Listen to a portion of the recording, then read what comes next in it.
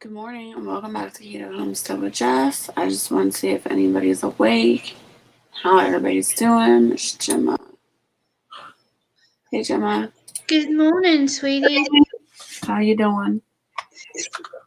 I'm good. I'm functioning on about 2.5 hours sleep right now. I figured you had a late night.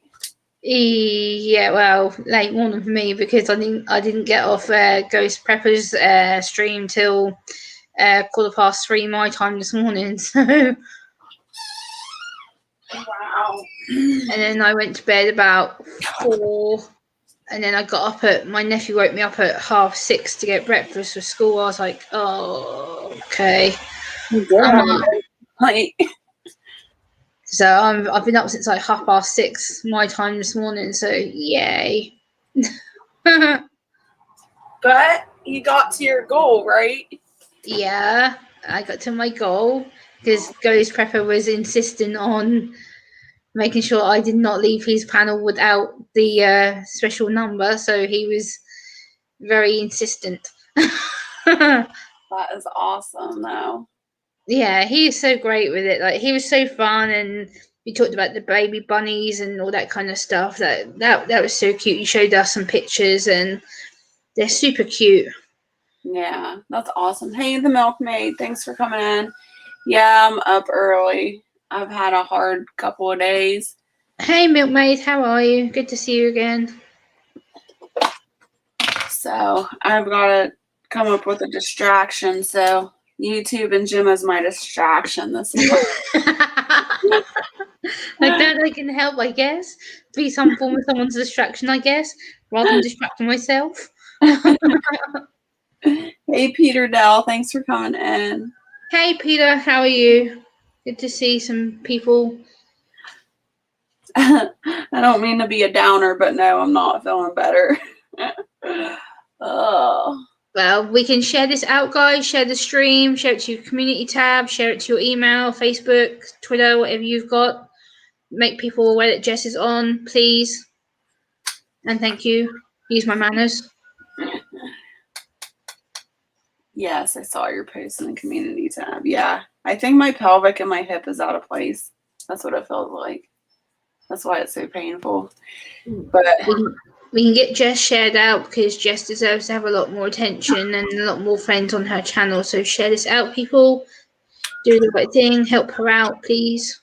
Thank you, Gemma. I don't know if they want to see me like this morning, though. Hey, Stony Acre. How are you doing? You look beautiful. What are you on about? Huh? Do you look beautiful? What are you on about? Well, thank you. I don't feel beautiful right now. You are. You've got a beautiful personality. Like I got so excited when I saw you in Ghost Chat last night. Like I was promoting you a lot, and he was like, "You adore Jess." He goes, "You and Jess are so natural together." And I'm like, and then everyone starts commenting in the chat. They're like, "You and Jess just bounce off each other. It's like you've known her for years." And I'm like, "Yeah, I feel like that." I said, "It's just I connected with her straight away." I said, "There's something about her that I like." Everyone's like, "You and Jess just go natural." And I'm like, "Yeah, we are." I said, "We're very funny together." I said, "We enjoy being on each other's panels and stuff." And everyone's like, "You and Jess need to stream more." I'm like, "Okay." Yeah, I need to go back and watch that. I don't know. I was, like I said, I pretty much was in bed all day yesterday, and I'd watch, I'd have the TV on watching a movie here and there, and I'd roll over and fall asleep. I'd roll over, wake back up, get a drink, go to the bathroom or something, and go back to sleep. Well, the last time that I woke up, I rolled over and I seen you on Ghost's panel. I'm like, what the heck's going on? So I clicked on, came in and visited until I couldn't keep my eyes open anymore. And yeah, because I wasn't mean to hint to him last night because he was like, "Oh, how close are you to your 4K?" And I was like, "Well, I'm like, it's almost like 31 away." He was like, "Give me 5 minutes." I'm like, okay. And then he sent me the link like you did, and he was like, "Come on my panel." I'm like, okay. And 2.5 hours later, I was still there. So. You got down a rabbit hole with Ghost. Yeah, it was really fun though. I had a really good time. Like we talked for ages, and it was really fun. I haven't been on these panel for that long, so it's really nice to meet some of the guys, and yeah, it's really, really cool. Hello, Lorraine. Thanks for coming in. Good morning. Hello, Lorraine, and just exploring every Yeah. path. Hey, Jeep. How are you doing this morning? Peter says, oh no, pelvis could be nasty. 4 years ago, I fractured my pelvis and still suffer. Yeah. So, Ouch. yeah, really painful stuff. What was I going to ask you, Gemma? I'm not awake yet enough. I don't know. I forget what I was going to ask you. So, how did that come about? Was Ghost already live and then he invited He posted on his community tab that he's going live to talk about the baby rabbits, and then I commented, I put, oh, I'm celebrating the push towards 4K. He goes, how far away are you from the 4K right now? I said, I'm 31. He goes, give me 5 minutes. I was like, okay. I didn't really think of it that he was going to go live and title my name as the main subject. And then also I get an announcement from his notification, Ghost, let's get Gemma to 4K. And I'm like, That's you've got when did what? And then all of a sudden it was like people were starting to write to me and he shouted like, where's Gemma? Where's Gemma? And I'm like, I'm here. And I'm like, then Ghost puts the link up and I hopped onto his panel and everyone was really sweet to me. So it was really good. And then he's like, we're not ending this stream until Gemma gets over the 4K. And right now, as it stands, I can actually I'm over it by 3 people, so yeah. awesome. Wow, that is so awesome that Ghost surprised you like that. That's a good surprise. I thought that was funny. Virginia was in there and she was like, Jess, send all your people over here. I'm like, all my people are here. Yeah, like everyone knows Jess, who knows that I'm around Jess a lot of the time, and then people are like, oh, you're friends with Jess? Yeah. I was like, I've known Jess for like, hey Gypsy. Thank you, Hey, Peter. I appreciate that. hey, good morning, Moonlight Gypsy. Good to A see lot you. of the hard work goes to this beautiful woman here on my screen over there, and Ghost Prepper if he wants to, if he's not in bed or he's up early already. But yeah, him and Jess worked their asses off for me. So these two have been pushing me out for absolute weeks now. So yeah, this woman here and Ghost Prepper have a lot to thank for because they have done a lot for me. So Wow, it's only because you're a beautiful soul. I try and help many people as I can. I try and actually, it reminds me, I need to share you out. Oops, I'll do that on my phone. Because I always do that as soon as I see you go live, I share you out. Yes, I appreciate that. And you work just as hard to share me out and get me out there too, Gemma. Oh yeah, because you need it, because you need more supporters than what I do. So Peter says, remember, Gemma, the first 4,000, 4,000 is the hardest. From now on, it only gets better. That's awesome. yeah, for me, like the first 1,000, I thought was going to be hard because you have to constantly be plugging the content. You have to be constantly chatting to people, socializing with people.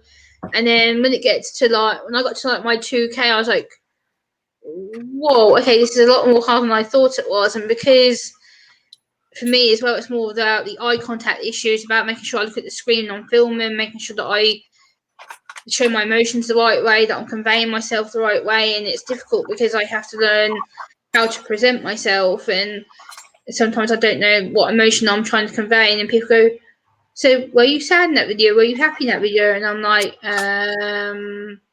don't know. So it's kind of hugs in people like, can you explain why you were kind of acting sad, or why you were like something? Like, no, I just did what I did because it's how I do it, and I have to make sure that I help it understand me better because I'm not very good with body language or expressing myself. So, hey, Steve.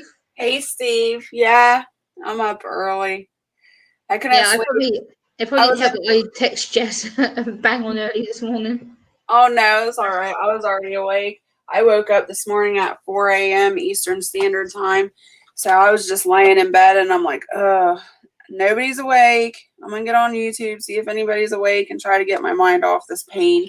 That's usually what helps, is getting on here and talking to all of you guys. So Yeah. I was looking for someone to be on myself, so I was like sitting here going, okay, I'm bored, I've got nothing to do, and I don't really want to start doing my chores yet. So I'm like, I was hoping that you or someone else was on. I'm like, let's see if one of my American friends is on. Then when you said you were going on, I was like, perfect, okay. Jess is going on, so I'm good. Yeah, when you messaged me, I was wondering. I was like, she probably won't want to come on because she was on YouTube all night.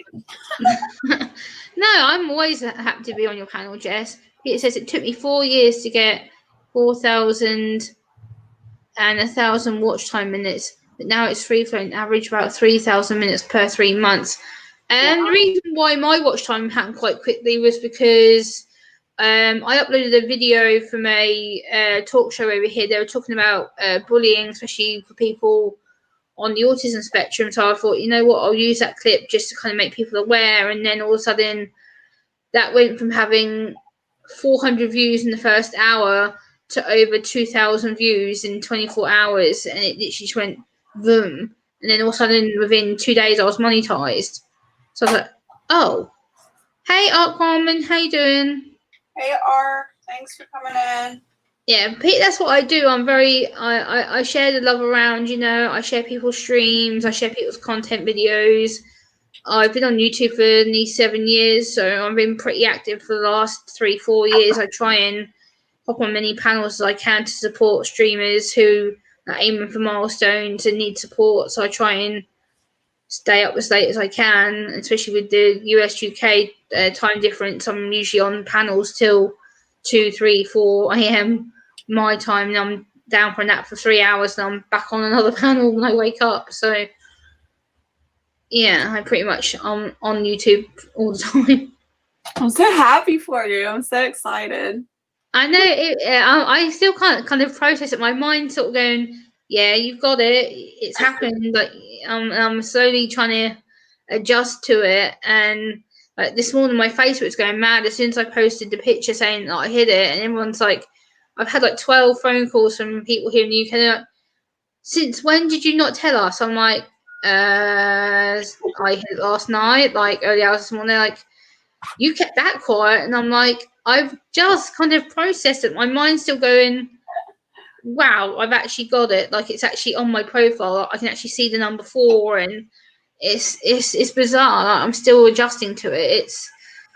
It takes me a while to adjust to stuff like that. My brain doesn't register it yet. register it. Yeah, I'm still kind of like, whoa, what the actual hell?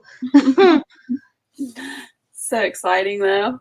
And like Peter says, it's about genuine support. Like for me, it's not about necessarily a number. For me, it's about the fact that I'm helping other people, and that without the support from this community and other communities that I've got support from, we help each other. The more that you support each other and share each other's content out, attend their live stream, be on a panel, the more that person benefits from having supports as well, because it's a two-way relationship. And on YouTube, you have to be very open.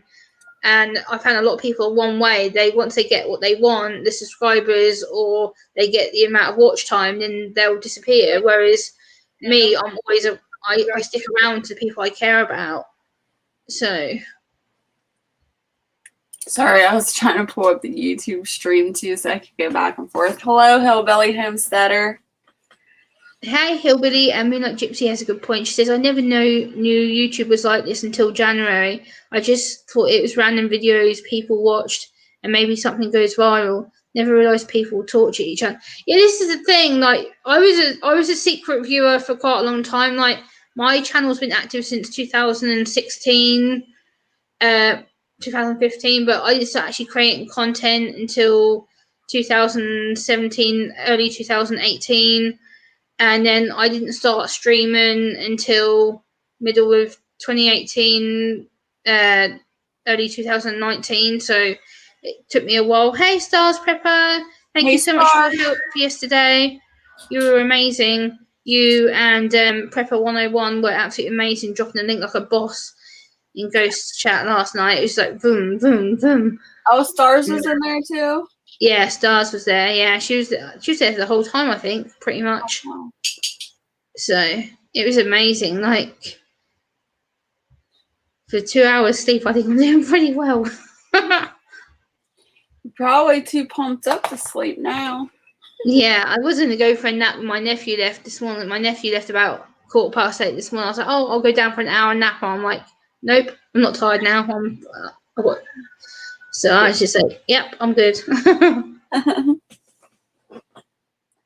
No. It's like one of the hoodies, like this hoodie I've got on is my father and autism hoodie. It's another YouTube channel that I watch, and it's one of their new hoodies that I brought. I absolutely love the channel. That's cute. I like it. I liked your other hoodie you posted the other day. Yeah, the I pretend to be normal one. I got so much backlash for that though, because people are like, what are you trying to imply? You're giving a mixed message. And I'm like, no, that's the point. I was trying to say I have to come across so like I'm normal because people don't want to see the struggles that I have. And then that's why the reason I wore that hoodie, I was like, look, I'm not normal. Clearly, I have issues with eye contact. I'm very blunt. I'm very direct with what I say. I'm very fidgety. And I said, but yet people expect me to be this woohoo, normal woman, girl all the time. And it doesn't happen because it's not who I am. So, you know, that like really annoys me. I don't know why, but that really gets under my skin. Like when I say something or I wear something that I think is funny or cute or whatever, you know, and you have to like totally break it down for people and explain it to them. Like, you don't get it? Like, come on.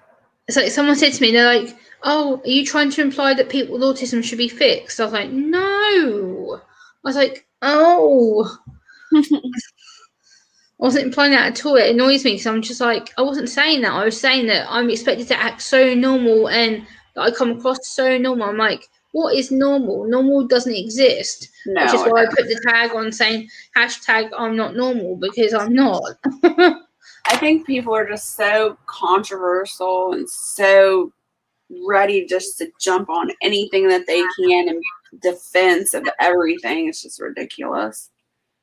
Yeah, it's like that's why I'm here to help people and help understand people. Like Ghost said last night, no matter what the disability is with you, with Ghost, with me, we're all in a similar situation. We've all got our own battles that we have to fight every day, and we have to overcome the stereotypes that are put against us, and that's what makes us stronger because we do overcome things that aren't obvious. With me and you, a lot of our problems are invisible.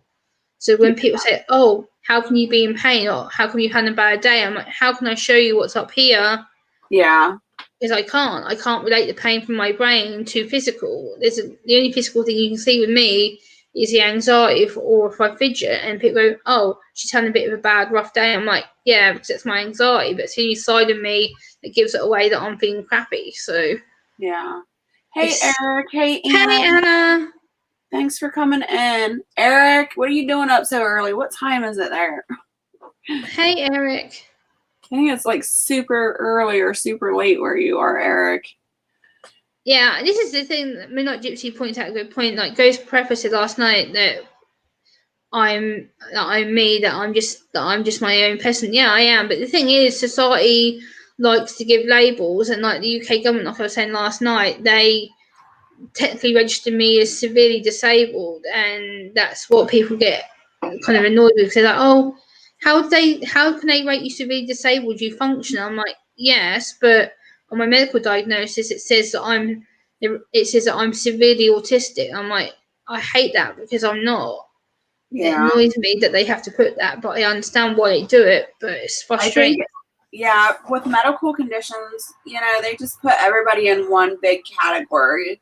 You know, like, for example, you know, like you said with your autism, they're just not going to look at you as an individual. They're just going to look at you as autism, and that's it. Yeah. In that one big category. And I get it. They do the same thing with me with PTSD. They just put me in like a crazy person category, I guess.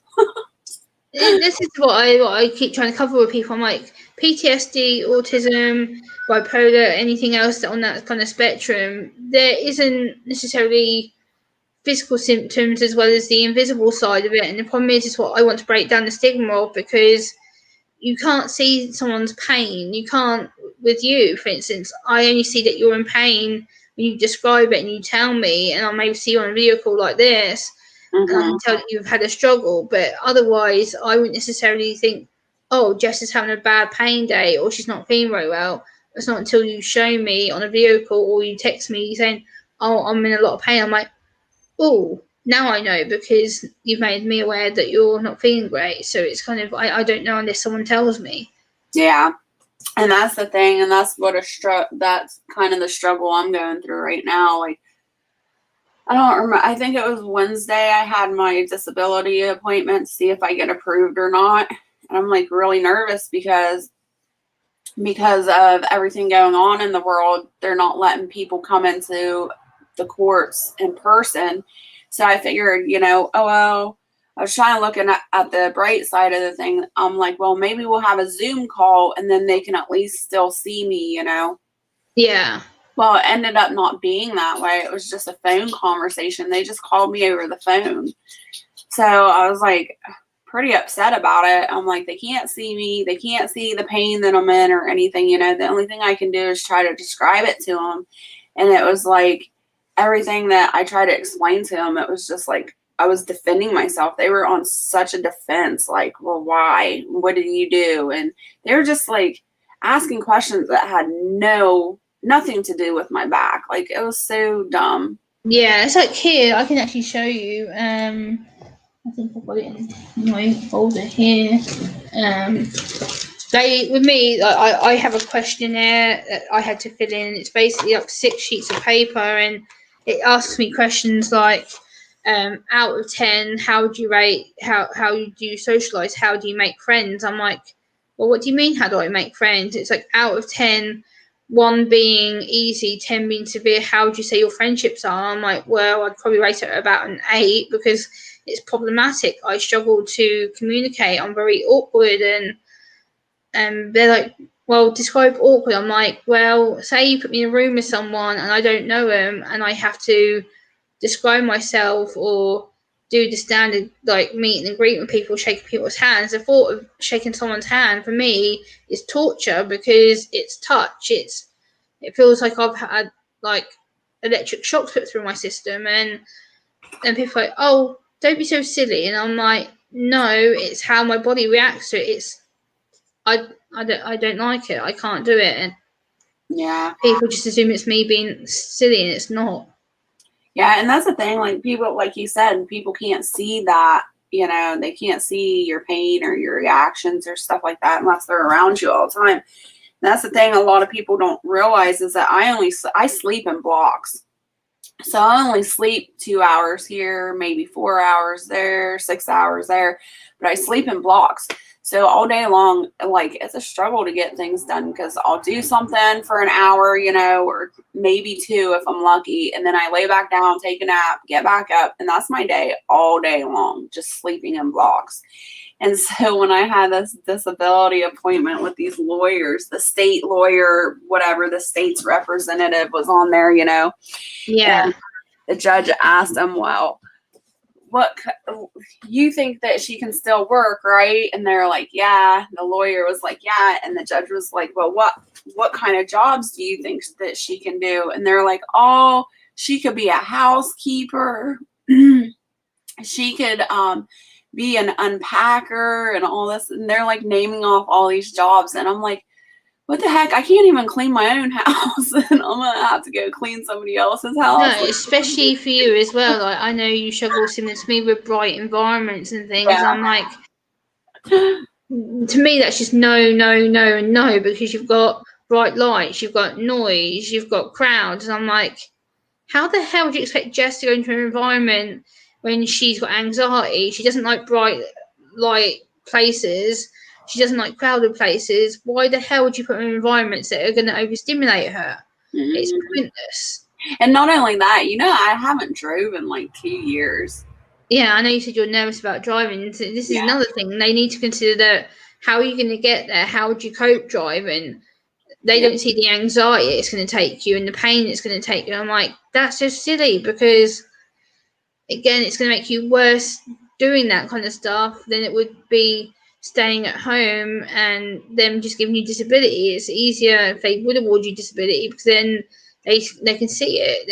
It actually affects you so mentally and physically that they should just award you it. It's political bureaucracy. It drives me nuts. Well, it drives me nuts too. Like Ark said, he says in the chat, my wife, it took her 4 years to get her hers on her back, me just a year, I said I was crazy. Maybe that's the way I should have approached it. And that's true. Like, Barrett fought 8 years for his Social Security disability. Oh my gosh, it was so bad. 8 years he took, and he seriously had health issues. His brother went in there and fought for Social Security, and it was like less than 7 months, and he didn't really have any physical ailments to get him on Social Security, and this is what makes me so mad. He like literally went in there and told him that he was a drug addict and alcoholic, and he was approved like immediately. And I'm like, are you freaking kidding me? Yeah, that's crazy. It's like with me, that when I got assessed for Social Security, I started getting assessed in 2012.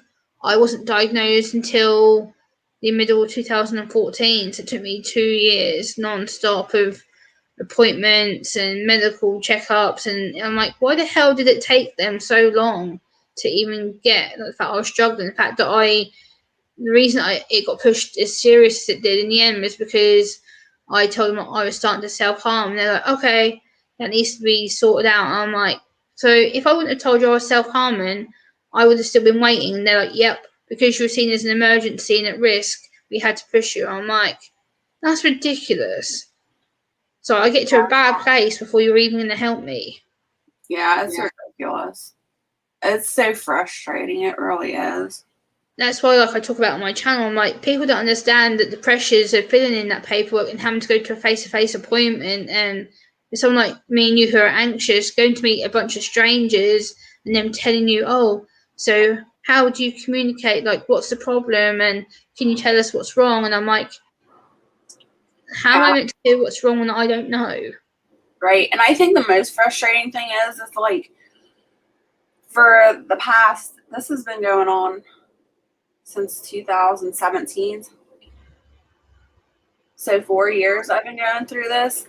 So I have 4 years of hardcore documentation from, my family doctors, surgeons, chiropractors, physical therapy, massage therapists, like naturopathics. And I have all this documentation of all these important appointments and the things that are going on physically with me.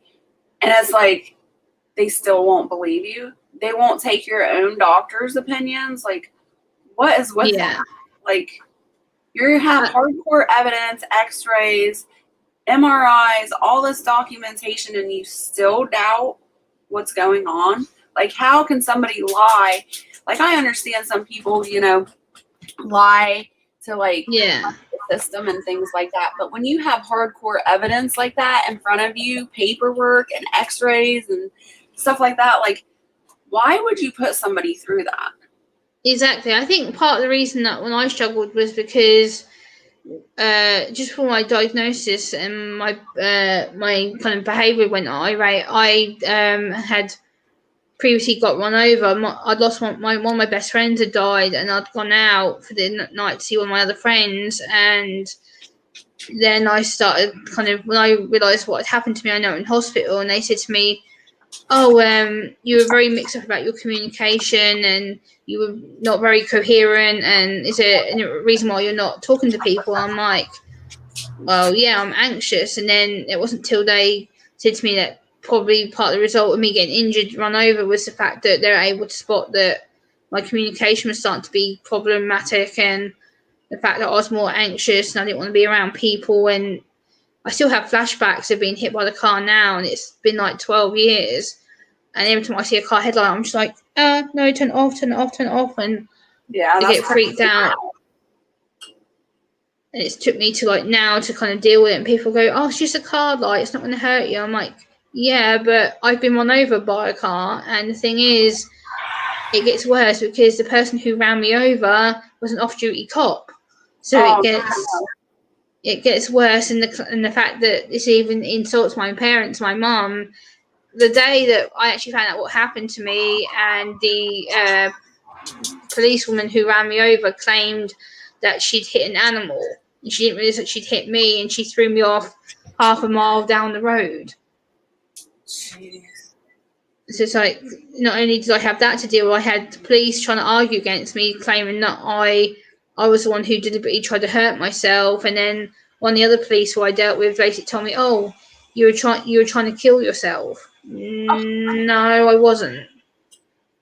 I was going to meet a friend, and I didn't even realise I was run over until like 2 days later when I was on life support in hospital. I had no idea what the hell I even was. That's horrible. It's all political stuff, and they said to me, they're like, "Oh well, you'll be all good. Like there'll be nothing wrong with you." And I'm like, I've still got permanent injuries. I still have a mucked up hand which I can't use. I still got bruising on my legs. I've still got a mucked up shoulder that I can't use. And I'm like, I've got permanent injuries for the rest of my life. I've Hey, got a lump inside my head where I had 20 stitches put in my head. oh, it's crazy. Yeah, it's like actually here, like you can actually see like the lump here, and from here down to like my beginning of my neck, I actually have like a big lump, and it goes all the way down the side of my head. So it's like every time I turn my head, and people go, "Hold on a minute, this side of your head looks different to this side." So it's like I have to explain that I have a head injury. So it's like that's why usually I try and sort of film on this side, and people are like, "Oh, okay, there's a difference between the way that you're sitting." So. That's crazy. That's a lot of trauma to go through. And they wonder why that I've gone into kind of depression, anxiety stuff. I'm like, do you blame me? Like I've had to cope. I've had to learn to pull myself back out of it and go, okay, I may be autistic. I may have had trauma.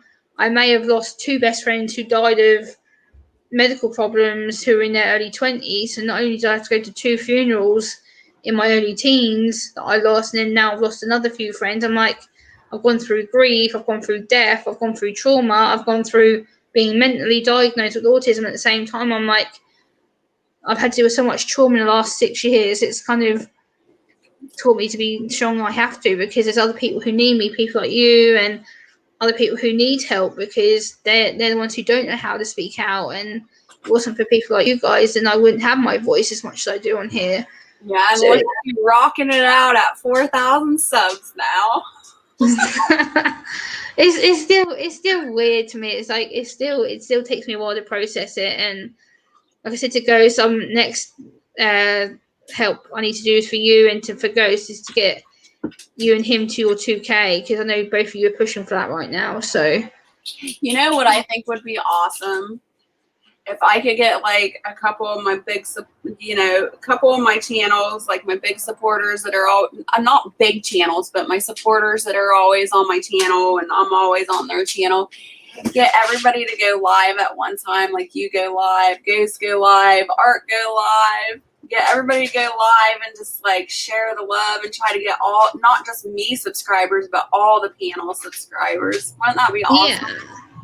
Yeah, I'm up for doing that. I think it'd be fun. Like, I think the more, this is the thing, YouTube is meant to be about support, and I think the trouble is with YouTube, people are very self-centered, and I've seen some people how once they've got their sub number or they've got what they want out, they're like, oh, well, I don't need it anymore. I'm like, well, you do, because you should be supporting the other person. It's not just about you and getting the subs. Mm-hmm. You need to be helping the other person get their supporters. And that's what I said to Ghost yesterday. It's like, you have to be genuine. You have to be connected, and you have to help that person. And that's why I always share people out all the time just to even help them out. I think it would be awesome, like when I go to get, to my 2,000 subs, like if we have a bunch of people go live at the same time, so everybody like in our community, when you press the live button to see who all is live, like all of us light up. You light up, and I light up, and all these other people that are in our community, and just do a love, almost like a love raid, but on. That's what I said to Ghost. I might do one tonight for you and Ghost to get you to your 2K. And I said to him, I'd get you and him on the panel and just let both of you guys talk about your channels and get my community to come together and be like, hey guys, these are the 2 guys that have been working to get me where I am. Like, you guys need to pay the love back and get people to support you, because like I said to Ghost, both of you are getting quite close to your 2K. So the sooner I can get you guys to your 2K, then we can start helping other people. Night Firefly. Hey Lexi, how are you? And Firefly, good to see you. Ark Wildman says I only weighed 2 pounds at birth, and was backwards. I had trouble with my knees all my life. Wow. I was 5.5 weeks premature, and I was like, my mum said that I weighed the same as a bag of sugar. Wow. I was very small when I was born. I have a picture of me in my bedroom in my little photo box, and I was about this long, and like with a little tiny like head like bent up, and Wow. whereas my brother and sister are both like huge. Like my sister was like 6 pounds something, and my brother was like 7 pound too. So I was the tiniest out of three of us. Hey, Matt, Shad, thanks for coming in. Yeah, I Hello, don't Mad Shad. all of my mom's kids weighed around 6 pounds. And I think that's normal. And then when I started having kids, all my kids were about 6 pounds until my last one, my third one, she weighed 9 pounds. I thought I was going to die. I was like, Whoa, that's big. yeah. And like you see these women on, line and stuff, or these stories that they had like 10, 12, 13, 14 pound babies. I'm like, oh my gosh, that's a toddler. Like how? Like, I don't know how they do it. I 9 don't know pounds. how women can cope with childbirth. Like I know my sister had my nephew, and he was like 6 pound two, I think. I'm like, holy crap! How the hell could you women do that? Like, I don't know. I couldn't do it.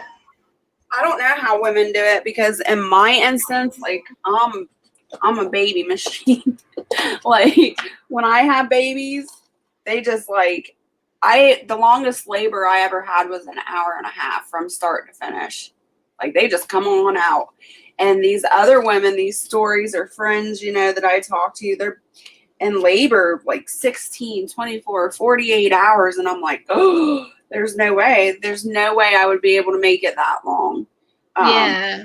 And they're like, oh, we would love to have your labor and your birth, if we went Yeah, I that think my sister was in labour like 10 hours. Her waters broke at 4:45 in the morning, and my nephew was born at 10 to 3 in the afternoon.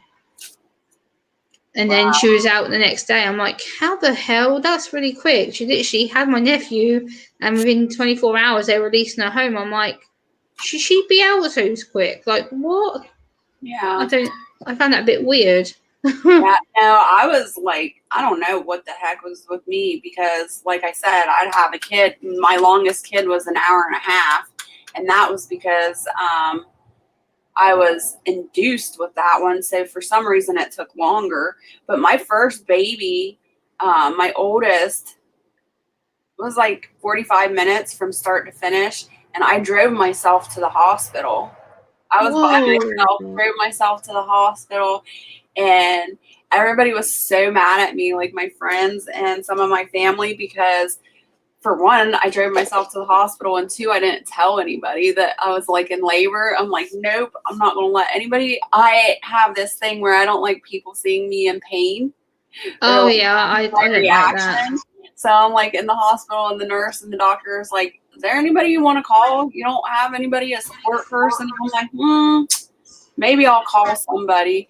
And so I called my best friend at the time, and she rushed over. Thankfully, she was only like 10 minutes away from me. So she hurried up and got there, and she got there just in time to see my son born. And I mean, it was like in seconds. She was like, I can't believe you did this all on your own. And I was like, that's brave. I don't think I could do that. Like my sister, she had my dad and my mum there like the whole time. They were there the whole day, and I'm like, I couldn't imagine my sister being out on her own, being so young. And I'm like, because she was very much like you. She was very adamant she wants to be on her own. She's like, no, I'm just on my own.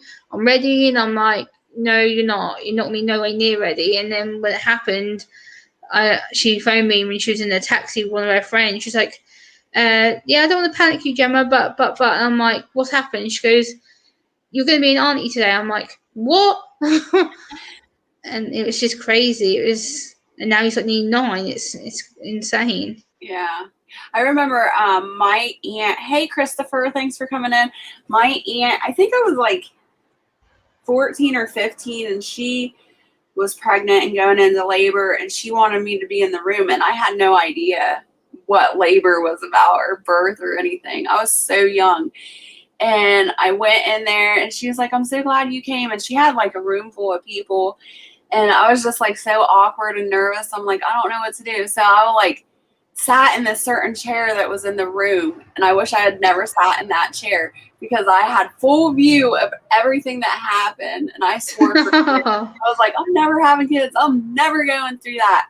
But hers was pretty traumatic because her baby was breached also. And they were trying to get her out. And then when they were trying to get her out, the baby pooped inside of her. So then it became an emergency. So they're like rushing around, trying to clean her, clean the baby out. Oh, wow. It was crazy. But I was like 14 or 15 at the time. And I'm like, there is no way I'm ever going through that. And then here I was having 3 kids. I think some people cope with it better than others. Like, personally, I would never have kids. It's just something I wouldn't be able to do, especially with my anxiety in the way that I am myself. People who say to me all the time, oh, you'd make such a fab mum, you'd be really good at it. I'm like, there's being good at it and then thinking health-wise, I'm anxious all the time. I have depression all the time. My autism kicks my ass on a regular basis. I'm like, do you really see me coping with a kid? No. Like, it's not going to happen. Yeah. That's why I live on my own. It's like, at least I know when I have my nephew, I know I can give him back. The next day, I'm like, yep, okay, I've done my 24 hours looking after him. I've fed him, I've cleaned him, I've washed him. I'm like, yep, now you can go home. Yeah, a couple of times I've thought about that too. I'm glad I had my kids. Like, I was an older mom, I guess, in our generation. I didn't start having kids until I was 24.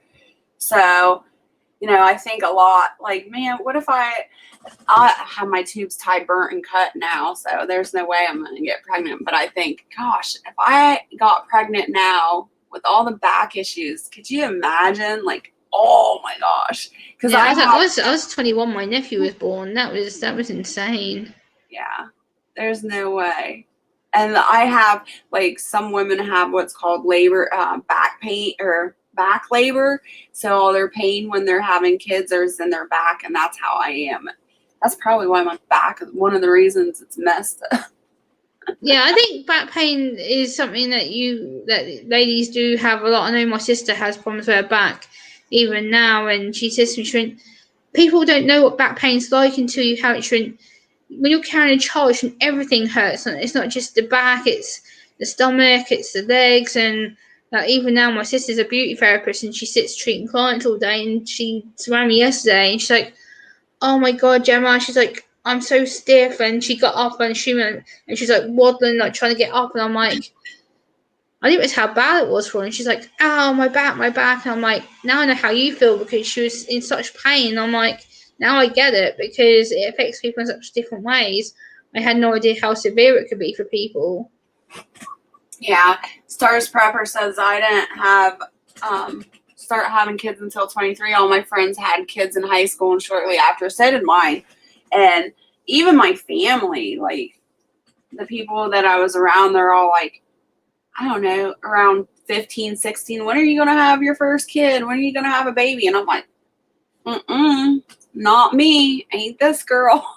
Yeah, all my cousins have had kids. Like one of my youngest cousins, who I'm going to her baby shower next month, and I didn't even have no idea she was pregnant till about 2 months ago. Someone texted me and they're like, "Oh, you do those that your cousin's pregnant." I was like, ha ha ha, what? She was against kids. She's always been like, nope, not having kids, not interested, don't want them. I'm not a mother material. No, no, no, no, no. And then I found out she's pregnant. I'm like, what the? Yeah. It's weird. That's awesome, Ark Wildman. He said, we were married 11 years before our son was born. Doc said she couldn't have kids. That's amazing. That's really special, Art. I mean, that's a gift in itself, because like, if you're told you can't have children, so you don't plan for it and it happens, and it just proves that it's a special way of it happening. So I know some people, my friends, have been told they can't have kids, and then I know 2 people in the UK who I talked to that, oh, we're told we can't have kids, and then one of them now has twins. I'm like, how does that work? Yeah, Ark, I love stories like that because that just proves man is not in control. God is. He's Exactly. the one that has the final say. it's like I said, people in God into Ghost Room yesterday. God's made me the way that I am, and people say, "Oh, well, if you're a Christian, you should believe that you can be made better." And I'm like, "Why would I be? Why would I make God make me better?" I said, "It's nothing to get better from." It said, by the end of the day, it's okay. So God's created me in a different way from the rest of you, and it's gave me a reason to teach people, and He's given me a way to relate to people in a different way, and that's what makes me special because I can see the world in a very, like I said, black and white ways. People, I'm very blunt, direct, and I'm socially awkward, and I have to learn to be more appropriate. And it's hard because sometimes I want to say something, I think, no, Gemma, don't, because you get yourself in trouble. So I have to learn when to keep my mouth shut. Yeah. Hey, The Christy, how are you? The milkmaid says I got married at 18, had my first kid the day before my 20th birthday. It was a water birth at home. You're my hero. If I would have known about like water births or home births, I so would have done that. Yeah, I've seen a lot of water birth programs. Yeah, I've seen a water birth program. One of my friends had a water birth, and they filmed it, and it's I don't know, something about it's just so unique and different because you don't have to worry about the hospital machines or the noises of the hospital. That you can be in your own home and be peaceful, and just something nice about that. That I liked watching it. It was really nice. Mm-hmm. Christy Betts, good morning. Yeah, so most of you don't know I have a brother and he lives in like the mountains. I won't say where. He's very, very private. He doesn't like me talking about him to my family, let alone anybody else. But him and his family are like these hippies that live up in the mountains. You know, they grow their own food and they do their own thing. They're not part of society at all. And the lifestyle that they live is just so awesome. It's so funny because I live the lifestyle I do and he lives the lifestyle he does. He's got he's got 7 or 8 children, and Nice. 7 of them have been born in the woods, born in the mountains. Is that amazing? And That's amazing. most of the babies he's delivered himself. Oh wow. Mm-hmm. That's amazing. But people like live their lifestyles that they want to, and I think people don't realize that people have a certain way of comfort of doing their certain lifestyles. That you live the keto lifestyle. I try and be a bit more healthy. I've learned how to start eating better, and like I've started losing a bit more weight. Like I don't feel like I've got so chunky hands and stuff anymore, and I've definitely noticed around the face that I'm losing a lot more weight around the face. I feel a lot more better for it. And also I feel more active during the day. I don't feel like I'm wanting to crash all the time. Because usually I'd do a couple of chores, I'd crash a couple of hours, get back up, do more chores, then crash. I'm like, why am I sleeping a lot? And now I'm up like 10, 12 hours of the day before I sleep. So I feel a lot more better. I'm able to be up longer, which is nice. I wonder if that's common, Lexi. And she says my mom, when she was pregnant with me, she had to get her gallbladder removed because it was killing us both. And the doctor said I wouldn't make it through the surgery. And we did. After I had my first son, I got to go home. And I was home for maybe a day. And then I was in so much excruciating pain. And I didn't know it was my gallbladder, but that's what it was. And I went back to the hospital and they did a sonogram on me, and that's what it was. And they were like, you have to go into emergency surgery right now. And I'm like, what? It kind of freaked me out. So I wonder if like pregnancy and the gallbladder or something like that are common, or they go hand in hand. That's weird. Yeah, I know my sister had to have a little surgery when my nephew was born because she tore something in her stomach and she started collapsing, feeling faint. She couldn't keep any food down. She was just bringing it all back up, and they said that she tore a muscle in her lower stomach, and they had to stitch it. And she was poorly for weeks. It's horrible. Wow. But now she's all good, and she's lost a lot of weight. And then my sister had a stomach operation about a year ago because she started not being able to eat properly, and they reckon it was to do with prior pregnancy stuff, and she's had part of her stomach removed now, so she can only eat like a kid's portion of food rather than a big adult plate. She can only eat a certain amount of food, so she's just that she's very similar to you. She eats a lot more keto stuff and she cooks a lot from scratch, and she's taught me how to kind of do more good healthy foods. And I'm like, you're so similar to Jess. Like I said, you two practically live the same diet. Like you're both eating healthy, and so I take a lot from you and from her. And I'm like, this is interesting because I get to learn a lot more food. So Yeah. How is your keto journey going? it's actually been going really well. Like I've actually been eating really healthily. Like yesterday, I did quite well. Instead of eating a lot of like candies and stuff, because my nephew likes to always bring snacks around with him. He's like, "Oh, I brought you some snacks." I'm like, "Hi, I'm really trying to be healthy, and I'm trying not to eat a lot of sugar and stuff like that." And I refused the temptation of eating sweets yesterday, and I did quite well with that. I've been eating a lot more vegetarian-based dinners, and like I did I filmed a pasta dish the other day where I made it all from scratch. I put all the veggies in and I made the sauce, and I've been trying to do a lot more cooking videos. I'm going to film one today. I'm going to do some tacos with some veggies and different things. So I'm actually really finding it fun. Whereas before, cooking used to bore me. I was like, oh. But now I'm like, actually, I look forward to it because it's fun. It's the smell, and I actually can smell things again. Whereas before, I kind of didn't smell as much. And now I'm like, oh my god, that actually smells really good because I'm actually making it. So Awesome. Hey, Lone Star Pioneering, thanks for coming in. Moonlight Gypsy, you have a blessed day. Thank you for coming in. okay, take care, Lexi. I know you've got band camp late today, so take care, Lexi. I hope you have a good day. Bye, Lexi, and thanks for coming in. They're still talking about having babies, so I want to say something too. So my first two babies were all natural because I have children so fast. I don't have time to be like hooked up to IVs or any pain medicine or anything like that. Like once it's go time, it's go time. I don't have time for nothing. And so my third pregnancy, it was more planned. I had a midwife, and I explained that, like, I'm sick of having babies without pain medicine. I know this sounds so dumb now. I was so young back then. I was like, I just want to have an epidural. I don't want to feel any pain when I go into labor or anything.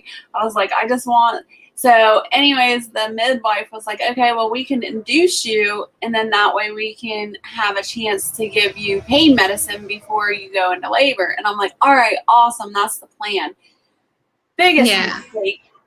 That was like the dumbest idea I'd ever had because they gave me that I can't even think of what it's called. They gave me the inducing IV. Yeah.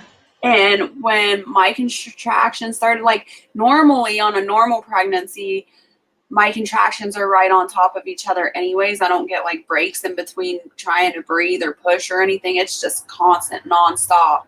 Yeah. By the time it's over, I'm so dehydrated and just worn out. Well, when I got the induction, it was like 20 times worse. Like I was like, this is literally hell. Like I don't know what the heck I was thinking, but they didn't give me the epidural. The nurse, she was being a jerk. I don't know what her problem was, but she was supposed to give me the epidural before they gave me the inducing medicine, but they didn't. Yeah. They gave it to me after.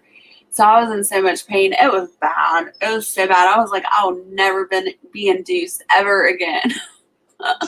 No, I remember when my sister had my nephew, and I was sitting there when she just had him, and the nurse looked at me. She goes, "Are you alright?" And I turned really funny, and I was like, sat there. I'm like, "What the hell?" And they ended up giving me a gas and air thing because I was getting so overstimulated and anxious. She says, "Oh, we need you to calm down. You need to be calm. Like you've got a baby on your lap." And I sit there and have my nephew in this little blanket. And I'm like going, "Oh my god! Like I've got this like little human on me," and I didn't know what the hell I was doing. It was so bizarre. It's really weird. Hey, trust in God, how are you? So like they have like a lot of baby stories out, like baby movies where babies are getting swapped in the hospital and things like that. Or like some fake nurse like steals the baby or something like that.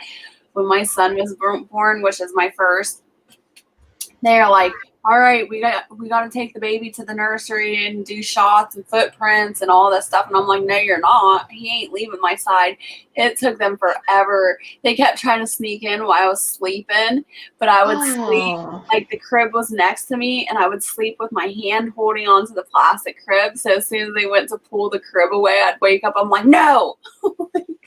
Yeah, I don't know why they did that. I know they tried that with my nephew. My sister was asleep one day and I happened to be there, and the nurse said, "Oh, I'm just going to go and take his footprints." And I'm like, "No, he's not going anywhere." I was like, "My sister will freak." And I was like, "You can't take him." And I literally had to put my arms around the crib like this, and I'm like, "He's not going nowhere. My sister will lose it if you take him." So, Yeah. yeah. Hey, trust in God. Thanks for coming. I have a funny story to tell you about me. Actually, when I was born, my mum and dad said that I looked so different that one of the doctors who delivered me to my mum said that I looked like I was from a Chinese woman. They accused my mum of stealing me from someone else. They're like, "Oh, are you sure you're even her child?" My mum told me a few years ago, and I was able to kind of process it. Just they thought I'd kidnapped you from another woman because you look so Chinese because your dark hair and your dark skin at the time. I was like, "What do you mean?" And she goes, "They thought that you were from a Chinese mum, not from me." I was like, "What?" And they were really worried about even handing me over to my mum because they thought that my mum had tried stealing me. I was like, "That's ridiculous." Yeah, that is. Ark Wildman, you have a good sleep. We'll see you later. Thanks for coming in. Sleep well, Aunt Warm, and I hope you have a good sleep, my friend. Yeah, that's what they kept trying to tell me. They're like, moms always do this. They just let the babies go to the nursery to rest. And I was like, well, I don't know what moms do that, but you ain't taking my kid. No, it's so weird that my mum even tells me, like, even now, like, she'll say to me, the amount of nurses who used to accuse me of, like, stealing you from someone, and they're like, "Oh, well, she doesn't look nothing like you." My mum's like, "Do you expect my baby to look like me? Like, she's just been born. Like, you Yeah, know, how am I meant to make her look like me?" And over the last few years, once I was born, obviously my mum said, "Well, she's obviously mine because look at the eye colour, look at the face shape. Like, she takes right after me." And like, oh, I'm like, why would you accuse me of being not my mum's daughter? Because it's like me and my sister have exactly the same face shape as her and eye colour. I'm like, that's a bit obvious. it's funny, like when you have a baby because like you're just like, oh, it's so beautiful, and you're so emotional and everything. And then like years later, like I'll look at the baby pictures and I'm like, oh my gosh, they look like little aliens. Yeah, so I remember when my brother was born, my mum was working at the time, and my mum like calls me. She goes, "Yeah, I've been took to hospital." And I was like, "What do you mean you've been took to hospital?" And she goes, "Yeah, my water's just broken. I was on the way back from work, and then 3 hours later, I get a phone call. Oh, you've just become a sister. Your brother's been born." And I got there the next day because they kept her in overnight, and this little he must have been about this long and this little bald head, and I'm like, what the like, he was so small, and I'm like, how can he be this small? And then my mum's like, you'll see he'll grow very soon. And then like a few weeks later, he went from being this small baby to this big lanky baby. I'm like, what the, he was huge. They grow fast. Yeah, now he's like 21 years old. He was 21 a couple of weeks ago. I'm like, that makes you feel old. I've got a 21-year-old brother, a 29-year-old sister, and me who's 33 in 3 months, or 2.5 months. I'm like, that makes you feel extremely old. I know there's a couple of my one of my friends here locally, and she's like in her 70s, but she took in her grandkids, which would have been my best friend's children at the time, and the kids are now all grown. But I used to watch those kids and babysit them, and they'd stay the weekends with me and stuff. And I used to change their diapers, and it's just so crazy. Now they're now out of high school, doing their own thing, living their life. They're freaking taller than me. One of the kids, he's like, he was like an all-star football player and wrestling. He did all the sports in school and stuff. So he's like built from doing all that stuff. He's so tall. He's like 6 foot something. I don't know. But I look up to him now when I talk to him, and I'm just like, oh my gosh, I can't believe I used to change your diapers. And he's like, oh, don't say that. It's weird. Yeah, I did that to my brother the other day when I was at my mum's house for his birthday. I was like, I remember when you were little and you and I was like changing your diapers and feeding you bottles. He's like, Gemma, really? Like, don't talk about that. And I'm like, well, I was the one who wiped your bum. I was the one who got up in the middle of the night so mum could sleep. And he's like, Gemma, shush, shut up. And I'm like, but I did. He's like, shush, shush. He goes, that's no. And I'm like, well, who put your blanket on the middle of the night when you kicked it off? Who was the one who dressed you? He's like, Gemma, shush. I'm like, I probably embarrassed him. I think he's like, Gemma, that's when I was a baby. He goes, I'm 21 now. I'm like, yeah, but I still cared for you. I still got up in the middle of the night. I was on you still change you so mum could get a break. And he was like, yeah, well, that's being a sister. That's what you do. I'm like, okay. Yeah. Like, they're both taller than me. Like my sister, she's like 6'1" up here. My brother's like 5'9" up here against me. And I'm like, there's little me down here. I'm like, how the hell are these two so tall? And I'm down here. I'm like, it's weird. Christy Beth says they seem to grow up faster the older I get. Yep, that's the truth. Yeah, it's weird because I'm the oldest of 3 children. It's like I have to look at my brother and sister and go, how did they get so tall? But yet they're both younger than me. But yet everyone, when they see me with them, they're like, how are you the oldest? Like, these two are both whooping your ass up here. And I'm like, it's weird. I don't get it. I have to keep explaining to people. I'm like, well, I was born first. They're like, oh, yeah, obviously. But because they're so tall, and they're like, how are you so short? And yet these two are up here. I'm like, I don't get it. Yeah, I don't know. I think it's so weird, like, how genetics work. Like, me and my brother, we look so much alike. People always, and we're only 11 months apart. So we were really, really close growing up. And people always thought we were twins. Not identical twins, but they always thought we were twins, because we were so close in age and we look so much alike. Now, all of our other siblings, we have 3 other sisters. We all have similarities. Like certain facial expressions, you can tell, like, wow, they're related. But like, we don't really look a lot alike. But me and my brother, it's like kind of scary. I'm like, wow.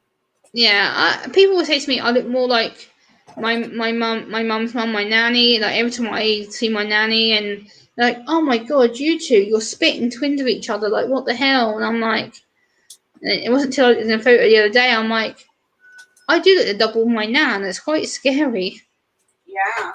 Because my nan's like 86 this year, and I'm like, that's scary. I look more like my nan than I do my mum or my sister. I kind of wonder where I get my genetics from in that case. But trusting God says, I don't hear the bacon sizzling. Just wait. I'm getting it. Yeah, and it's really weird, too, because me and my brother look so much alike, but my brother looks more like my mom, and I look more like my dad. It's so weird. Yeah, I take after my dad because me and my dad both have, like, the hazel green eyes, and people are like, you're definitely like your dad because, like, you're obsessed with hoodies and the way that you dress, and I'm like, yep, if I'm not my dad, I'm happy because I'd rather be not my dad than dress like my mom, so I'll be happy with that. That's funny too because like when I was little, before my hair got super dark, I used to have blonde hair, and I'm the only one that has like blue eyes. Everybody else in my family has brown eyes. I'm the only one with blue eyes and have blonde hair. So they used to tell me all the time they found me out of a trash can. I was adopted. Yeah, people always say to me, like, I've always kind of been like my dad and dressed with, like, because me and him are obsessed with hoodies and stuff, and was like, you take off your dad, you've got such, like, the hazel green eyes, but on my actual birth certificate, it says my eyes were blue, but over the last few years, I've noticed that, especially if I get passionate about something, my eyes just get all of a sudden turn really green. I'm like, I've never noticed that until someone actually said to me on my channel, they're like, Gemma, wait, your eyes were blue when I first met you. Now you've got green eyes. And I'm like, I never noticed it until people start pointing out. I'm like, oh. And I asked my dad, he goes, "You're like me." He goes, "You were born with blue eyes like me, and now we've both got green."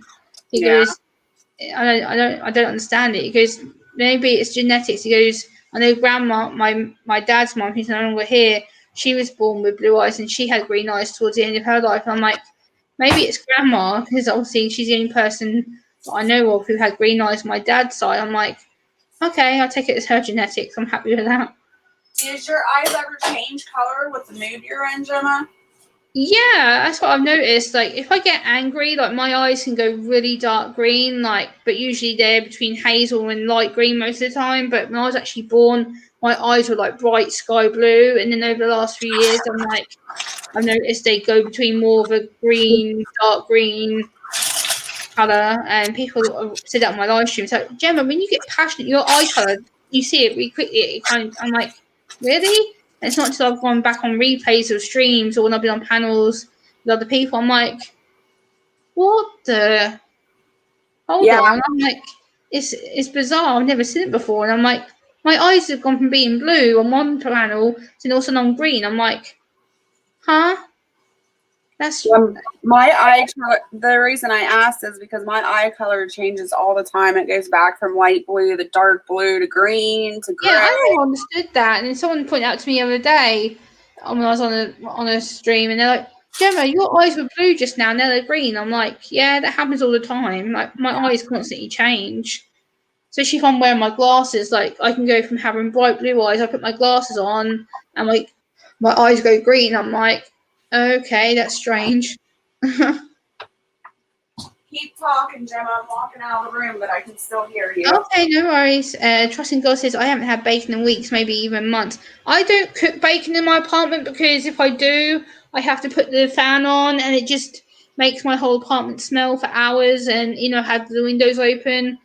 I just don't really cook it. Bacon's not something that I find easy to cook anyway. I'd rather not have the smell of the grease and stuff, and me it's more of a sensory issue. But I love bacon if I go out for dinner, if I'm at a restaurant and there's like bacon as part of the dinner, I'm like, yep, I'll have it.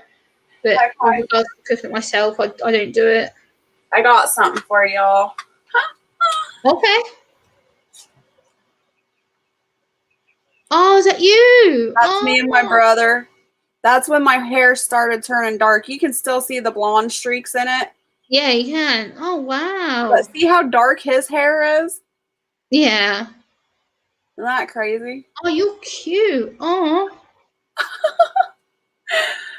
I think my mom put a bowl over my head and just cut my hair, chopped it. Same with my brother.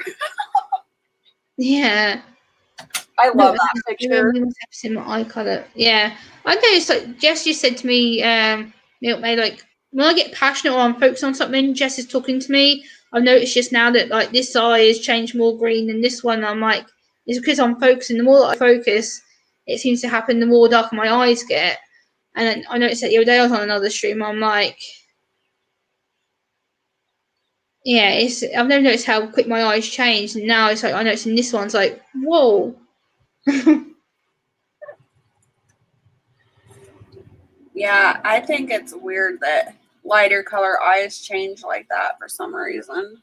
I've been noticing the last like probably 3 or 4 years it's been more of an active thing with me, and I did look it up the other day, and apparently there is. I was reading on the I website. It was like saying about how some people it's some kind of genetic issue because my cousin from Australia, he was born with blue eyes when he was born, but a few years ago, about 3 4 years ago, he has one brown eye this side, and he has a red eye this side, and we don't know why. All of a sudden, he's got one red eye on this one and one blue on this one. I'm like, how the hell can you have a blue and a red eye and not the same color? And apparently, it's to do with some genetics and sunlight. And so, whenever I look at him on a camera on a vehicle, I'm like, dude, your eye is really red. And he was like, thanks, Gemma. I'm like, he's like, you make me feel awkward. I'm like, can I stare at him? I'm like, your eye's really creepy red. And he's like, yes, Gemma, you made the point. I'm like, oops. Weird. Genetics are definitely weird.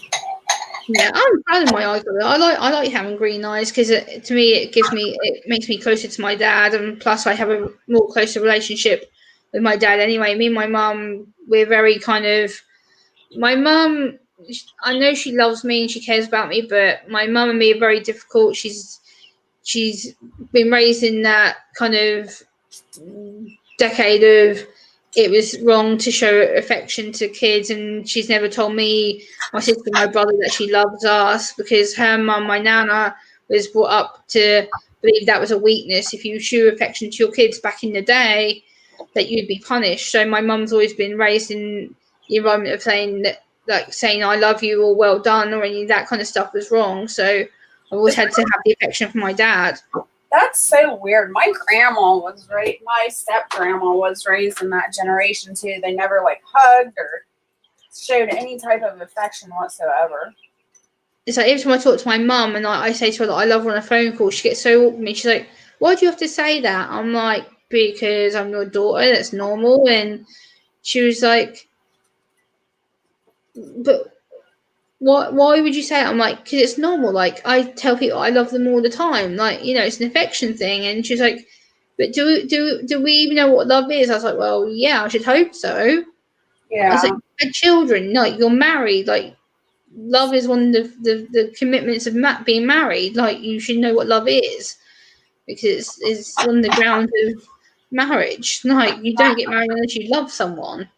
I don't know how they came up with that idea of not showing affection or love or anything because you definitely need that growing up. I don't get Yeah, it. I think it's because so many people back in the day saw it as a weakness to admit that they love people and they cared for people. My nan, which is my mum's mum, was raised in an environment where if you would say to your children, "Well done," or "I'm proud of you," or "good work," or whatever, it was seen as you showing favour to your kids, and you're meant to be toughening them up and giving them a backbone. I'm like, this is ridiculous because now my mum lives that way to a point where I can't even talk to her about a lot of stuff. Even like if I try and talk to her about YouTube, she's like, "Well, what do you want me to do? Like, what do you expect me to do?" And I'm like, "Be my mum, like, be there to support my decisions and help me out if I need her." And she just has no interest at all. Like, YouTube to her is just,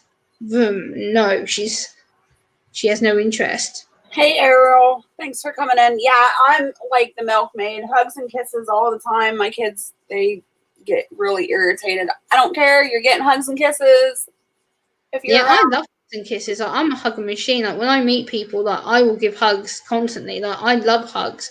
To me, it's like a deep pressure. I'm like, oh, hug me, hug me, hug me. Like I love it. Like that's why my weighted blanket is essential for me because that gives me a form of hugs that I don't get. I can just wrap myself up in it and give myself a big cuddle because I don't get many people give me hugs. So See, and I always wondered about them weighted blankets. Some people swear by them things, but I don't know if I would like it. it I thought, depends. It depends on personal sensory sensitivities. Like for me, my weighted blanket is very light. My one's I think mine one's like a 15-pound one, so my one's not very heavy. It's just basically the material's quite thick on it, but it's not that heavy. Like I can grab it with one hand and just wrap it around me. It takes me about 5 seconds to actually put it on, but for me it's more of a sensory reliever if I'm anxious or if I'm having an overload day. I just put it on me and I'm just like,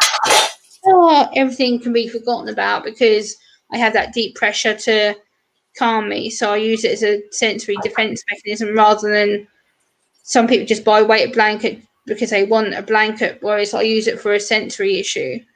yeah, So and I think for me, like when I think about it, I've seen them in the store and I've picked them up and stuff like that and looked at them.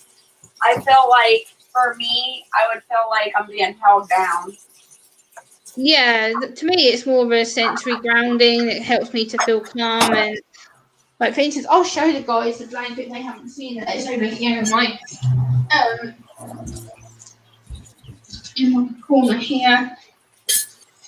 So this is the weighted blanket, and what it is like it's like between like what I describe as a quilt and kind of mattress material, and It's just like little rice bead weights inside, and it's like this royal blue thick material, and it's quite soft. And one side's got like a rough side. So here you've got like the coarse rough side if you want a rough material, then you flip it over, you have like a silky material on the other side. And so for me, I use this when I'm the silky sides when I'm stressed.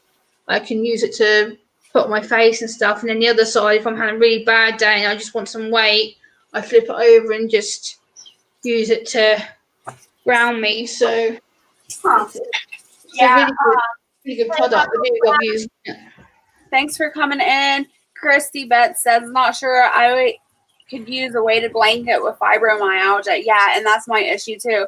And like when I have any type of like pressure on my back, it makes it worse. So like just for instance, just like if Barrett, my husband, lays his hand on my back and leaves it there for a long time, just the weight of his hand being there like really makes me achy. So I'm not sure how a weighted blanket would do for me. You can get different ones. This is the thing. Like you can get a full body weight blanket, which is what mine is. You can get what they call a lap blanket, which basically goes on your waist to your knees, and you can put it across your stomach and stuff. Or you can get what they call a leg warmer blanket, which basically goes above your knees to your toes. And some people like to have just their bottom half weighted. Like not everyone likes their top and bottom half weighted, whereas for me, like everything, because I'm like, oh, pressure, yes.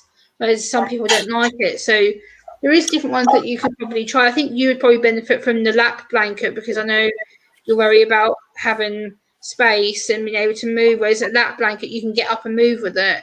Whereas this one, it's very heavy to move with. So Yeah, I have to look into that last one. Muzzle Flash is in here. Hola, ¿cómo estás? How are you? hey, Muzzle Flash, I just saw you come. Yeah, Milkmaid. The weighted blanket was kind of what Temple Grandin was talking about when she was building her squeeze machine, because before she got diagnosed as autistic, Temple Grandin was seen as an awkward child. She was seen as distractive, destructive. She was seen as someone who was socially inept, awkward, and was seen as someone who was seen as the certain word I'm not going to say, but she was accused of being a certain word that I will not use ever because I don't like the word that it gets put across to people all the time. And she made the squeeze machine to get sensory input because the sensory input she was seeking at the time wasn't working. And instead of people touching her, she built this machine. And now, obviously, that machine gets used for animals because she has her own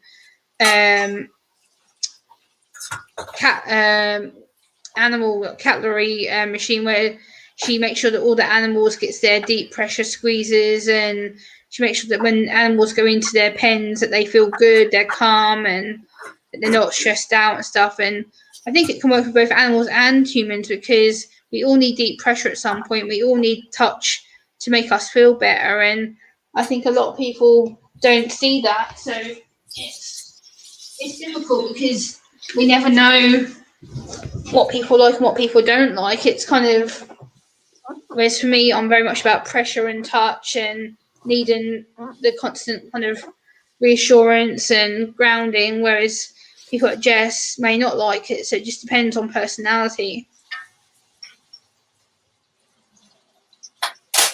Yeah, stars prefer exactly. A lot of weighted blankets do work with children who are on the spectrum or people with disabilities, but again, it's personal choice. It's about how much weight you give them, how much times you use it. Like for me, I used to use it daily. Like I use it every hour or so, whereas now I use this blanket about once or twice a week when I'm in a really bad situation. I just put it around me and then use it, and I'm done. Then it gets put back in the corner and left there till I need it. So yeah, the Temple Grandin film. If you haven't met Temple Grandin but you want to watch the film about her, the film's called Thinking in Pictures. I would highly recommend it. It's a really, really good film. It's the actress who plays Temple Grandin is Claire Danes. It's a really well done film. If you want to know about sensory input and autism and kind of the different things that go on in her head, it's a really good way of understanding autism from a scientific perspective. And from her animal-minded perspective, is a really, really good film. I actually own 2 copies. I own the US version and the UK version that got translated, so I do have both versions of it on the DVD. It's a really, really good film. It's one film I am actually really pleased with the way they did it. It's a really, really good film. Yeah, I cried watching it too. Like, I wasn't aware there was even a film about it until one of my social workers told me. And she's like, "You have to watch this, Gemma. You're gonna love it." And I'm like, "Okay." And yeah, I bawled, and I've watched. I now own 2 copies of it. Like I say, I have it in my DVD cupboard on the floor, and then I have the US version and the UK version. So yeah, weighted blankets can be calming. Like, this is the thing. Like, my one, I use it as a way to self calm, and I use it usually on my lap, like from here to like my legs to ground me, and it goes back up in the corner of my sofa, or I use it on the top half to ground me on my top half. So it just depends where I need the comfort at the time, I guess. Whereas a lot of time I use hoodies to make me feel good. 'Cause I like to be able to move around and fidget, so I usually have a extra large hoodie on just for space. I have no chance of pronouncing that. Donde este? Don't know. But yeah, I have a lot of knowledge on weighted blankets and sensory fidgets. I have a sensory box in my bedroom with like 30, 40 sensory pieces and stuff. The weighted blanket working for Alzheimer's, Gemma?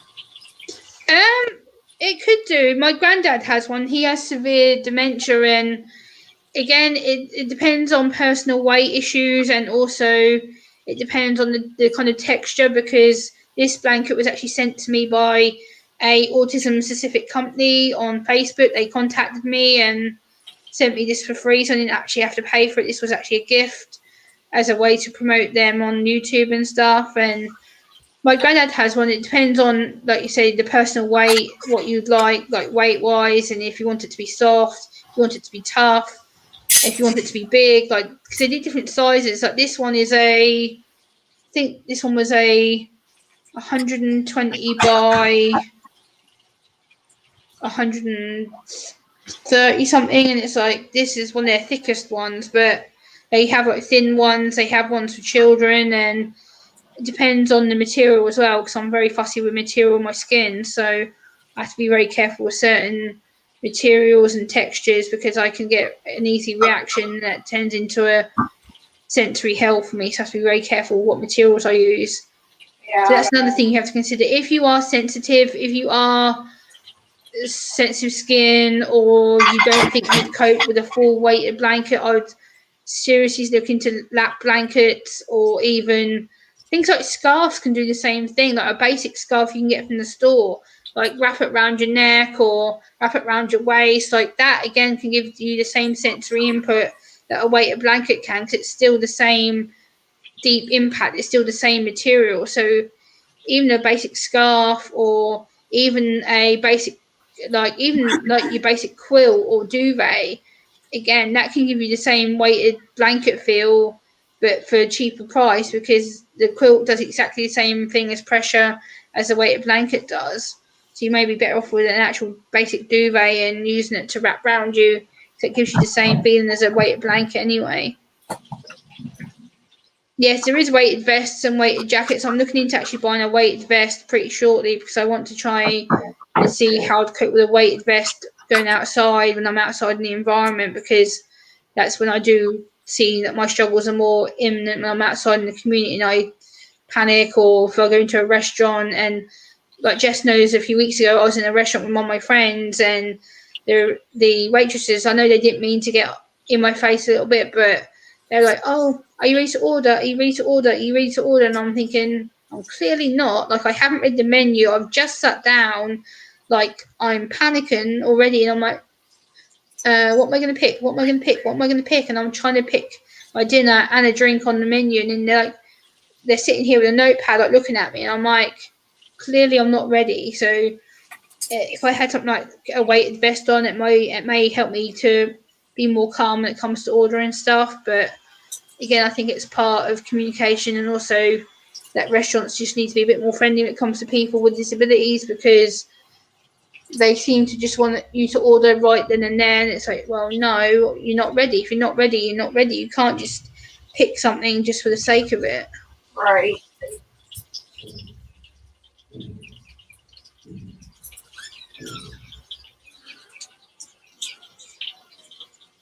So it depends on, like you say, personal appearances, and if you want to try the weighted blankets or the weighted vests, it depends on personal weight and textures again, because I don't want to recommend a certain product and be like, oh, well, I don't get on with it because of my skin. So again, it's personal skin type, it's the weight, how you feel comfortable. Whereas I like deep pressure weight, so for me, my weighted blanket's perfect, because right now I have it on my feet because I feel that my legs need to have some grounding. I've got it wrapped on my feet and the bottom of my legs. I'm sitting here going, oh, okay. And my bottom half's covered. I can sit here and chill out with my blanket on. So it just depends on personal preferences.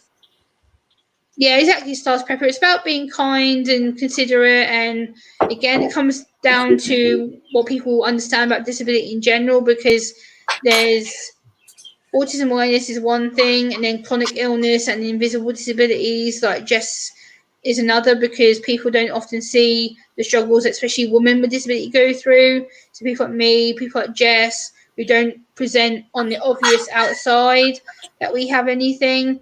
And then people go, how are you disabled? Like, you don't look like you're disabled. It's like, well, how are we meant to show you? Because it's an inside thing. It's not something that's outside that you can see. It's all up here. So it's just about understanding people and not judging people, because you don't know what they're going through. You have to be so careful with saying what you say on social media and YouTube, because people are very quick to jump on your back if you get something wrong. That, well, you shouldn't have said that. And I'm like, that's why I always make sure that I say that I'm not a medic, that it's all my own lived experiences, and I try and make sure that I cover myself just to make sure that I'm offering advice that if people feel they need help, they can go to their physician or doctor or a friend. Like, I always say, never ever trust my videos as medical context. It's not. It's just my own lived experiences that I can let people know about. So.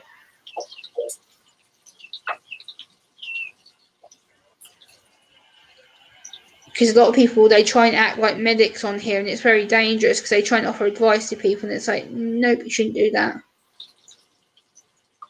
Yeah, that's what I try and do, Stars Pepper. Like, I try and treat people as individuals, and like me and Jess, like I said, Ghosts yesterday, is very, me and Jess, our friendship was very instant. Like, I didn't see her for having the disability. I saw her for being genuine, and she cared about me, and she was asking me questions, and we actually got to know each other behind the scenes very quickly. And that's what it should be about. It shouldn't be about necessarily disability or the label. It should be about getting to know the person behind the camera as well as in front of the camera. Yep, being genuine is always the best. Yeah, and like with Jess and me, like, we knew from the start point, like, we were both very honest with each other. We've been very open with each other about our struggles, and that's what I like about Jess, because she didn't hold anything back from me. She was very open from the get-go, so I knew where I stood and what I could tell her about. And we talk that we've known each other for years. Like, we talk about our home life. We talk about things that we want to do. Like, we don't just talk about YouTube stuff. It's like, I've known Jess for years. It's like she's been in my life all my time. Like, I don't feel like I've just met her. Like, to me, it's like I feel like she's been in my life the whole time I've been born. Kind of. It's strange, but it's like I can talk to Jess about anything. Like, I can sit here and go, oh, today was a really crappy day. I got overstimulated and there was noise and people tell me what to do. And Jess is like, okay, so what was the trigger? I'm like, well, this was that one. And did I need to react to it? No, probably not. Thinking hindsight, but at the time I was getting so vroom that I react to it, and then I'm like, did I need to do that? No. And now I learn to calm myself down a lot more. I don't tend to react as much to my sensory triggers because I know how to cope better. So. Hey, Angela, thanks for coming in. Exactly, so I was perfect. you, me, Jess, Ghost, we're all talking from our own lived experiences. This is the thing. Like, I never say that I'm a medic or try and preach at people. I'm like, if you find my advice helpful and you want to get more advice, I always say go to your physician, go and see a doctor or go and see a medical professional because they are the best ones to look after you. I'm just one person who can offer you some advice to make that decision, and then it falls on you to do that afterwards. Right. The only thing we can explain is what our situation is and what's helped us. Exactly, this is the thing. And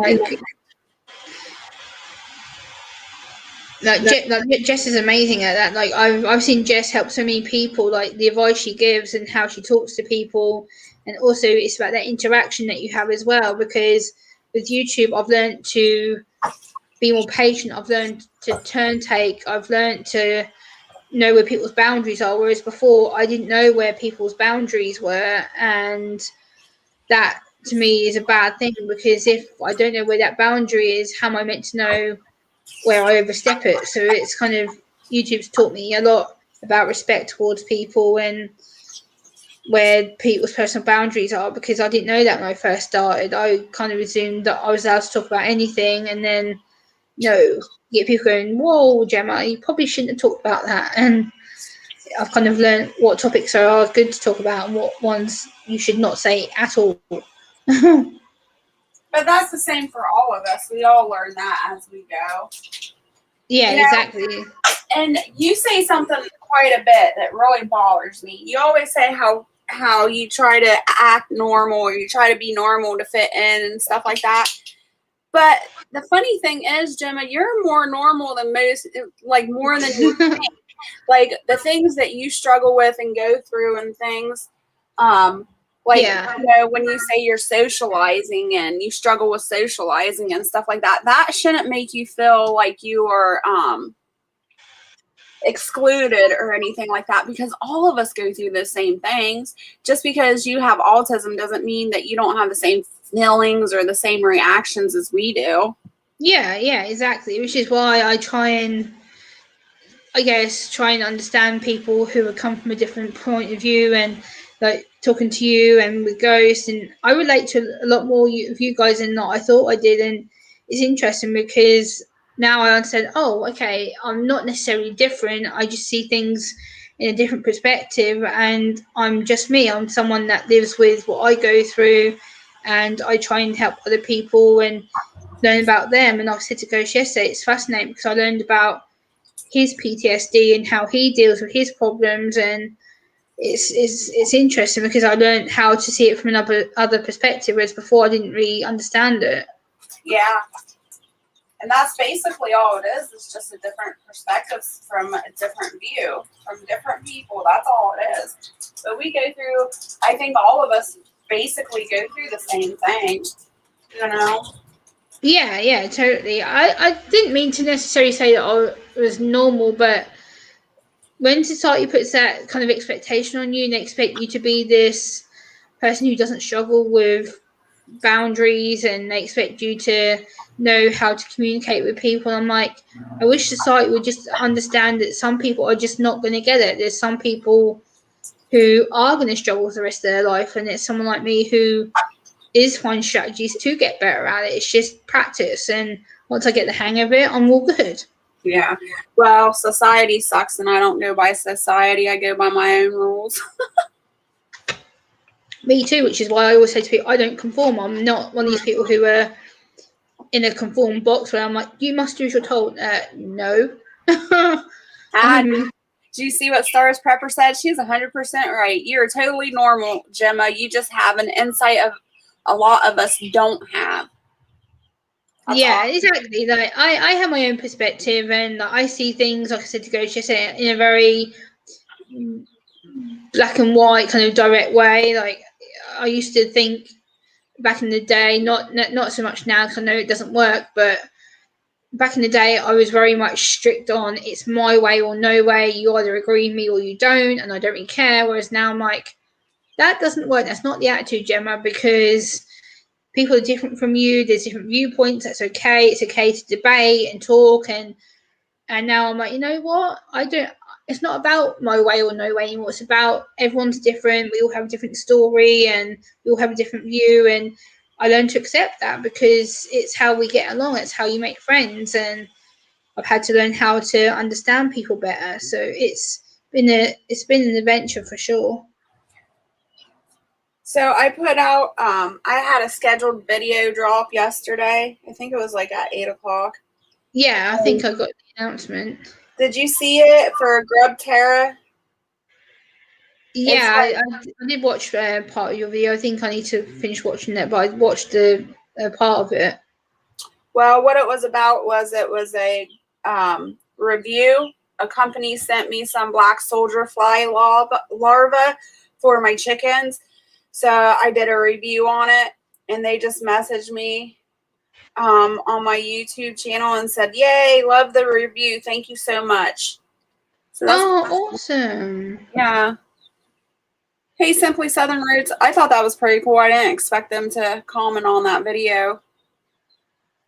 No, it's like people don't understand that kind of stuff. Like when I reviewed this blanket here that I was sent, and the company like took a few days to get back to me about it, and they're like, "Oh my god, we've never had such a detailed review. Like it's so good, like how you describe things." I'm like, it's how my brain works. It's just how I see things, and now they've used it as part of their training package. And they wrote to me saying that they're going to send me a lap blanket, and they're also going to send me a weighted vest because I want to try it out. So hopefully I'll get a package in the next few days so I can test them out. So it's going to be good.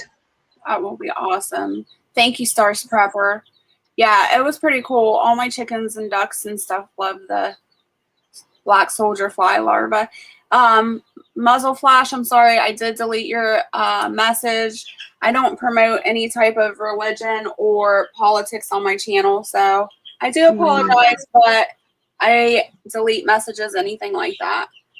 Yeah, this is the thing. Me and Go said last night.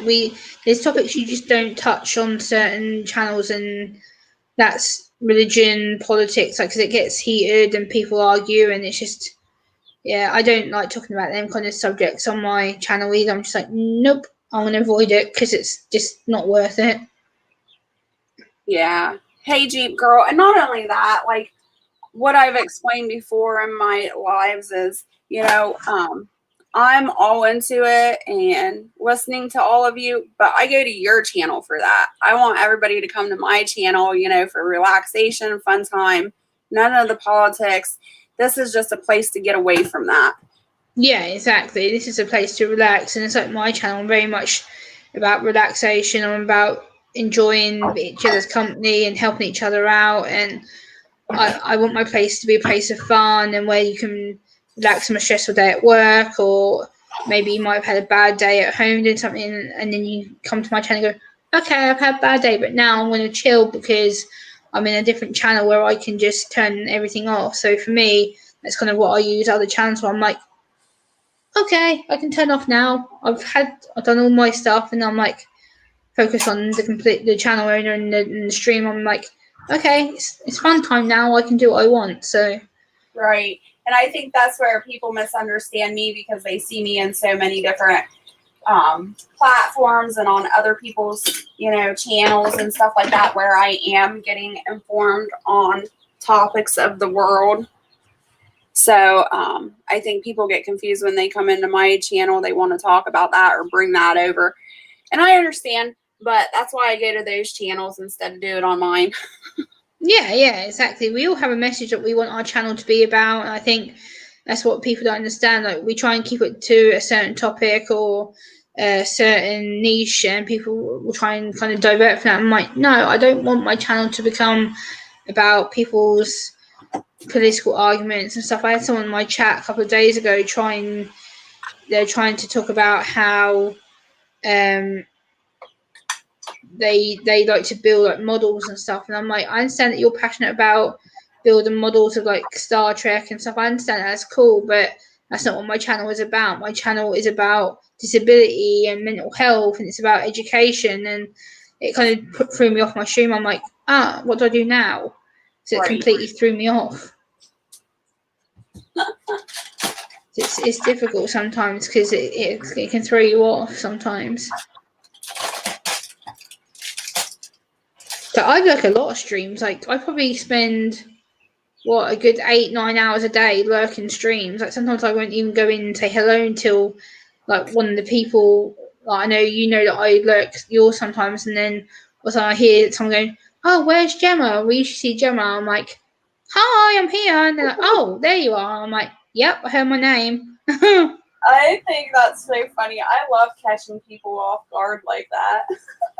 Yeah, a lot of people do that to me. When Ghost did that in my chat a couple of days ago, and I was streaming and I was talking about him, and all of a sudden I see this Ghost with her face come into my chat, and I'm like, he's like, "I'm here, Gemma. I heard you," and I'm like, and then Gemma was like, "Oh," he heard me talking about him, and that surprised me. I was like, "Oh shoot, I didn't realize he heard me."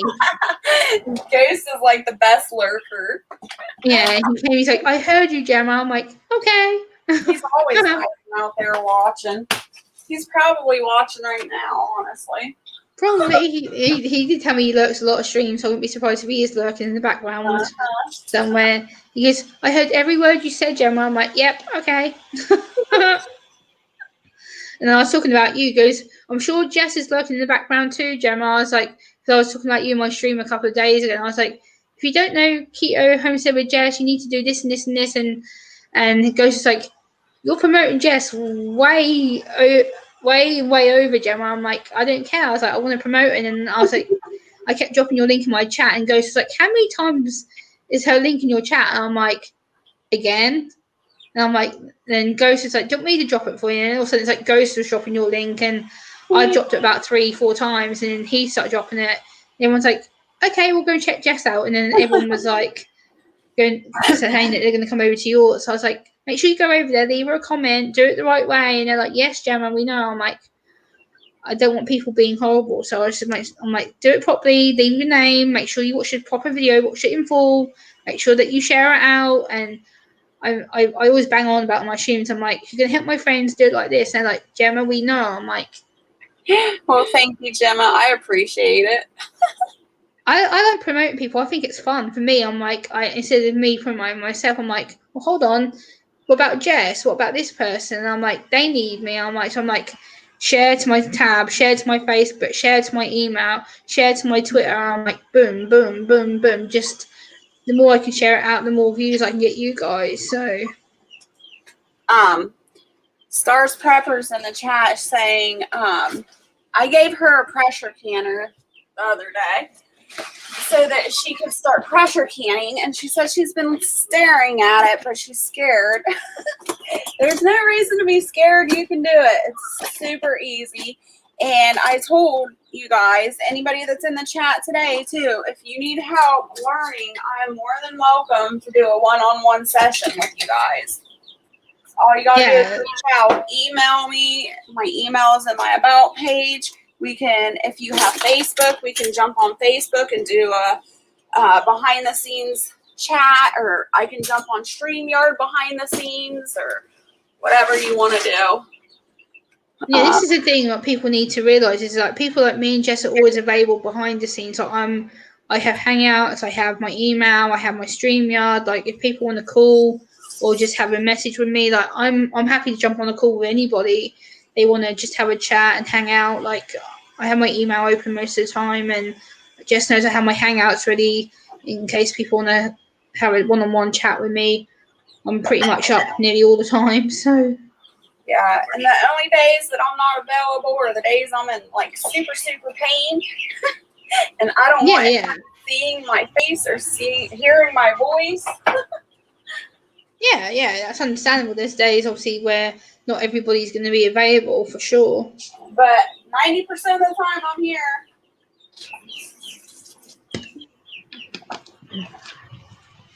Like you have amazing people in your chat as well. Like all these lovely, amazing people you have in your channel is absolutely lovely. You have some amazing people in here. Thank you. I know I say that all the time, but that's all of you. You guys are the ones that make this channel so awesome. The conversation and just being such great people. Gemma, you're a huge part of that. You make the atmosphere so warm and welcoming. I just love my subscribers.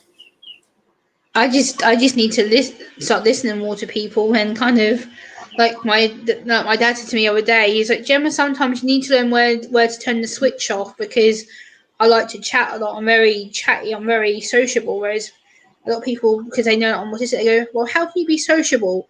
You have a communication disorder. I'm like, yeah, but I've practiced how to talk. I've practiced my speech. I've had to learn how to lower my tone. I've had to learn how to speak on a slower frequency, and I've had to learn how to turn my emotions, my tone of voice on and off. So if I am upset or I'm angry, I can go from being, oh, everything's good and I'm calm and woohoo, and then all of a sudden, if I get triggered, I'm like, no, I'm not all right. Now I'm getting antsy. Now I'm getting woo. Whereas that takes me a while to get to that. I'm like, usually I'm pretty much calm, like I am right now, unless I really get pushed or I see something online. And I'm like, no, now I'm panicked. Now but I usually try and don't get to that unless I really need to. Bye, Milkmaid. Thanks for coming in and hanging out with us. Bye, Milkmaid. Have a good day. Stars Prepper, what do you have to can in your house? You want to can something? Let's can something. And plus, I like helping you with your streams, Jess. Like today, when you said to me this morning, you're like, "Oh, do you want to come panel me?" I'm like, "Yeah, I'll help you. I'm good." Like, so for me, it's just I like to help people in their panels. Like Ghost said to me yesterday, he said some of my sweetest things to me. He's like, "It wasn't for you being on my panel, Gemma." He goes, "I wouldn't have kept the stream going for so long." He was like, "You really helped to make it easy." And I'm like, "Really?"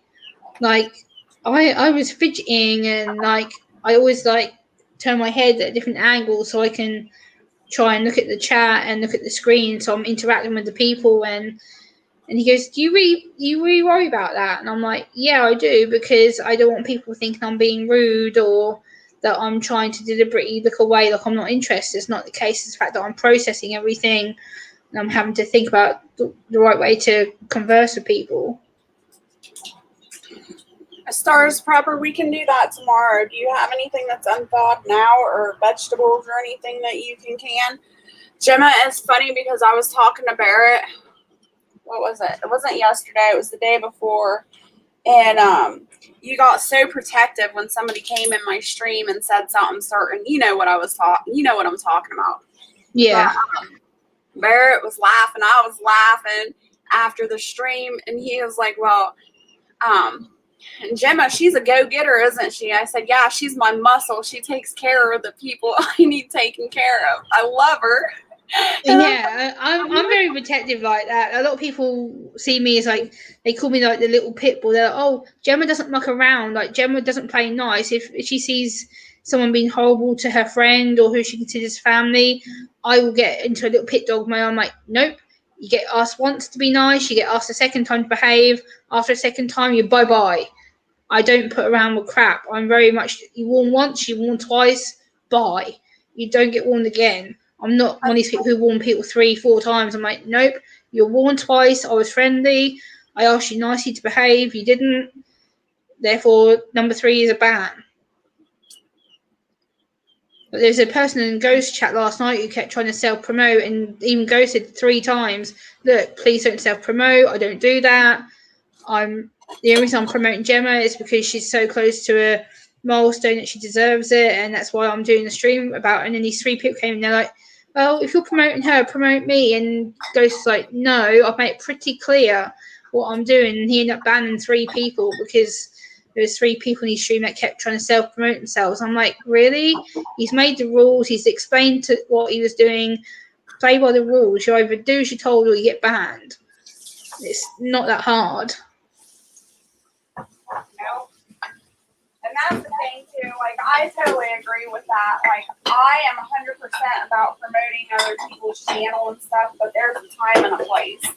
Yeah, exactly. It's about connecting with the right person and doing it for a reason and to genuinely help them. It's not just about promoting them for the sake of it. Yeah, you have to know the person really well and have that respect and bond with them. And like I said, it goes like me with him and with me and with you. I have that bond with you guys. I'm connected. I have that trust with you guys. So when Ghost said to me, "Oh, I'll go live and I'll get you your support," I was like, I was really like shy about it. I was like, no, you don't have to. You don't have to. And he's like, Gemma. And I'm like, what? He goes, I'm doing it regardless if you want to or not. I was like, okay. So you pretty much told me that was the plan. I'm like, okay. He goes, here's the panel link, and literally within 10 minutes, I was like, oh, okay, I'm on panel. Okay. So it's about having that trust with someone and knowing that they're going to look after you, that they're not going to hurt you. And with you and Ghost, I haven't had that worry at all about the fact that I feel that people are going to hurt me. I feel safe. I don't feel like I have to put my barriers up. And right. And that's what I'm getting. That's what I was getting out with you being my muscle. You know, like I love the fact. Like I got a couple of emails about that day. And people asking me if it was okay that they were protecting me, because you weren't the only one in the chat that day protecting me. No, I wasn't. Yeah, no, I would rather, you know, my supporters, my mods, and my people in my chat to protect me and watch my back. Like that's what it's all about. I love that community, my community is here to help.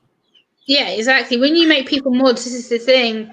You have to be careful. When you make moderators, you have to know who they are. You have to know that they're going to be good people, because some mods in the past that I've had have gone rogue and they've blocked people from other channels. They've gone and banned comments in my comment section, because I don't know if you knew on YouTube now, when you make someone a mod, if they see comments in your comment section they don't like, they can remove them.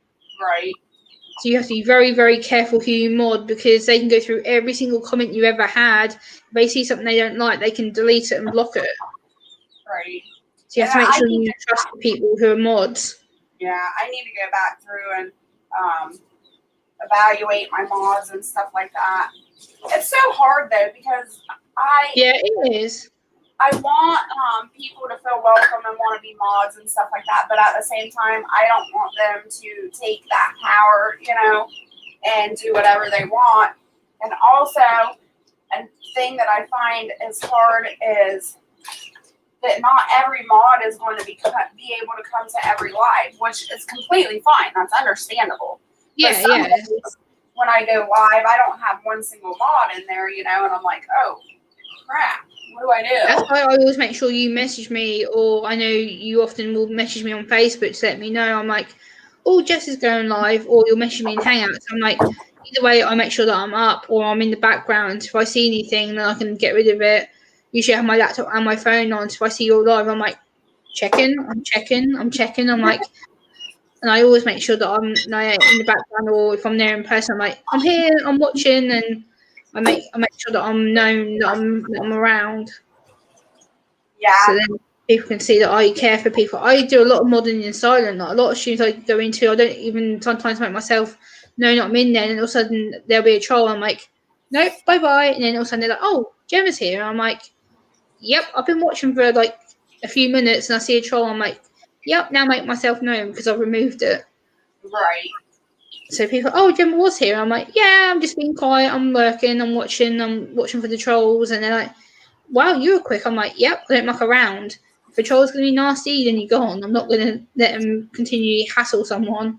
Right. And that's the great thing. Like, honestly, thankfully, I do have all of you, because I haven't had an issue with them, knock on wood, because I do have such great supporters. Yeah. Protectors. I just felt, like you say, having the people who protect your channel and you, and making sure you know who has your back. And I'm very lucky recently. My trolling issues have calmed down a little bit. I've managed to have a lot of people who care about me and protect my channel. And I think it's just about the people you make friends with as well.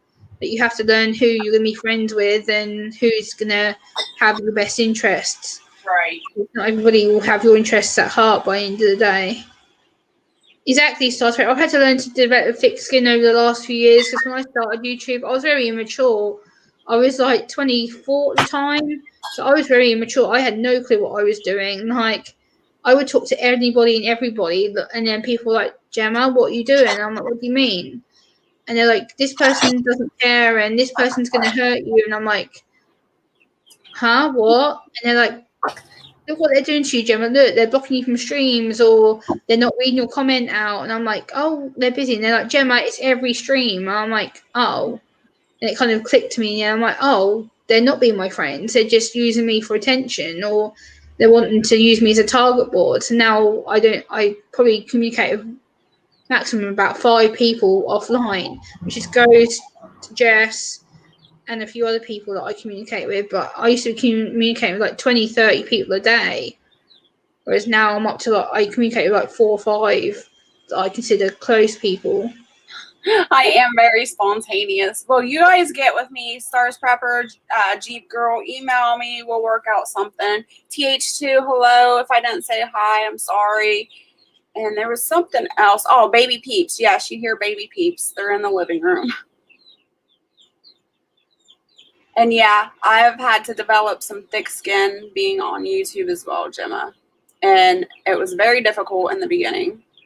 Yeah, of course. When you first start your channel, it is very hard because you have to learn the rules of what YouTube is. Like Go said yesterday, you're in someone else's playground. You kind of have to adapt to their rules and their way of doing things. And once you know who you are and what you're doing, then you kind of have your own rules. But at the same time, you have to be respectful of people's channel niches and what they're trying to do. And it's hard because sometimes you might not intentionally say the wrong thing. But I know I've been in chats before where I've kind of tried to introduce myself and people are like, that's self-promoting, like you're not allowed to do that. And I'm like, I didn't realize I was self-promoting. So that's why I'm very careful now what I say in chats, just to make sure that I don't overstep the host and to make sure that I'm polite when I go into a chat, because sometimes the host can take things the wrong way and they're like, you came into my chat and self-promoted, you didn't even talk to me. I'm like, I thought I did. And then you go back and you're like, oh, sugar, I did do the self-promotion thing. Oops, didn't mean to do that.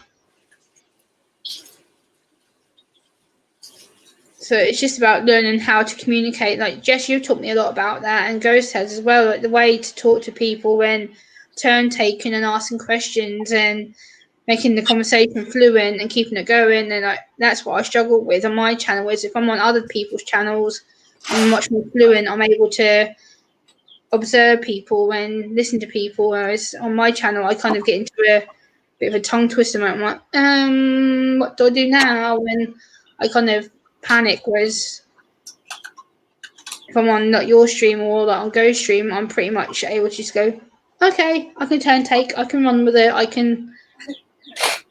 So it's a lot more easier. Yeah. Well, and that's the thing. I just want everybody to be, included and feel comfortable in here. So if they want to jump on the panel, they can. I'm not going to let anybody get attacked or anything like that over here. Yeah. Stars Prepper says, what are you making, Jess, other than the bacon? Oh, well, I thought you were going to can with me, but I guess you dipped out. Stars Prepper, you should get up here. Like, it'd be good to have you up here. I am going to do some canned, 1, 2, 3, 4, 5, some canned tomato, or not tomatoes, I can't talk yet. Mushrooms. That's fine. Canned mushrooms. Yummy. I love mushrooms. It's one of my favorite foods. Ooh, they're so good. I often put mushrooms into like pasta dishes and salad dishes. I find mushrooms are a really good ingredient to put in that kind of dinners, and obviously like things like tacos and stir fries too. They're another good vegetable to help put into the dinner. Yes. Hey Gemma, I'm gonna step away for a second. I'm gonna try to find my back brace real quick. Will you be okay? For a second? Yeah, no worries. Okay. I keep it going. TH2 says, I don't self-promote, I promote Stars Prepper. Ha ha ha ha ha. That's funny, TH2. Like, I don't try and self-promote people. Like, usually the host will ask me to read out comments and whatnot, so I try and not in a way self-promote, but I try and make sure that all the comments are read, because a lot of people like to chat and then they feel that they're either ignored or sometimes they're not, the comments missed, not on purpose, but sometimes even I'm guilty of it. I apologize when I do it because my comments go so quick. I'm like, I missed someone. So I'm trying to read all of the comments on here just to make sure I appreciate the people who are in the chat.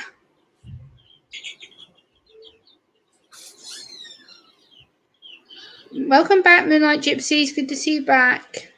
Oh, Moonlight came back. Yeah, she's back.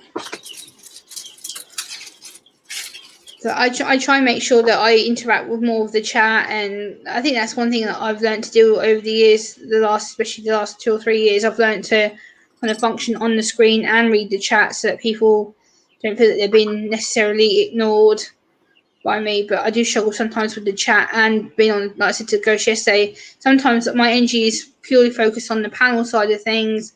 Then again, occasionally I need to check the chat because there's people who are trying to talk to me, and I'm like, oh, sugar, I haven't looked at it.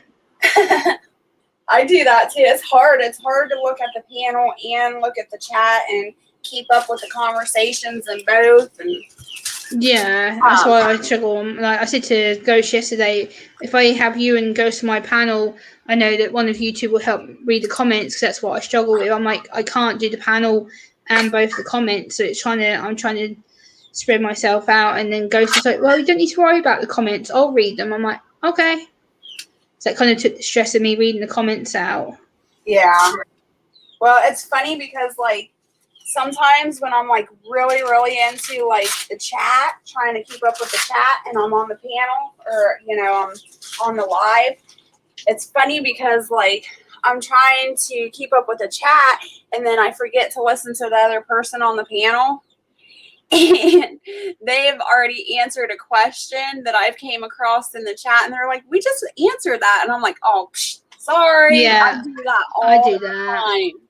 I feel like such an idiot when I do that. I do that too. Like, and people are like, Jemmy, you asked that about 10 minutes ago. I'm like, oops, and I have to scan through the chat. I'm like, oh yeah, never mind.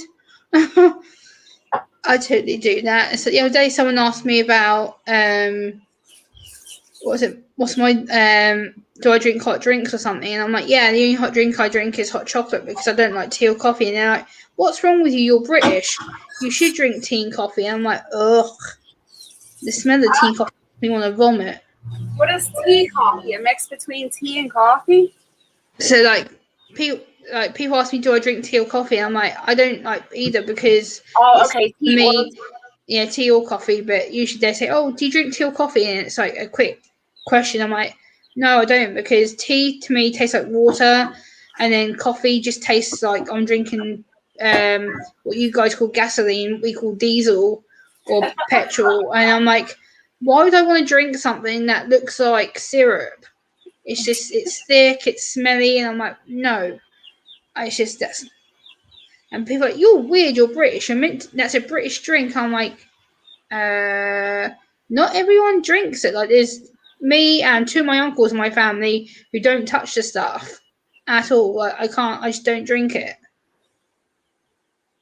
And people are like, you're weird, you're British. And I'm like, yeah, I drink soda or I drink juice or water. Like, I don't have to drink tea and coffee because I just don't like it. I don't see a point in buying it and wasting it. Well, that stinks. I was hoping one of these days you'd come to the States and we can be all proper sipping on our tea on the front porch. I want to try iced tea. It's one thing I do want to try. Like, I've been told iced tea is really nice, so I want to try iced tea because I've been told American iced tea is the best.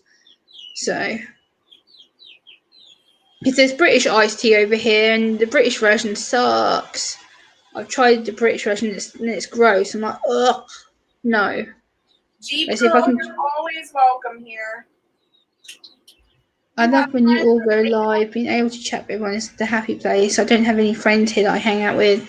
Yeah, Jeep Girl, I'm just saying that over here I have limited friends. Like, I probably have about 2, maybe 3 friends at max that I'd say I'd hang out with.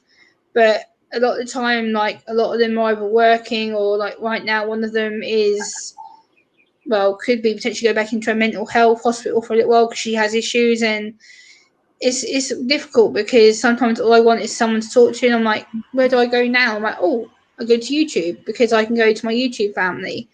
So I spend a lot more time on YouTube communicating than I do face to face over here because I don't have a very good social circle over here, especially now that my autism support group's closed because of, I'm not going to say what, but let's just say circumstances as they are. And yeah, I haven't been to my social group in over a year, so that's pretty much knocked me on my backside. Here, Gemma. Oh my god, cookie mushrooms! Wow, nice. The big jar of mushrooms. I love mushrooms. Like, I eat mushrooms in a lot of different foods. I actually had mushrooms in sandwiches yesterday. I did myself some egg and bacon mushroom sandwiches. I cooked some bacon on my grill, and I was like, oh my god, these mushrooms are so good. I love mushrooms on steak, mushrooms and onions. Oh yes, I find mushrooms are good on hot dogs too. Mushrooms have to be given on a hot dog. Ooh, I don't think I've ever tried that before. Yeah, like over here, I guess it's a British thing. Like when we go camping, like a lot of us like will have sausages with mushrooms, onions, sometimes even sweet corn. Like people will cook sweet corn to put in it, and it's actually really good. Stars Pepper, wow, you start drinking coffee late. Wow, you didn't start drinking coffee till you're 45. Wow, never heard people starting to drink it that late. Wow. So I know a lot of my family have been drinking coffee since like their early teens. Like my mum, she's been drinking coffee since she was like 12, 13 years old. Wow. And like she still drinks it now every day. Like to me, it's just gross. I'm like, ugh. I went with my mum's the other day and she was boiling the kettle to do her coffee, and all I could smell the whole time I was there was coffee. I was just like, this is gross. It's just not nice. No. Yeah, I have my headphones cheap though. Like my headphones are here right next to me. Like they've been right next to me all day.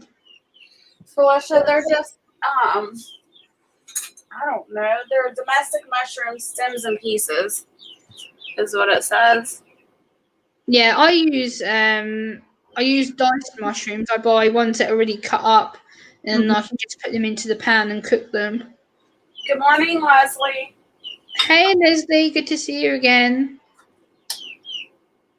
My routine, I get up in the morning. Usually, I need to do autism and morning routine because I've been asked to do that. Usually, it's like, yes, I have TH2. I talked to Free Handy a few times.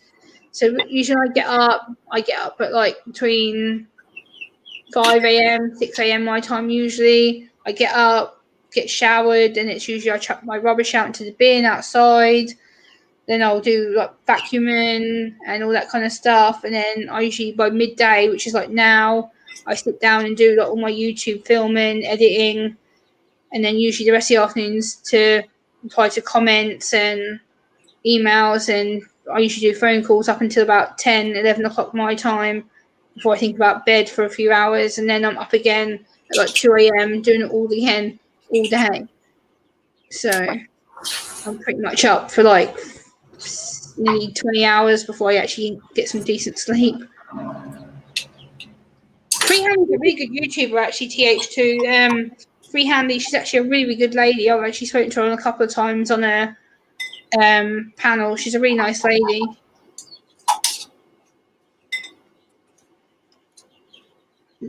Just after I spent the last year in the house, and Jess is the reason I left for a whole day. I consider peeps on here friends and family. Spend more time with you all than them, my comfort zone. Exactly, Stars Prepper. Like, I spend more time on my YouTube family than I do with my real life family. One, because my real family taught me that I'm an absolute idiot. And two, I'd rather spend time with you lot than being around my family who make me feel like a moron. So to me, it's not an easy choice. Yeah, it does. I think Because a lot of us my family taught me that I'm a little girl. I'm nearly 33 years old. They're like, oh, well, Gemma can't do this, and Gemma needs this, and Gemma's always going to need help. I'm like, don't talk to me like I'm stupid. I'm not. So you don't understand. I think a lot of us feel that way about our own families. It's like I'd rather come on here and talk to you guys and be relaxed rather than having to go to my family's house and having to put my defense up and go, oh, here we go again. It's going to be the same conversation. It's going to be, oh, well, Gemma has barriers and Gemma struggles. And I'm like, hello, have you actually asked me? No. Stop assuming you think you know better than me because you don't. Right. And then people are like, oh, Gemma, that was a bit rude. I'm like, well, it's the truth because you're not the one who lives with autism. I am. You're not the one that lives with sensory issues. You're not the one that lives with chronic anxiety and depression all day, every day. Like, I'm the one who has to go through the noises and the smells and the tastes and the sensory issues with clothing. Like, a lot of people don't know, like, even for me to wear a hoodie, I have to wash it before I wear it. I have to cut the tags out. Often I take out like the little tag bits like this, the little tallies, because they make my skin itch. And people are like, oh, that's normal. Everyone does that. And I'm like, no, I do it to such a degree that I take every little label out, whether that's the price tag, whether it's the clothing label, whether that's the washing label. Like, it's all cut out. I have to cut every single label out before I put any clothing on, because my skin just feels like it's on needles. And people are like, what's wrong with you? That's an overreact. And I'm like, no, I'm not overreacting. It's how my skin feels. It just doesn't like it. I'll be right back, Gemma. Okay, no worries. And yeah, Leslie, exactly. I do pretty much anything I want to. Like, there's some obviously limitation to what I can do with regards to push myself, but I know my triggers now. I'm very good at knowing where I can and can't do things. So for me, I know that there's a certain amount of time where I can't be on the computer, or there'll be days where I'm so oversensitized that I just need to have time to listen to my music and in my room. And there's times where I need to help other people, like when Jess is upset or she's not well, and then I can come and help her and lift her up, and then I can lift other people up who may be struggling. So for me, I use it as a self-coping mechanism, as a form of therapy. I can sit here and help someone else feel better, and it makes me forget about my issues. So it's a kind of a win-win situation.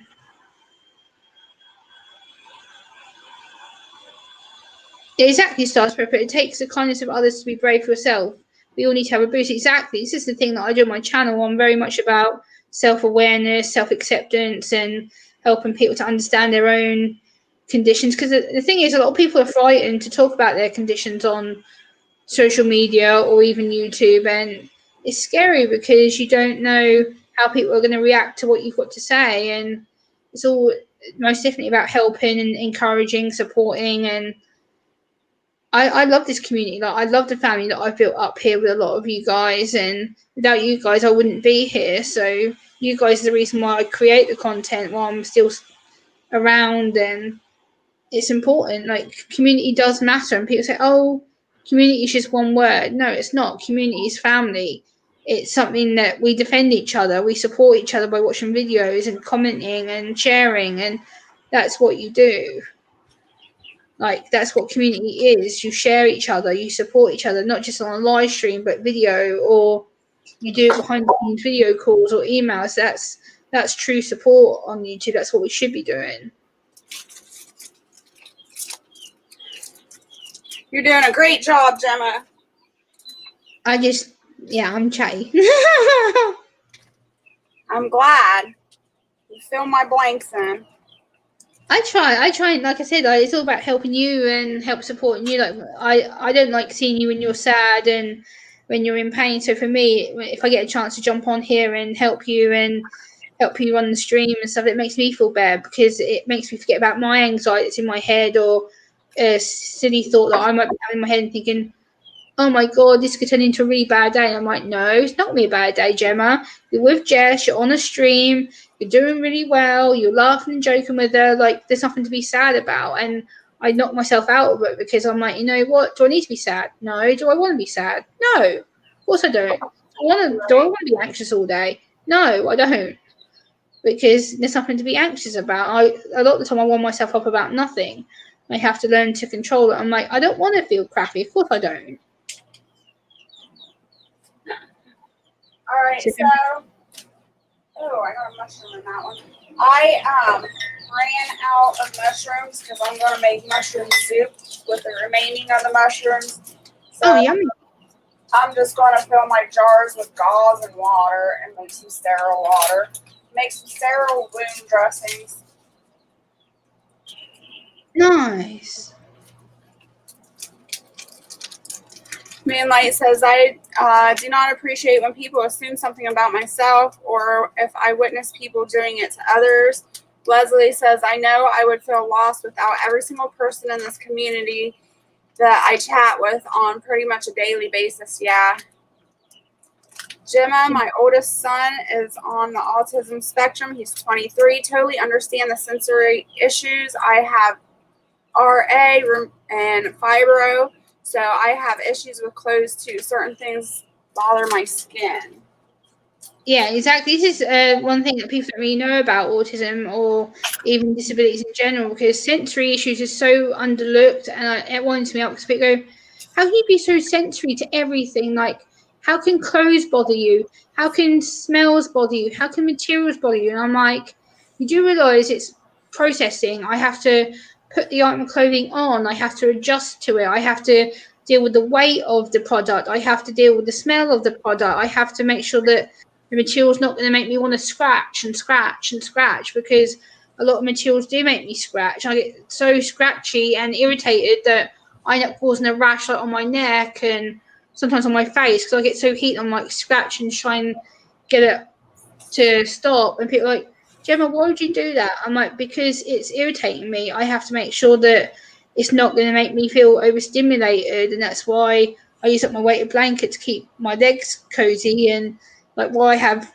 a baggy hoodie on, I have a vest top on underneath this as well. So not only have I got deep pressure on top, I've got pressure inside that keeps me from wanting to melt down, or if I feel like I'm getting anxious, I'm like, no, you're all right, you're good, and I can sit here and keep my calm. So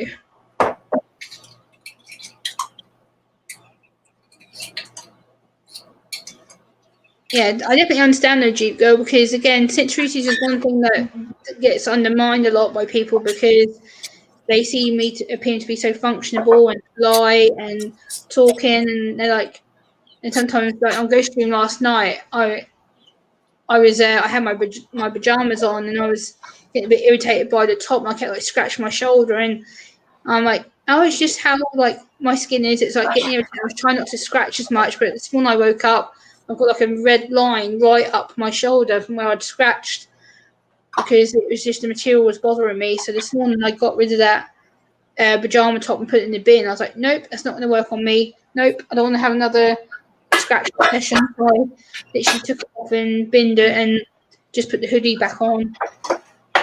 So now I've got my warm hoodie on. So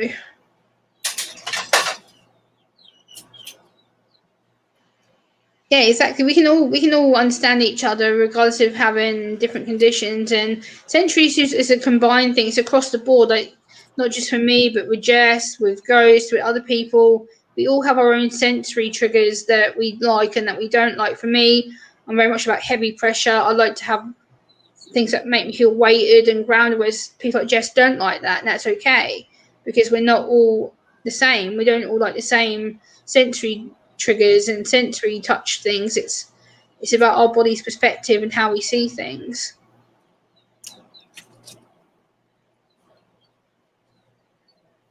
I like your pajamas. They're cute. Yeah, I've been in my pajamas for a couple of days myself. I love being in pajamas. Especially when I don't have to go out anywhere. I'm like, yep, pajamas all the way. I don't care if I'm on a panel or if I'm on my video. I'm like, nope, I'll film my pajamas. Quite happy. I film a lot of my videos in my pajamas, and people go, "How are you in pajamas?" I'm like, "Yep, hoodie, pajama bottoms. Yep, I'm quite happy. I don't, as long as I'm on my own and I don't have to go out nowhere. What's the point in putting a full outfit on when I'm not going out nowhere? I might as well just film in pajamas." Right. So I do a lot of my videos in pajamas. If you see like spotty pajamas or if you see Tinkerbell pajamas, yep, you know that I'm not bothered. And that's the thing too, like, people see me in the same outfit for 2 or 3 days. I don't care. If I'm not doing anything, I'm not doing anything to get dirty. I'm not wasting those clothes. I'm not washing Exactly. clothes I've every had this single jump day. on for 3 days. I'm still wearing it. Mm-hmm. So as long as it's not bothering anyone else, as long as I know I'm making the most out of the clothes, and why would I put on a clean outfit when this is still clean? It hasn't got no stains on it or anything, so I'll make the Right. most of it till I need to change. It's like it's nothing wrong with it. It's personal comfort, it's personal choice.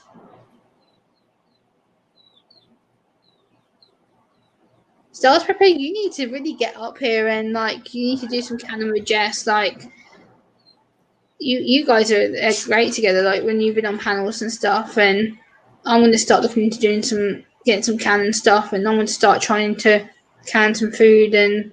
Oh, that'll be awesome, Gemma. Like Ghost said that I can do like a private call with you and him, and he's going to talk me through how to do it. And so I'm going to start buying some of the equipment and hopefully start making myself more productive and useful. So I'm looking forward to learn how to can, because I said to Ghost last night, a few people were like, Gemma, why don't you can? Like, why didn't you learn? I'm like, I've never thought about it. So Jess has talked to me about it, and I still need to kind of figure it out. And like, Gemma, your life would be so much more easier. I'm like, actually, that's a good point, because my life revolves around structure and it revolves around routine. So for me, canon would be a good thing, because I know once I start it, I can continue, and it'll be something that gives me that routine to keep doing. So yeah, and your uncle still has a garden, right? Yeah, he has an allotment garden, yeah,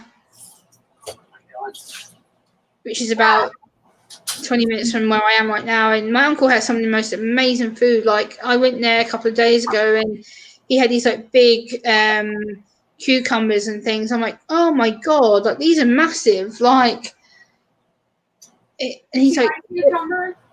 Yeah, I love cucumber. Oh yeah, cucumber and salads and sandwiches. Oh yes. Did you see mine? Yes, I did. I saw that picture. Yeah. That's insane, isn't it? Yeah, that was similar to what my uncle's one was. I was like, I didn't realize they could grow that big. I was like, whoa, that's huge. I like cucumbers, but the problem is with me with cucumbers, I have to peel off the skin, because the skin makes me gag. I can eat all the rest of it. It's just I can't eat the skin bit because the texture just makes me want to go. Ugh. But as long as I peel the skin off and then I can eat the rest of it, it's pretty good.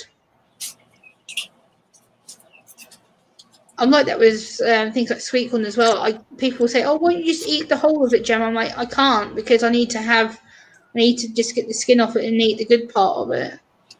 Well, Stars Prepper, that's a good thing about coming to my house. You don't have to put clothes on. You can just wear your pajamas over here. TH2 says, I live in my shorts. I need to learn canning too, Felicia says. Keep putting it off, but I'm making some fermented pickles now because I grew a few Kirby cucumbers. Awesome. Nice. I don't leave the house unless I have doctor's appointments, so I'm usually in jammies, capris, and a tank top. Doctor's appointments are a maxi skirt and tank. Nice. So if I have to go to like a doctor's, I usually wear like some jeggings and a little like hoodie or a t-shirt, and as soon as I get home, off it gets, back in my PJs. So I don't usually get dressed unless I really need to, or if I'm going out to see family. But usually I'm 90%, 99% in pajamas for most of the time. I don't see the point in putting on a clean outfit every day if I'm not going to leave the house. It's pointless. Right. Yeah, exactly. You go, I hate doing laundry. Oh my god, I put it off for so long. Like, I all end up doing like 2-3 loads a week. So I just can't do it. I'm just like, yeah, I'll do it tomorrow. I'll do it later. Yeah, I'll do it tomorrow. Yeah, I'll do it later. And it's like 3 days are gone, 4 days are gone. I'm like, yeah, I really need to do laundry. So I had to force myself to at least do 1 load a week. So at least I know I don't get too piled up. I'm lucky because I have such a hard time with my back bending and lifting. Barrett does all of our laundry. I just hang it on the line. So yeah. I'm pretty lucky in that sense.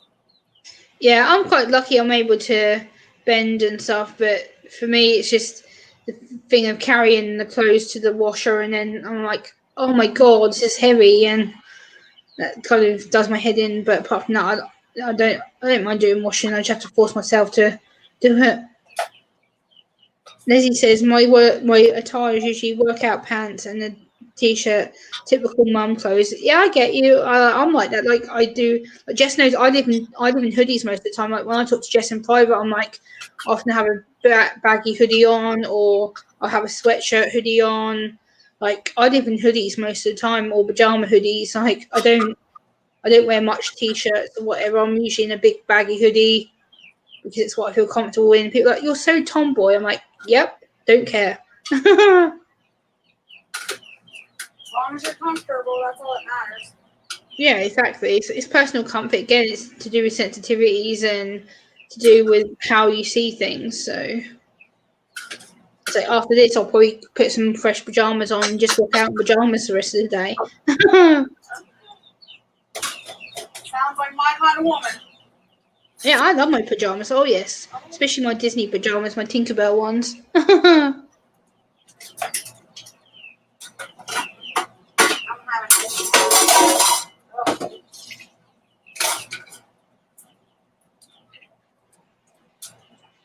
having Jeep Girl, what? I think, I don't. Jeep Girl, do you mean cucumbers or do you put my cooks didn't take it? She's so sad. Oh, that's sad. Jeep Girl. What'd she say? I don't know if she meant cucumbers. She put, my cooks didn't take this year. It's so sad. Aw. Yeah. So, I'm lucky I get a lot of fresh fruit brought to me. Like, my uncle drops me off a big bag of stuff a lot of the time. Well, with the gardening, I find for me, I've been gardening 10 years, and I'm no expert, and I don't claim to be an expert, but it seems to me every year is a different season. Like one year, like last year was my tomato season. Last year, tomatoes produced, there were so many tomatoes. I didn't want to see another tomato forever. There's just so many. And then the year before that was my squash, like any type of squash or zucchini or anything like that grew like crazy. And then the tomato year, the squash didn't do anything. And then this year, my cucumbers are just going crazy this year. As the years before, my cucumbers, they did okay, but they weren't, as prolific as it is now. So I think every year is a different year for me anyway. It's like, I don't know, it's weird. Yeah, I think we all go through different seasons and different routines with foods and different things for sure. I think we all change what we're doing. So yeah, exactly, Leslie. I agree with you. Like Leslie says, I've gotten to the point in my life where I just tell people, you don't like me, don't like what I'm wearing, and don't look at me. That's 100% true. Like, for instance, my dad came around to you the other day, and I was in my my Nickelback hoodie and some pajama bottoms, and my dad's like, Gemma, he goes, why don't you get dressed? Like let's get dressed and like let's go and do something. I'm like, Dad, it's raining outside. Why do I want to go out and get wet? Like, I want to stay in the warm, and I don't want to get dressed. So it's kind of, people don't understand. If you're comfortable, you're comfortable. Just let us be. Like, I don't need to be told what to do. Yeah.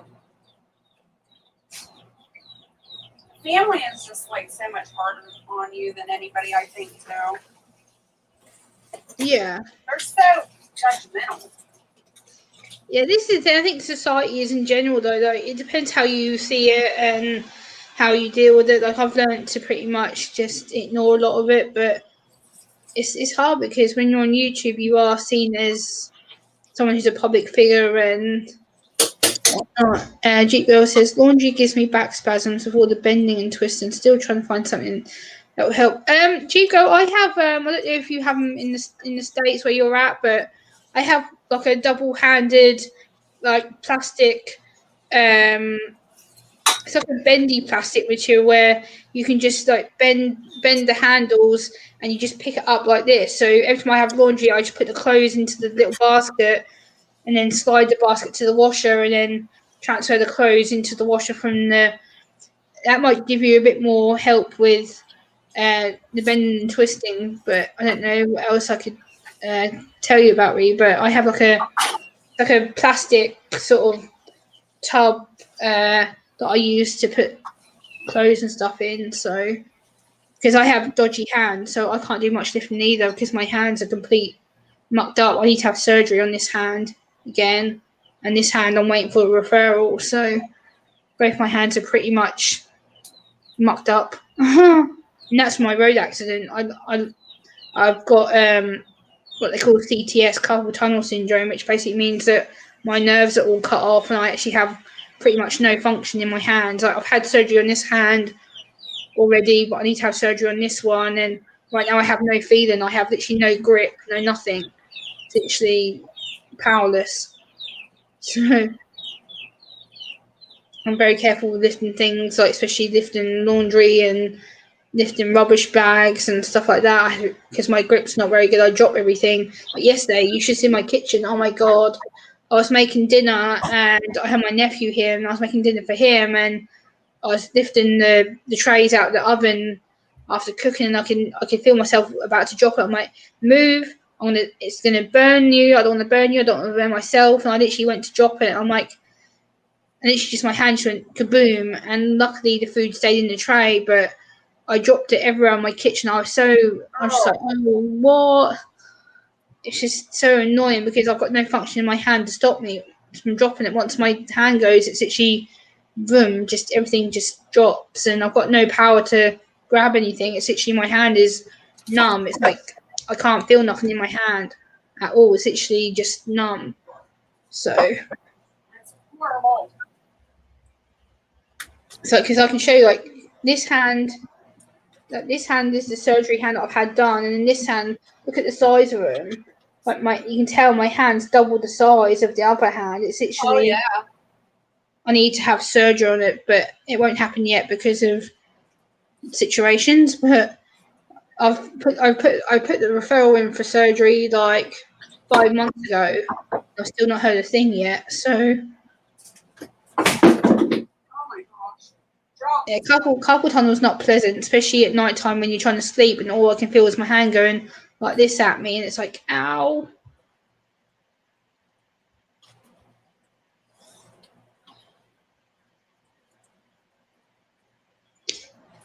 Oh, welcome back, Stars Pepper. She says she was out with the puppy, but she's back.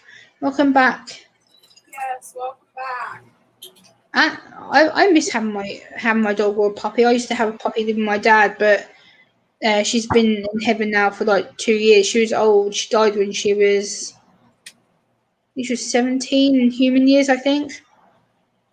But yeah, she was getting old, and she was a really protective dog. She was a Doberman dog. She was huge.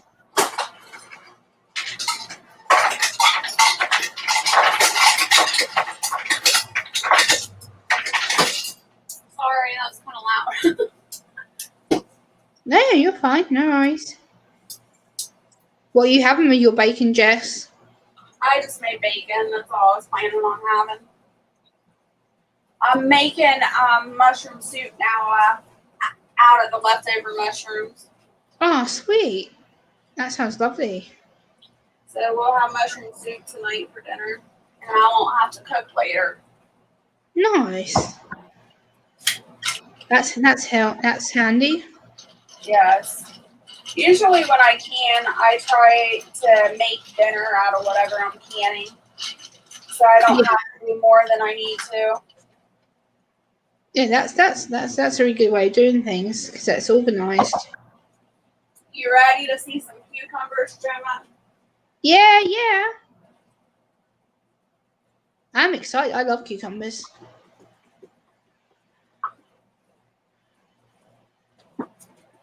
Whoa! Oh my god! Wow! They're huge. I know. That's not all of them. Whoa! There's no way British cucumbers would be that big. Not a chance. Our ones are tiny. Yeah,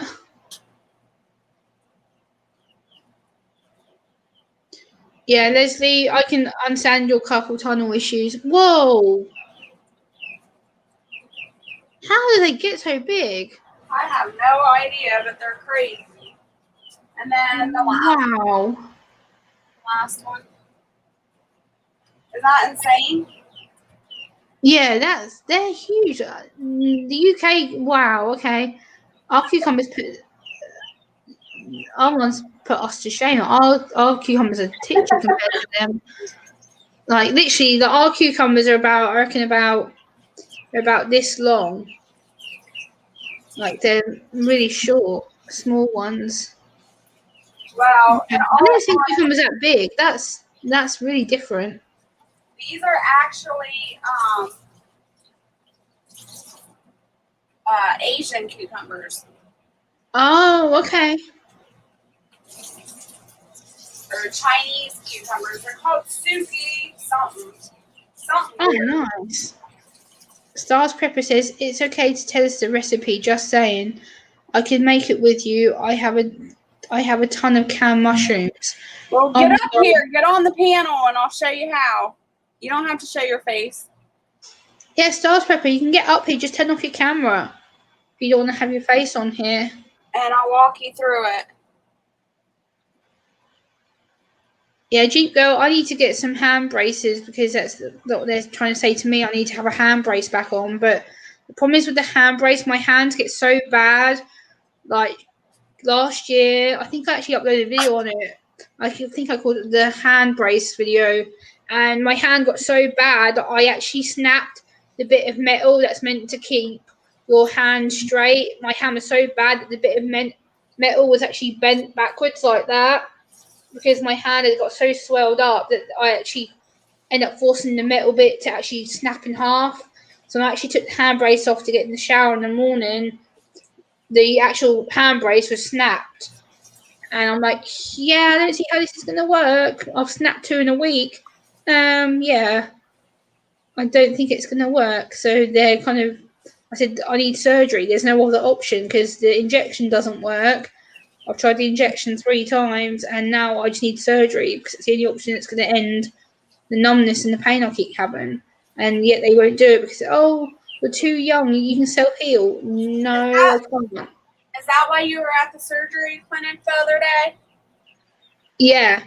I was trying to get the doctor to friggin' agree with me. And he was like, oh, well, you're young, and we don't really want to do the surgery to anyone who's under 40. And I'm like, but you did this hand 2 years ago. And now because I've got it in this hand, you don't want to do it because I'm supposedly young. I'm like, but you did it so quick on this hand because I was having pain. I said, I'm having the same pain in this hand. Why can't you do the same thing in this hand? Get it out and get it over and done with. It's going to take me 8 weeks, between 8 to 10 weeks to heal anyway. Once I have it done, so I might as well have it done soon and get the healing process over with, and then I can get back to having some form of function in my hand. You're way braver than me, Gemma. That doesn't really bother me because, like, the thing is with the surgery, what they do here, they do it via keyhole. So what they do is they keep me awake. What they do is they inject the side of the hand like here. They push the needle through the middle of the hand here. And then they make an incision in the middle of the hand. They take the carpal muscle out. So from like here to like down here, I'll have like a big like stitch mark where they'll take the muscle and that out. And then you're like, no big deal. It's not a big deal. It's not. It's actually my hand was like a boxing glove for like 2 weeks.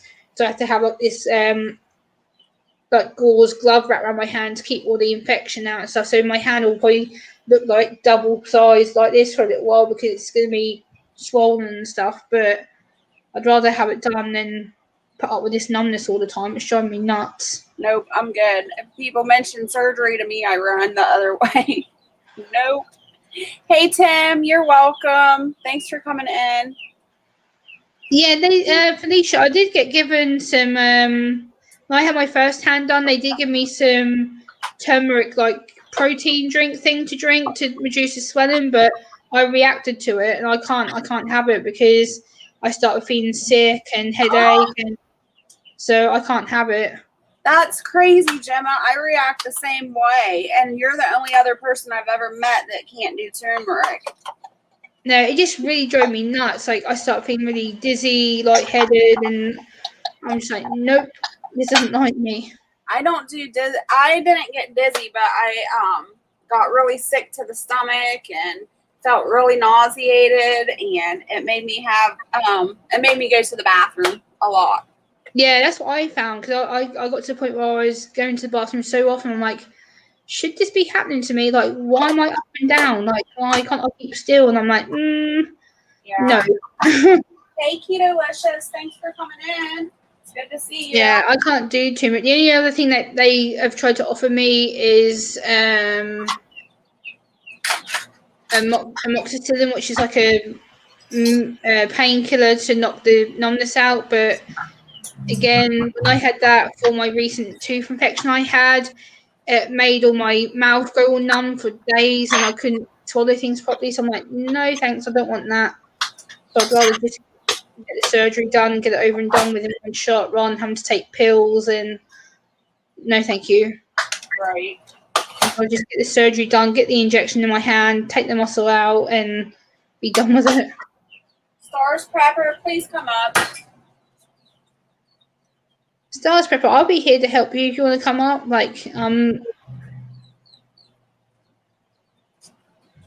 She said it earlier in their chat. No, ladies. No, I did see that, yeah. Keto Alicia says, Jess, what are you making me? I'm canning mushrooms right now. I just got done making mushroom soup, and now I'm processing these crazy cucumbers from the garden. Stars Prepper says, you want to look at my counter. What have you got on your counter, Stars Prepper? Yes, I want to look at your counter. Get up here. Because that's what she did yesterday. She just showed the counter. That's fine. You can show your counter. Yeah, you can show your counter, Stars Prepper. We can see that. Like, you're seeing me in my living room. Like, I'm on my sofa, just I call it the cozy corner of my sofa because this is where I sit all the time. It's like my favorite chair. I'm like, I'm cozy.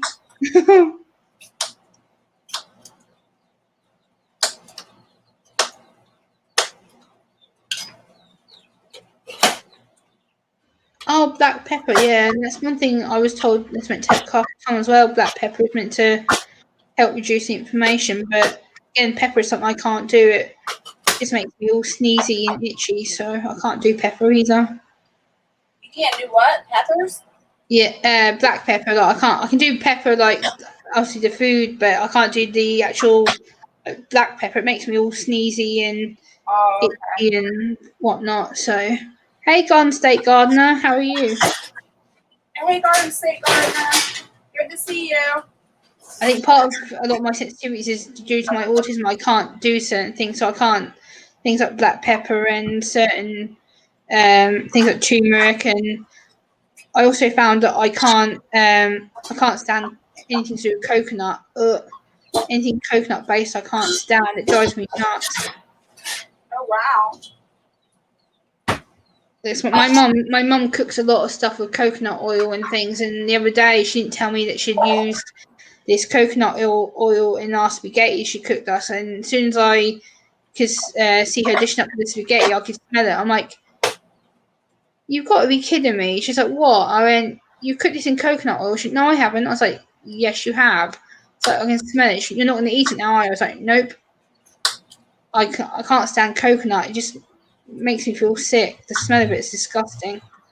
Yeah, I don't. The only thing I really like is like coconut flakes, and I'll do my oil pulling with my coconut oil. But to actually cook with it, ugh, I don't know. I can't tolerate it. Yeah, a lot of people in the UK do cook things with coconut oil. That I know my uncle's obsessed with it, and I'm like, why is that so good? Like so nice for you? Like why do people seem to be obsessed with it? I just don't get it. Yeah, it has a very, very strong taste to it to me. Yeah, so I don't mind like coconuts in like the fruit. Like, I'll eat like coconut pieces and stuff, but when it comes to cooking with it, I'm like, no. Yeah. Yeah, keto. My mum uses coconut oil. I bought her recently for her birthday. She asked me to buy her this coconut candle. So I ordered this big. It's about this big. It's like in this like little holder thing, and I'm like, why is she so excited about a coconut candle? I really don't get it. I used to use coconut oil as like a hair conditioner to get the dandruff out of my hair, and I used to use it as a moisturizer also. Yeah, But then I found out that it was plugging my pores. yeah. I used to use a coconut shampoo, and I found out it started burning my head, and I was having my hair fall out. I'm like, nope, can't do that. All right, Stars Prepper, let me know when you're ready, and I'll drop the link for you. A dessert cooking coconut oil works for me, not savory foods. Yeah. I guess I'm a bit awkward that I can eat coconut in some forms. I can eat it in fruit form, but when it comes to cooking with it, no, because I can smell it and it puts me off. I'm like, nope. Then again, I've ate coconut on pizza before, so what that is about, I don't know. And people are like, but you just ate it on food, but yet you tell me you don't like it on food, but yet you've eaten it on food, so it's kind of weird. Oh my gosh, I'm gonna have so many cucumbers. This is ridiculous. Huh? This bowl of cucumbers is ridiculous. Yeah, they're huge. I've never seen cucumbers that big ever, I don't think. Maybe I should put these out, a couple out for my neighbors. I'll give them some. Yeah. At least you got a few to last you, though. At least you can make a few meals out of them. Yeah, that's true. You can make like salads and different dishes with the cucumbers. And you can also always put them in sandwiches and stuff. That's how I have it. My cucumber. I usually have it in a sandwich with like cheese or on a cracker. Like sometimes even a snack at night time, I have some crackers and I just put some cucumbers on top and eat them as a snack. Yeah, that's a good snack. I've always liked crackers. Stars Pepper needs the link. She's ready to come up on the stream. All right, there it is, girly.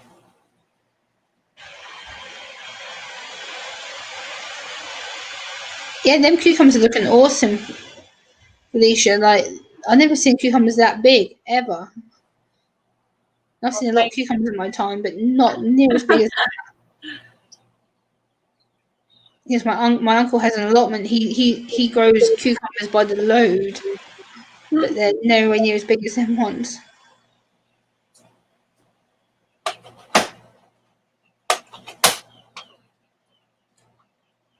My grandma used to grow cucumbers in her garden, and it's like the amount of cucumbers I used to pick out of her garden for her, and I used to end up with big carry bags full. And I'm like, where did she get these all from? Where they all come from? I'd pack about 3 or 4 bags at one pick. Hello and welcome.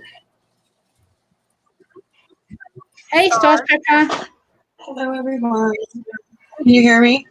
Yeah. Yeah. Here I am. How are you? I am good. Good. How are you?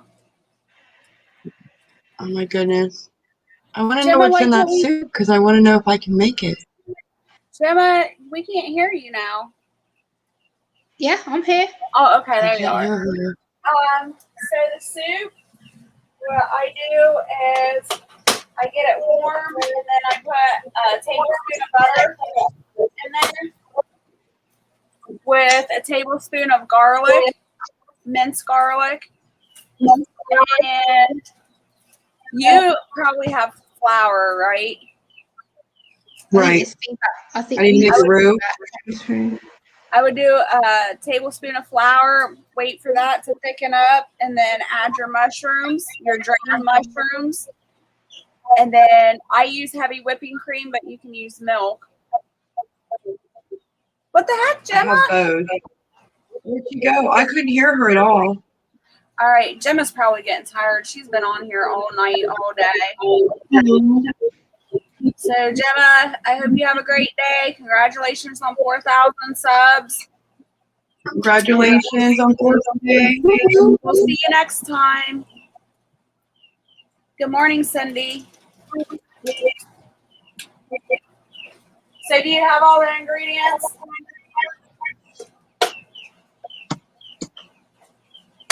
I have butter, flour, milk, garlic, heavy cream, and mushrooms. Well, there you go.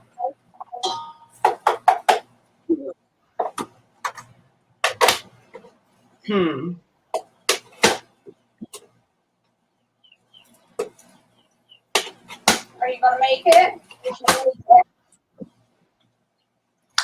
I have to go upstairs and get mushrooms. Well, go upstairs and get the mushrooms. We'll wait for you.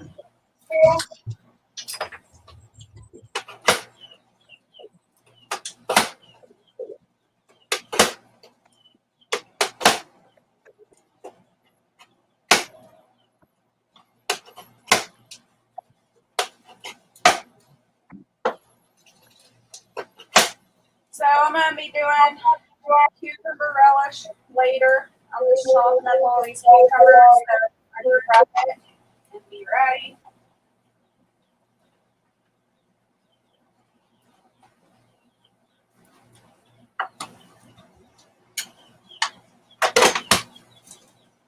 Be one less step that I got to do later.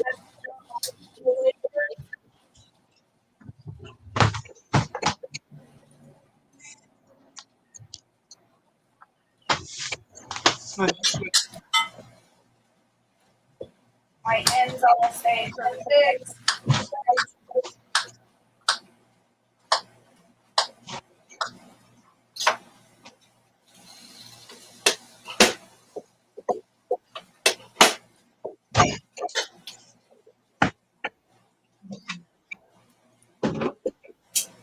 I have fresh mushrooms too, so I'm gonna use that. Okay.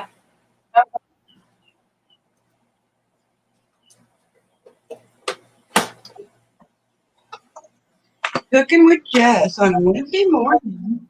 I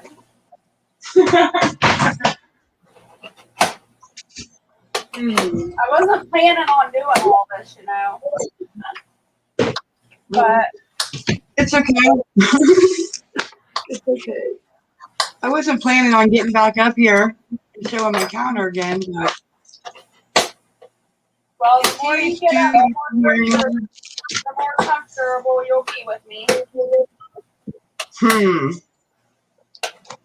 what you're doing.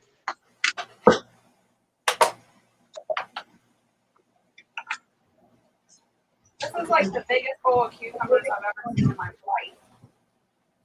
Those cucumbers were ginormous. You need to get over here so you can get some cucumbers. Well, right. Oh, I didn't tell you that I got up this morning, I went outside and something knocked my plant over and the whole thing dumped out all over the deck. Oh no. That sucks. My cat does that to me a lot. I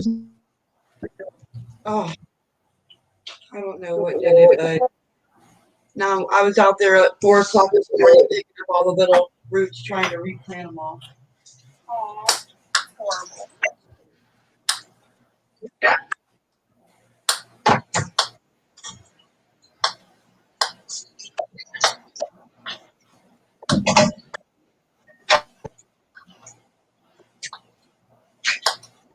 This is perfect. I didn't have a dinner plan.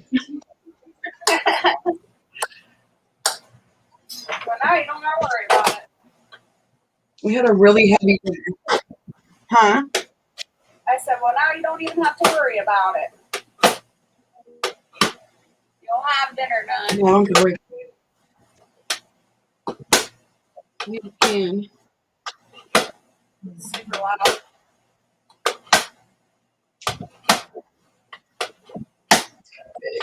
I need a pan. Like I don't want to get a huge pan and then if I made a bunch of it, could I can it? As long as you don't put the flour and the milk in it.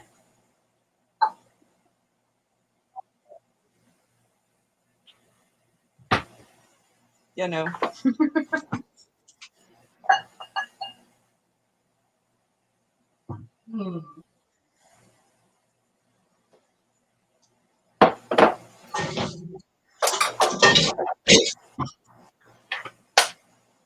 Did you ever finish breakfast?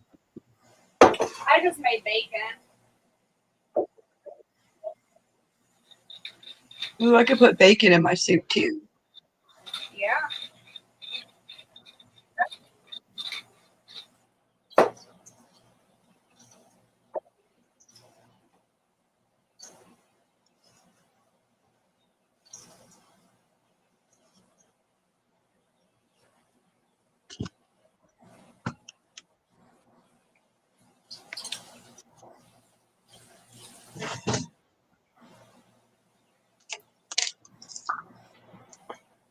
Oh,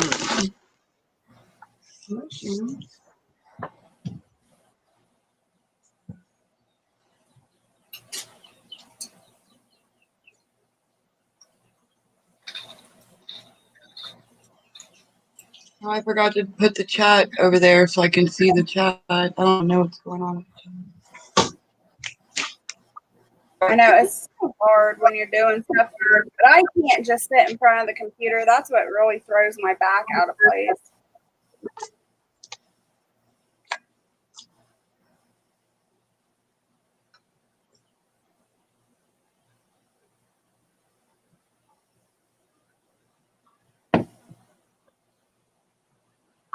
Right now, Cindy, I'm going to be making cucumber relish. That's what's in the big bowl. And the little bowl, I'm going to make just some cucumber salad with ranch. All right, Keto-licious. Thanks for coming in. Be careful. I hope your appointment is well. Bye, Keto-licious.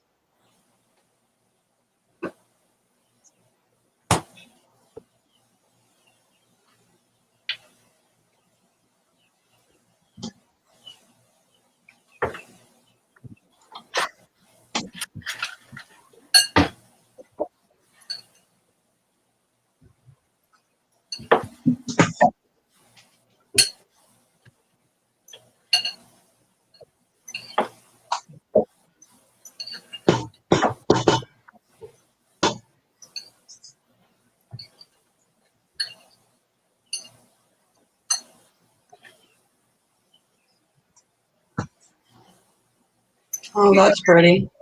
Cucumbers with ranch. Yum. Making me hungry. I know. This is why I eat a lot. That's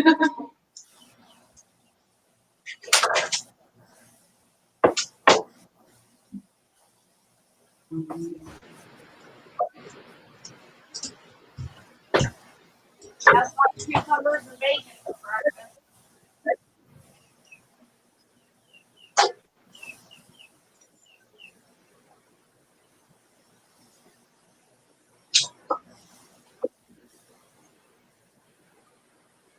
Okay.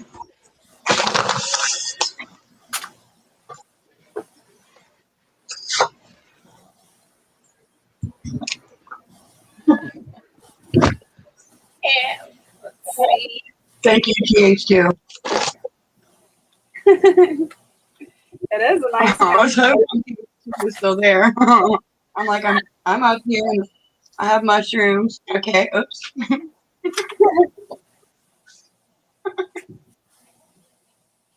You're doing good. Yeah.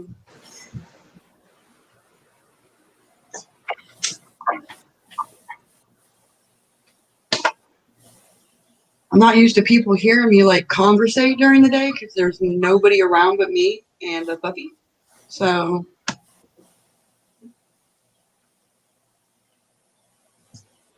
Yeah, well, same here. Barrett's and Barrett's waiting. I can't believe we haven't woke him up yet. I peeked my head in the camera. I seen you. Oopsie doodle. No take back.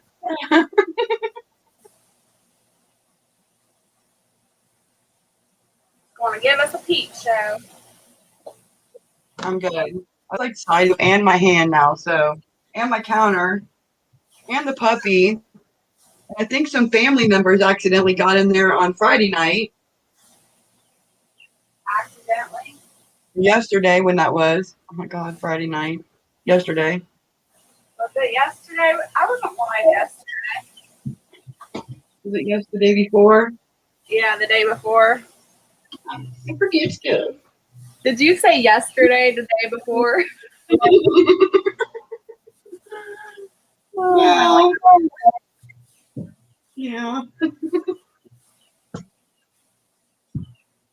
Angela says, do you have your YouTube muted, Stars? Yes. Why am I echoing? Anyways, Angela says, need to do another music party, Jess and Stars Prepper. I will do another music party as soon as I hit 2,000 subs. So if y'all want another music party, get the word out. Every time I hit a milestone, I'll do a subscriber appreciation live, which is the music. Guys, I gotta run to go get my kiddos for the day camp. And Jess, I'm going to be emailing you about some herbs that I have. All right, honestly. I look forward to hearing from you. Be safe, and we'll talk to you later. Bye, Leslie. Let's see.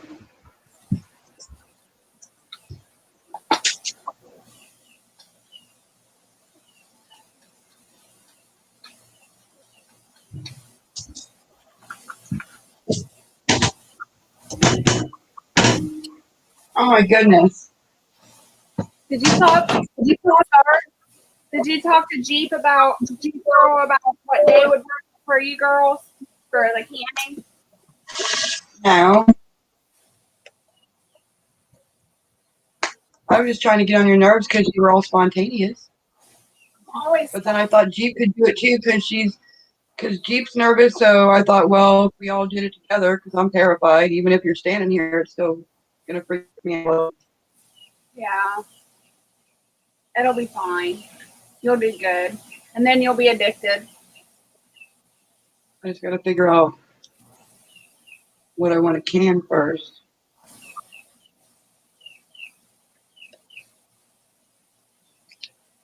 Well, Jeep Girl said she got a chicken for chicken stock. I have a chicken in the deep freezer. I need to make chicken stock because I just used my last jar of chicken stock in that mushroom soup. Oh, you need chicken stock. Do you have chicken stock?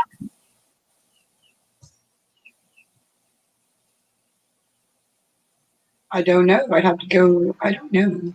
I might have like one box of chicken stock. You only need 8 ounces. I will investigate that. Yeah, I put chicken stock in my mushroom soup too. I forgot. Sorry. But that was the last jar of chicken stock I had, so I need to make some too. So Jeep, you let me know when you're available. Sir Pepper, you let me know when you're available, and we'll do it. We'll can chicken and we'll can chicken stock. Woohoo! I'm so excited. And now I gotta have Chad build me a shelf for my jars. Awesome. The only bad thing about that canner is you can only put like 5 quarts in it and like 6 or 7 pints, I think. That's still a lot. I don't have any. Like Yeah. it doesn't. I think I have 4 different size jars. Because I have the little itty bitty baby ones too.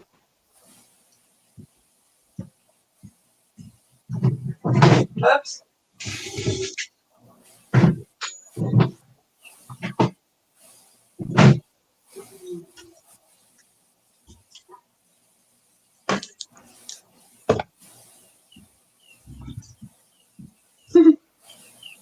Don't eat the counter.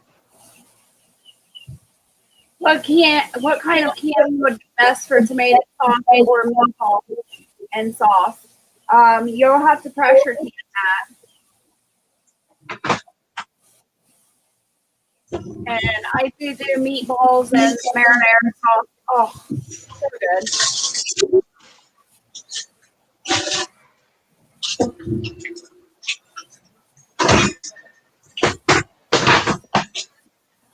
Maybe I should put that on my community tab, the music party. Because I've been getting asked a lot about the music party.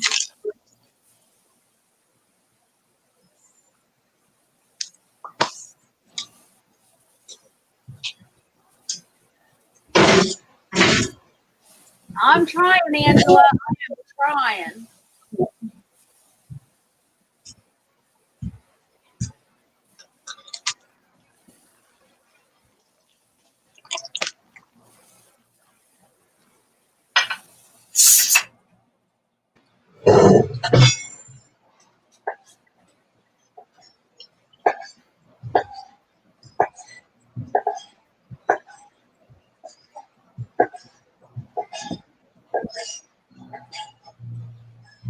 I'm going to my studio now.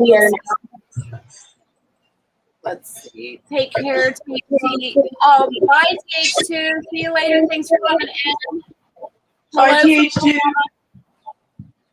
Thanks for coming in, Frugal Mama.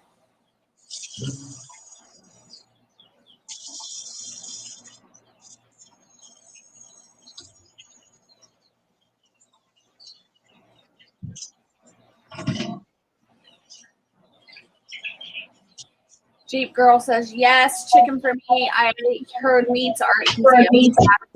Meats are easiest.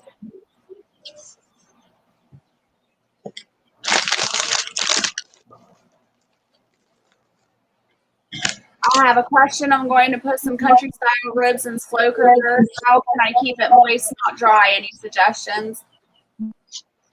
I don't know. They never go dry for me when I put in slow cooker. No. As long as there's enough liquid in there, they shouldn't. I have 1,820. I have 1,820 subscribers right now. So not too much longer.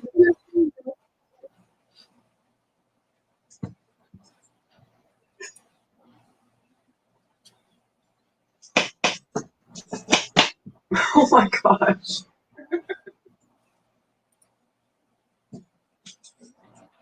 I got 10 subscribers in the last 7 days. Wow. Hey, Blake. Thanks for coming in. Good morning, beautiful. All right, y'all. You have a good appointment. All right. Blake, if you hear me, I'm trying to get to 2,000 subs, and then I'll have another music party.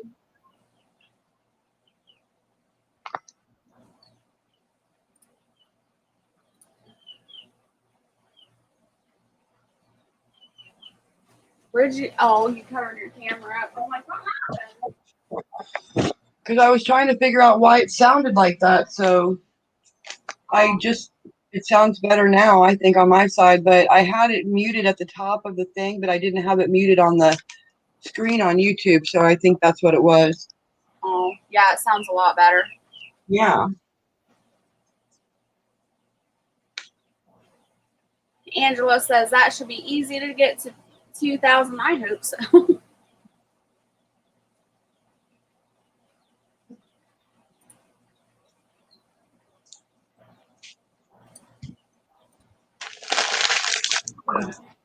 It would be awesome if I could orchestrate what I was talking earlier about, is get everybody to go live at the same time in my community and just shout me out, and we'll shout you out. And that would be awesome.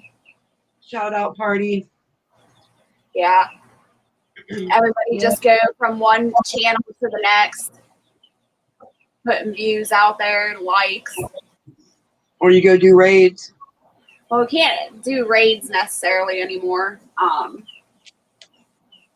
But we could go over there and do silent raids. Go over, say hi, hit the thumbs up, right, without the emojis.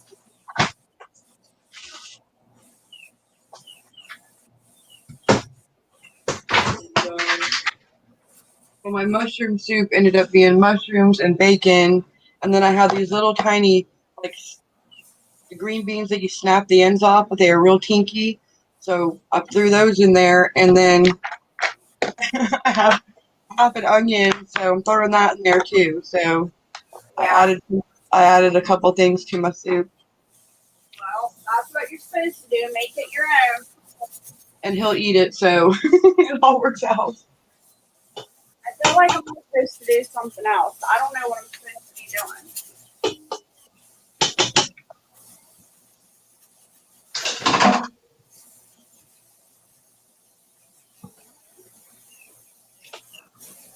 Okay. Fun.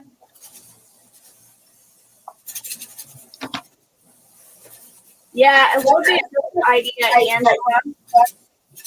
What you do? It went back. I just hope I can get everybody on board to do it with me.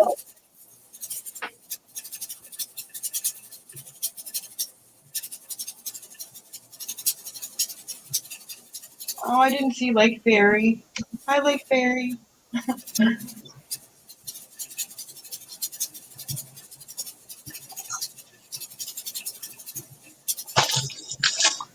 Okay. Jeep Girl says I have an electric stove, but hubby also said he would set up the propane burner outside if I wanted a can outside. That's awesome. You can can on an electric stove, though. Ghost cans on the electric stove, and it's easier to keep the temperature up on an electric stove than it is propane. I have an electric stove too.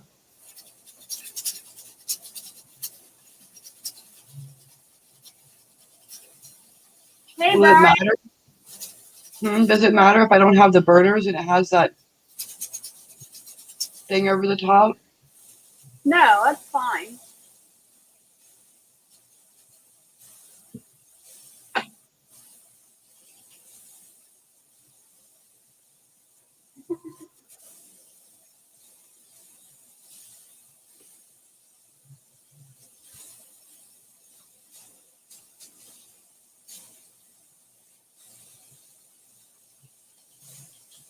Please, everybody hit the thumbs up, and if you have the capability, share me out. That would be awesome. We've got 11 people in the chat this morning.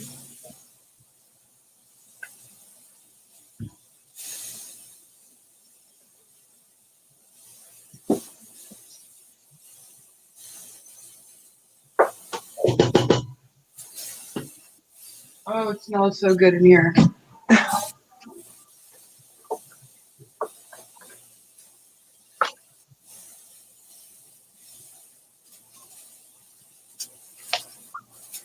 I know my neighbors smell my food. I know they do.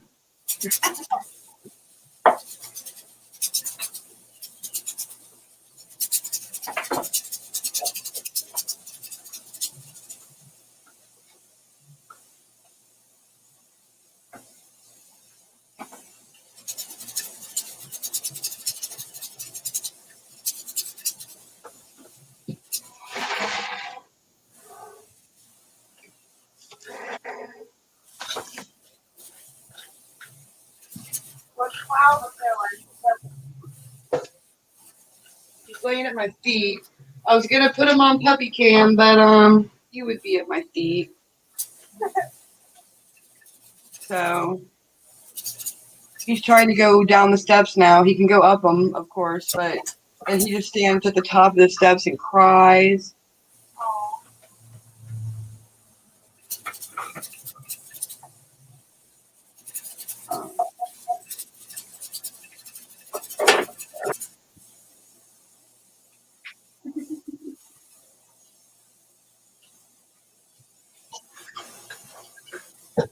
No rain today either, so it's supposed to be warm.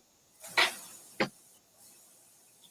I was hoping my back would be feeling better today, but it's not.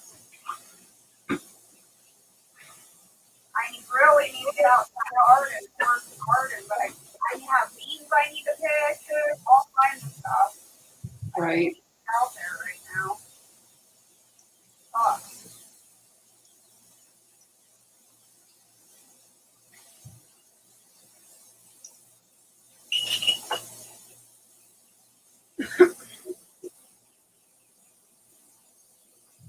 Yes, Jeep Girl, a huge shout out for you. Awesome. Right. Frugal Mama says they're going to come over with plates. Yeah. Right? It'll be 2 different kinds of soup too, so that's even better. I love going to other people's houses and they make food Mm-hmm. just to taste it. It always tastes better when somebody else makes it. Right? Jeep Girl says, I would be game at Keto Homestead with Jess. Just need to know ahead of time so I can be where there's good Wi-Fi. Awesome. That would be really cool if we could both do that since we've never done it before and we're just staring at our stuff. What? No. I need a pen. He's not barking. Good boy. I don't know what you're barking at, but there's nobody here. Nobody here.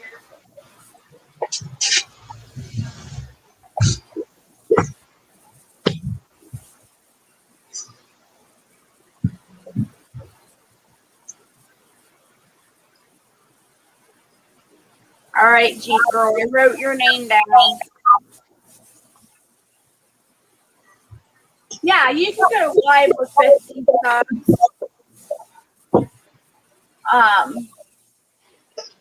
You would just have to go live on StreamYard.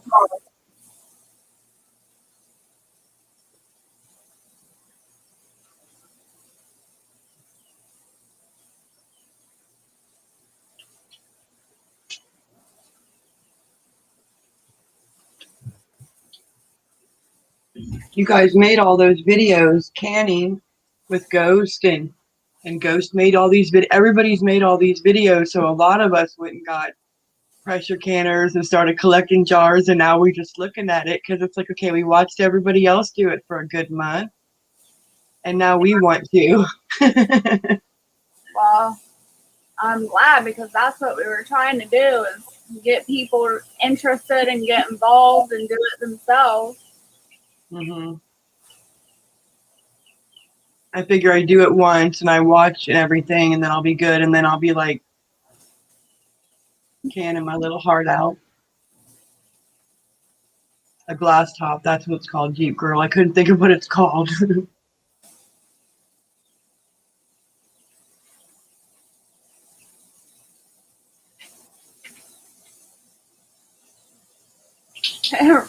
Jeep Girl, I just realized you changed your name to Radical Randomness. Did you do that because I said no politics on my channel?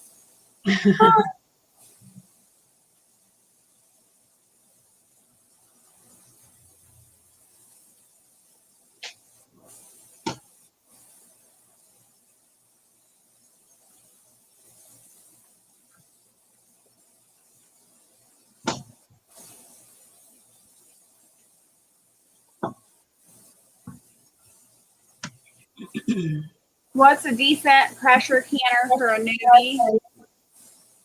I'm not sure. I'm not good at recommendations. I like the old style canners. Like mine is a Mirror, Mirror.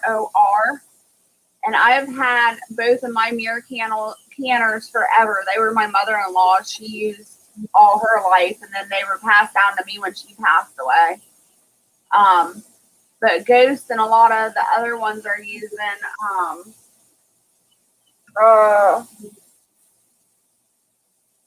I had it on the tip of my tongue and now a Presto. They're using Presto and they swear by those. So I guess it just depends. A lot of other people like the American canner, but they're super, super expensive.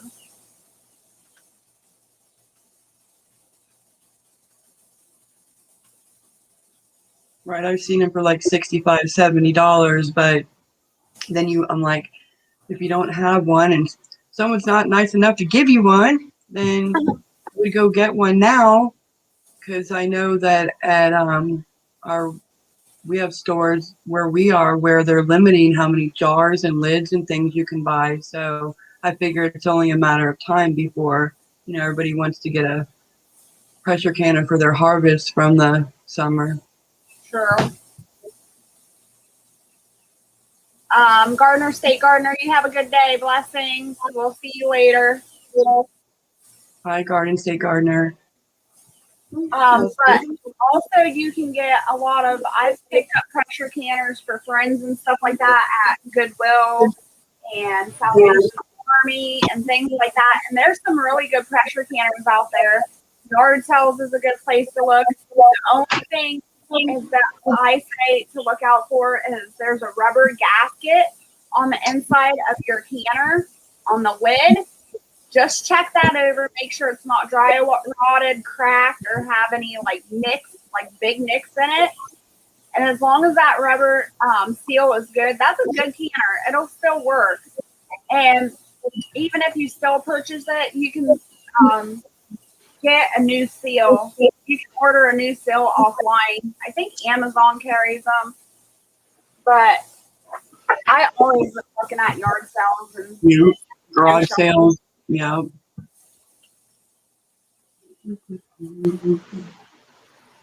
Jeep Girl, StreamYard's really easy.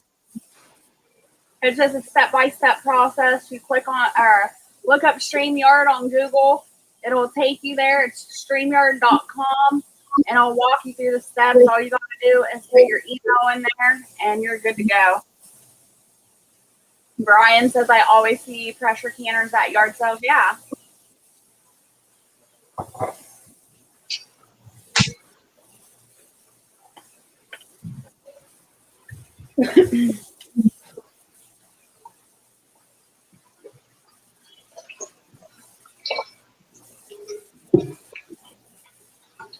You know, I've been on here 3 hours and 20 minutes.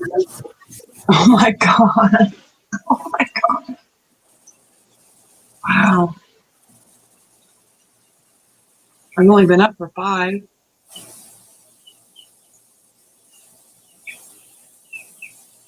Jeep Girl says, no, it has changed since I started my channel a few weeks back. Oh. I don't know then.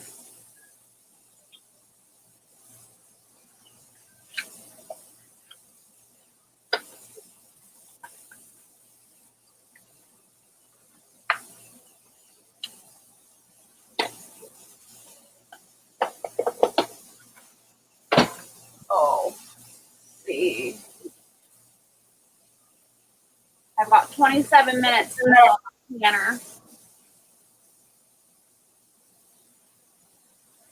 Hey, and anybody new here, please consider joining my membership. I always forget promoting myself out. Please check out my memberships, and if you want, join. Hit the like button, share me out. Hey, Kicking at Homestead, good to see you. Good morning to you. I see an 8-quart pressure, or I see an 8-quart on Amazon for $79. Too small. At Keto Homestead with Jess, mine is a mirror handed down to me by my mother-in-law. Awesome. That's awesome.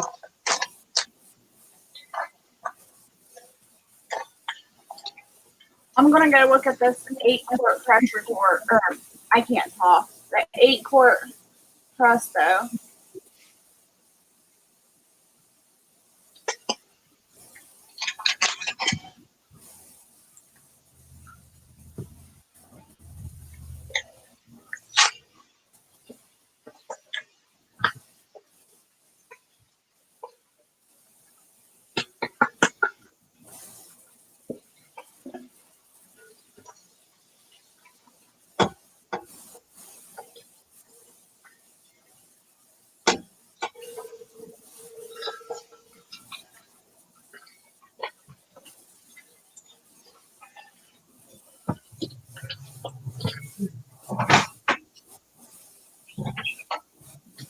I mean, that's a good size. That's a really good size to start out as a first-time canner.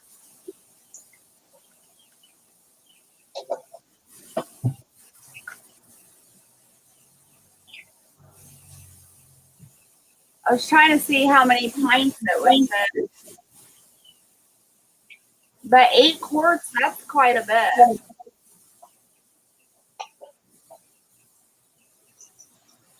Once you get to be a pro, canning all the time, you might want to get a second one. Where do you think the best place for me to keep my jars are after I can them? Like On a shelf. In your pantry. Do they need to stay cool, or does it matter? Or They say it does. I have a huge air conditioner in the hallway that blows into my pantry, and that helps it in the summertime. And then in the winter, I just let it be. I've never had any issues.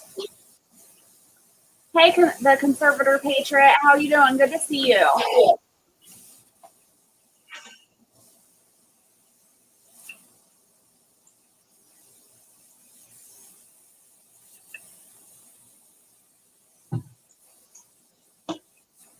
ooh, I'm having soup for dinner. It's funny you're going to be eating the same thing I'm eating for dinner. Right? Almost. Yours is healthier. Yeah, but basically the same thing.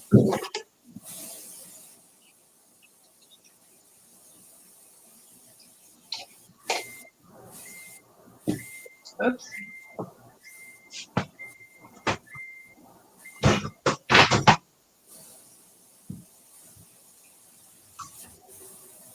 I was looking to see who else is live right now, and there's nobody else in our community that's live.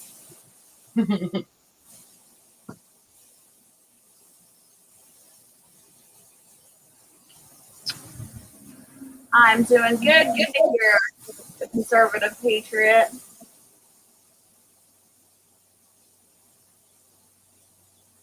Hello, Conservative Patriot.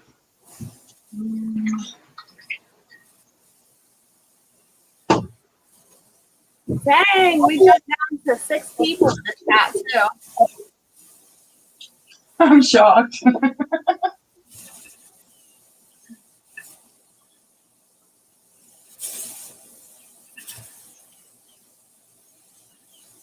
Oh my gosh, it's only been a minute. 23 minutes left on the pressure canner. The longest 3 minutes of the morning. Mm-hmm.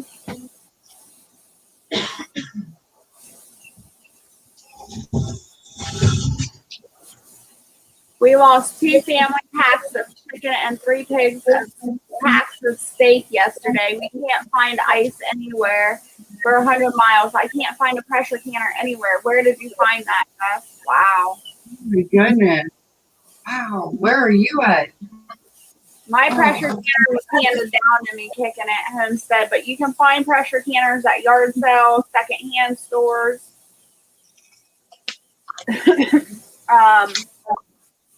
Felicia just looked up a pressure canner on Amazon. It was at 8-quart Presto for $79. Go ask your family members. They might have one in their closet or their pantry and they haven't used it for years, and they'd be like, oh, sure. Go ahead and take that. I don't use it. You never know. They're in Washington State. Washington State. Wow. Wow.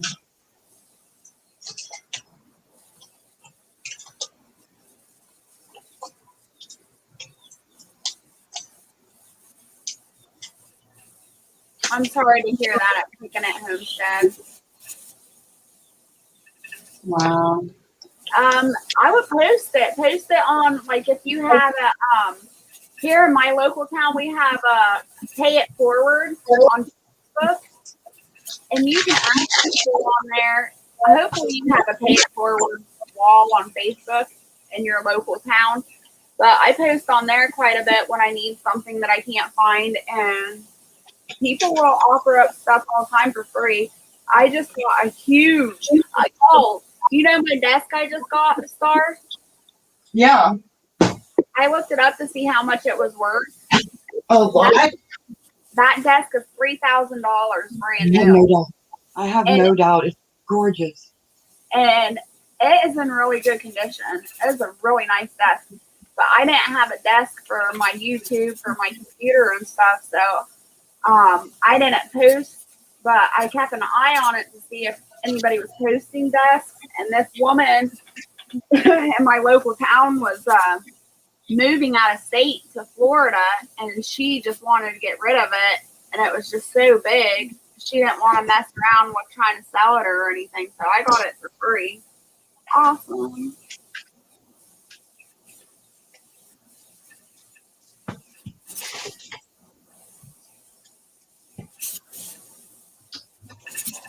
I know in Columbus, they have each side of town. There's a free store, and Really? yes, and actually some of the smaller communities have their own free store, and it'll be like a church basement. It'll open once a week, and you can donate. So like my mom and I always donated to the free store all of our like clothes, and yeah, you can go in the free store. And so I know they do have, I mean, that's in Columbus, but I don't know if other cities have them. You wouldn't know it. They don't have a sign out front, but it gets around the community, and then people know, and then people either donate or they go there, and I think it's real helpful. One weekend we'll have to make a weekend of that and make the guys take us to Columbus. Yeah. You said so many things we could fill every weekend the rest of the summer. I know. We gotta go there. We gotta do the shrimp boil. We gotta cut wood. Mm-hmm. We gotta go to Kentucky. We gotta go to Virginia. Right. Right. Plus, I'm camping out in your yard in the RV for fun. Oh yeah, I forgot. You're camping out in my yard. It'll be fun. It'll be pajama party in the RV. You're welcome, Kicking It Homestead. Bushcraft family, good morning. How are you doing? Another one of our neighbors. Good morning, Jay Banks. Thanks for coming in. Please, the people coming in, hit that thumbs up, share me out if you would. I'm trying to get to 2,000 subs so we can have another music party.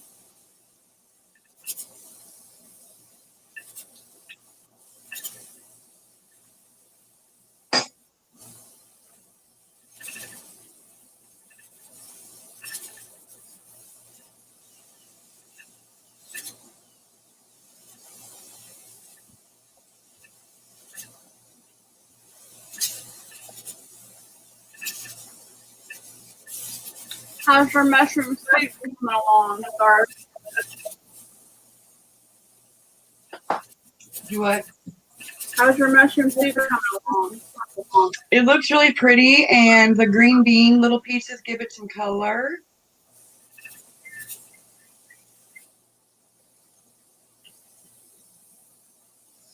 So it looks really good. Yum. And now I don't have to worry about dinner later.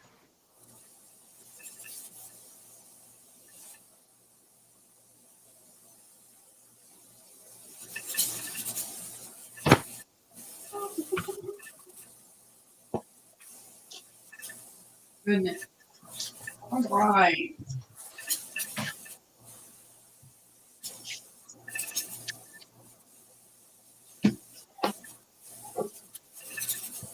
I haven't gotten a free wall, pay it forward wall recently.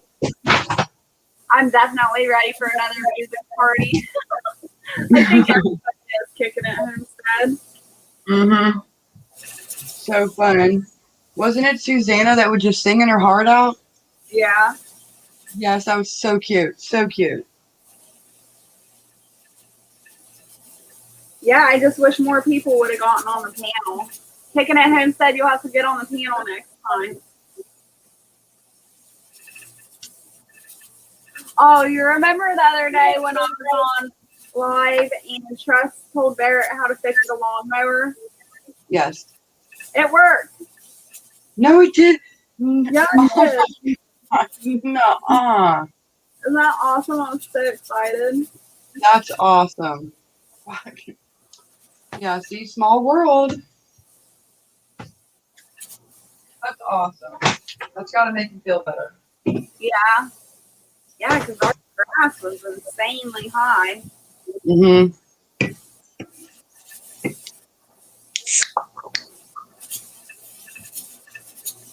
Now I gotta go look at my free wall and see if there's anything, or pay it forward wall.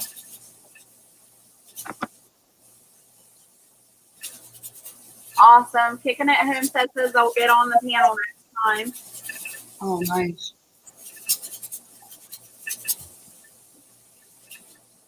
We have a new thrift store coming to town, it says, to help benefit the Humane Society. Really? Mm-hmm. It's going to be a neat. I know there's a new one that's where the Family Dollar or Dollar General used to be. Oh, yeah.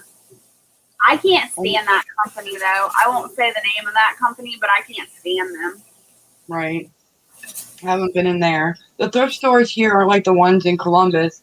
The ones in Columbus, the prices aren't set. Like all pants are one price, and they do that here. But in Columbus, it's not like that. It's like a thrift store. Stuff's $1. I love thrift shopping in Columbus. It's way better.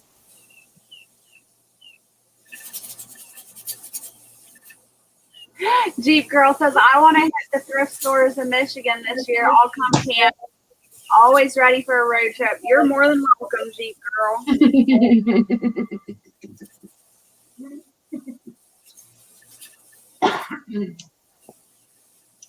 Trying to think. It's like 3. You'll probably sleep 8 comfortably in that RV.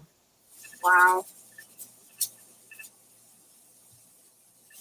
We don't have to have a meetup. We're just going to have a pajama party with a select few.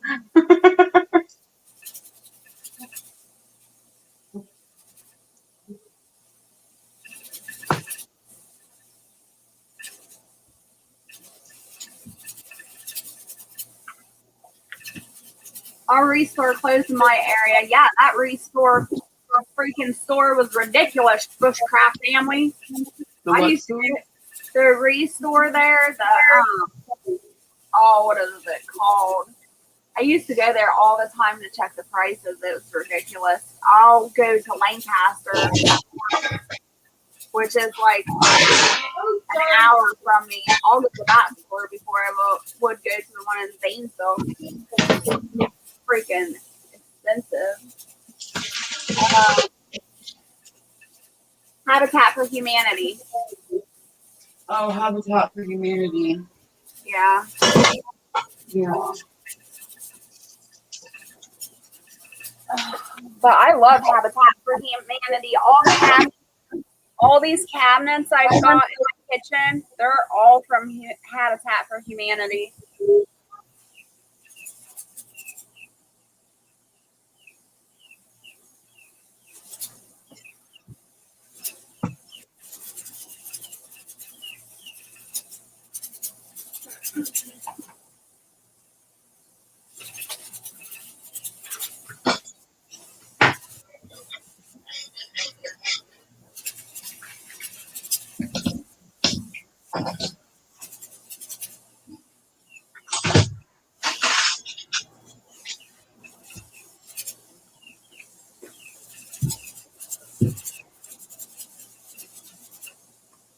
Seven people in the chat.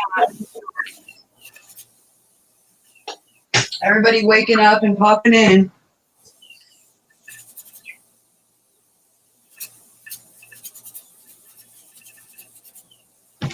Yeah, it's still early. It's only 9:28. Right. It made the morning go super fast. Yeah, it did.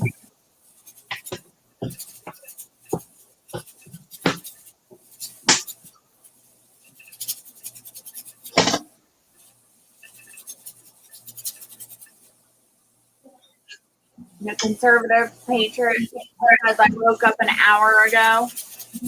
Oh, I've been awake since 4 a.m. No. Might have to take a nap here soon. Right? It's nap time. Dinner's done. It's nap time.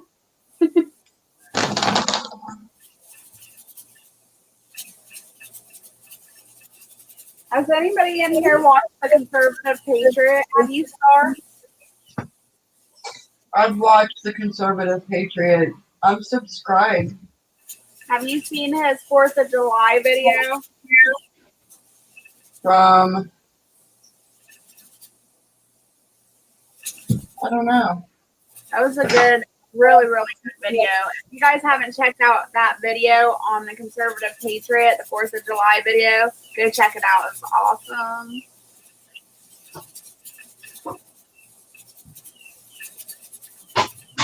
Our store was literally fighting people for not wearing face diapers. I won't go there. That's crazy.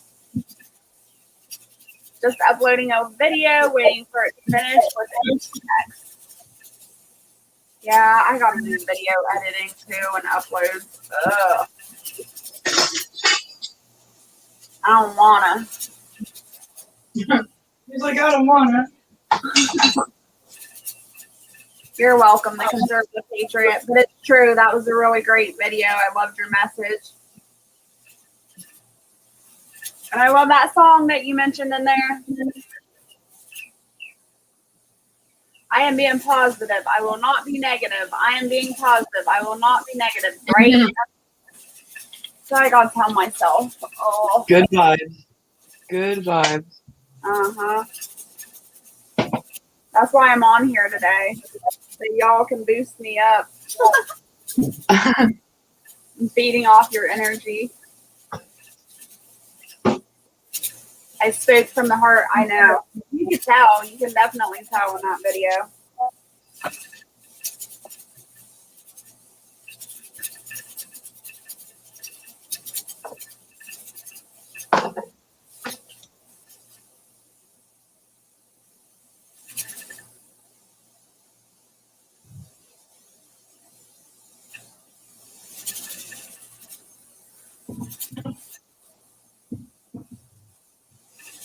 8 minutes. I only have 8 minutes left on the canner. Woo-hoo. I'm excited. Bushcraft, kicking it, and the conservative prepper. Have you seen my you guys weren't on here a little bit ago when I was showing my cucumbers. I'll have to show you them. Look at that. Oh my gosh. Isn't that crazy? They're just ginormous, like literally. Yes, they are. A snack for a baby dinosaur. A snack for baby dinosaur. Yeah, they're huge. Oh my goodness.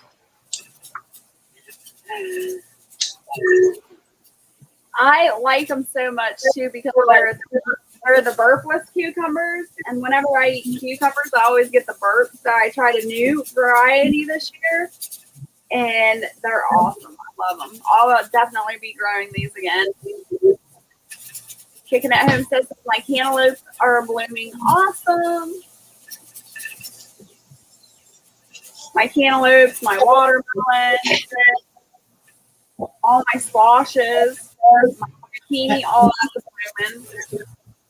So I'm about to get gear around here.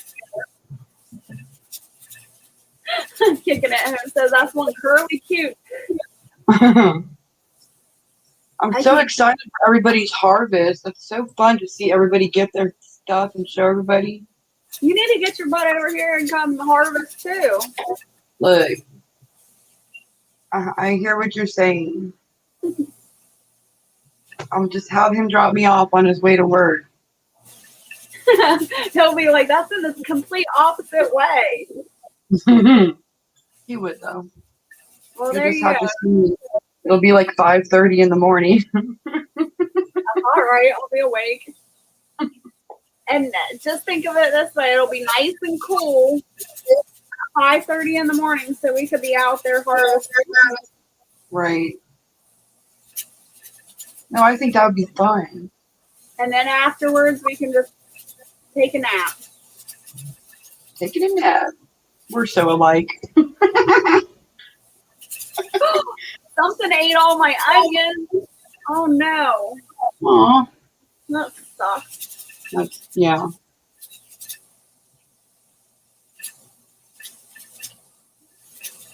I have to worry about the puppy now because I'm afraid I have to like make sure that he doesn't get any leaves or herbs or anything. I don't know what's poisonous to him. So I'm just trying to keep everything where he can't get it. Yeah. I had 2 bucks in the garden the other night and Barrett chased them off, and the next day I went out to check my garden and they had done ate all the leaves off my freaking wax bean plants.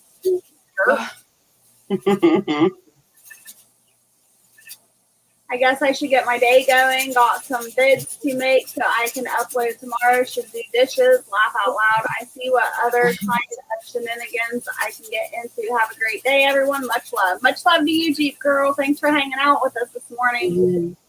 Bye, Jeep Girl. Have fun. The conservative prepper said, I've been prepping since September of 2020. Nice. Very nice. I think I've been prepping since, I don't know, 10 years ago. I just never knew that's what it was. I didn't know there was a name for it back then.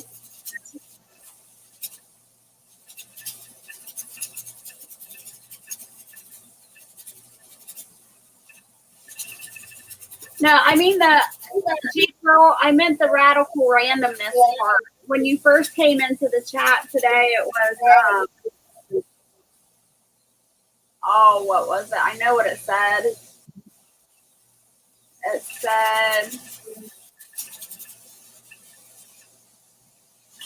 it was what Native said on his channel. I can't think of it.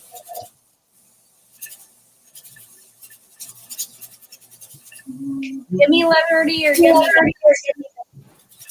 That's that at the end of your name. Now it says radical randomness.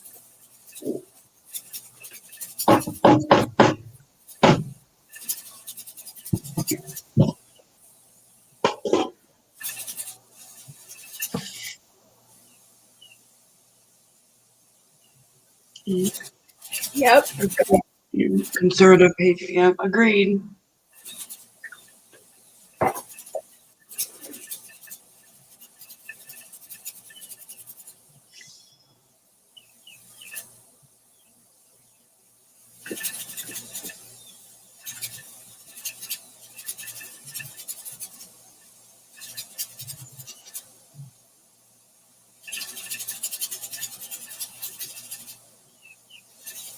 Have you ever done one? What is that? I don't know what that is. Isn't that when you dump the ice cubes on your head, the bucket? Or is that when you go in the water and it's freezing cold? Oh, yeah, that's probably what it is. When you go in the freezing water, it's supposed to do all kinds of medical healing.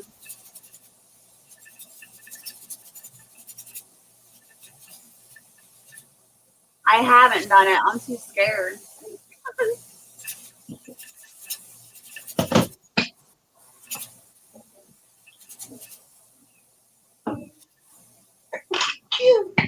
Have you done it keeping it Homestead?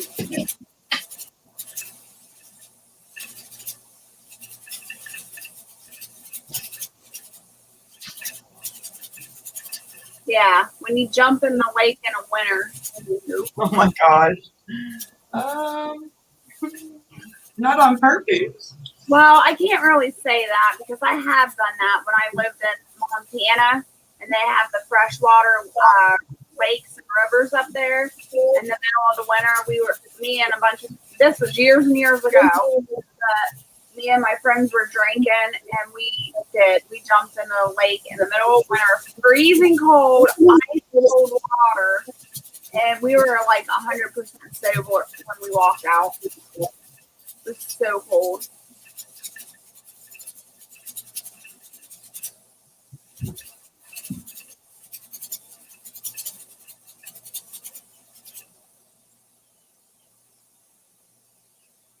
27 seconds.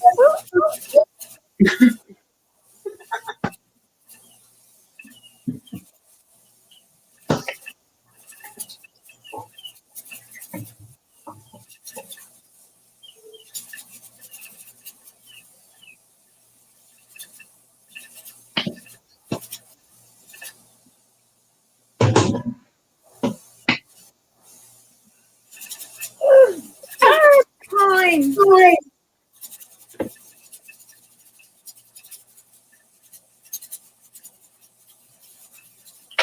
I know it goes by so fast, and then like the last half an hour seems like 3 hours. Well, it goes fast when you have somebody to talk to. When you're in the kitchen by yourself, then there's stuff. Right.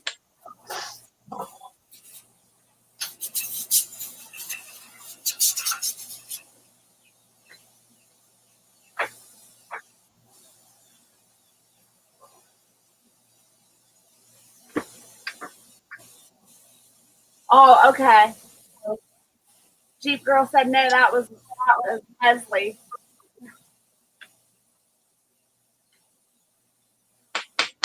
Sorry. It's torture, y'all. I have to go bathe in glacier water. I have to wash my hair. We are offered. Both shower bags broke. I dread it. I'm being positive. I am thankful for our creek. Oh my gosh, that was so cool. That's where we jumped into the lake, kicking it Homestead. It was the Glacier National Park, one of those spring-fed ponds. It's so cold. I feel your pain. Wow. I just think it's hard when you're 59 years old. Yeah, that would be. Good morning, Moon Sprout. How you doing? That would be tough. Right, if you were all 25, this would be way easier. Yeah.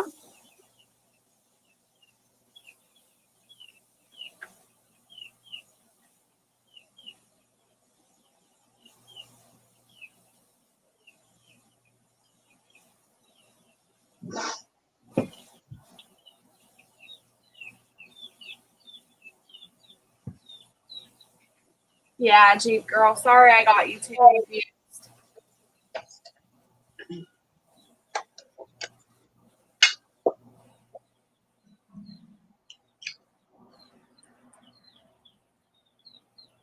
I knew somebody had it at the end of their name.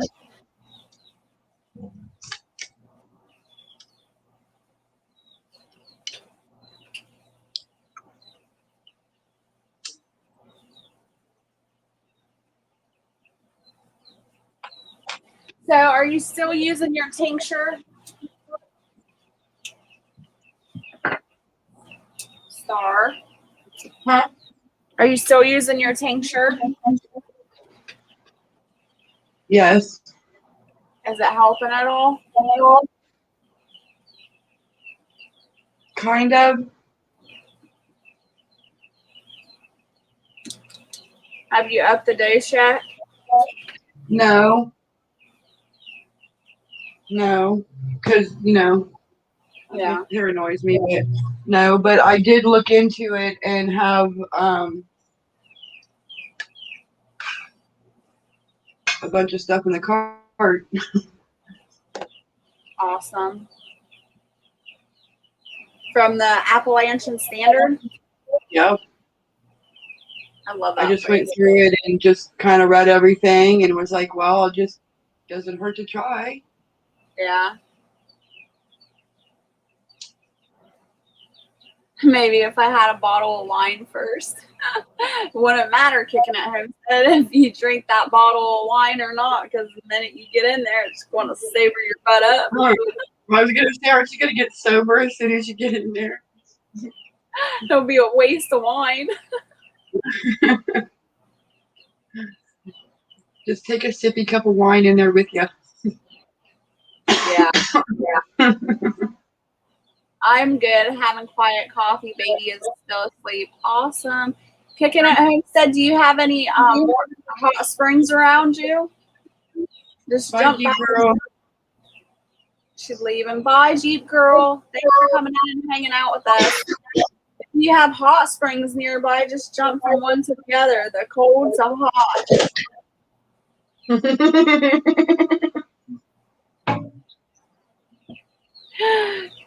I probably need a tincture. Brew me one up. I can't brew those ones up. I guess I could, but I can't.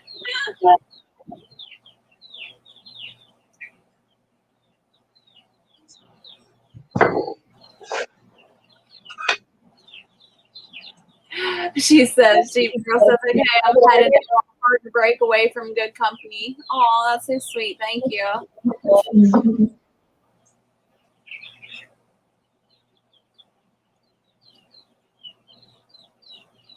Right, you get off of here and then you feel like, even if you're just in chat and not on panel, you feel like you just hung up with somebody or they just walked out of your house and it's like, well, dag, when do I get to talk to them again? I agree.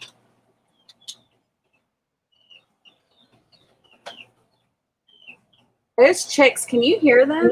Oh my gosh, they're so loud. It's Fred. He's getting all crazy in there. He needs to get his butt outside.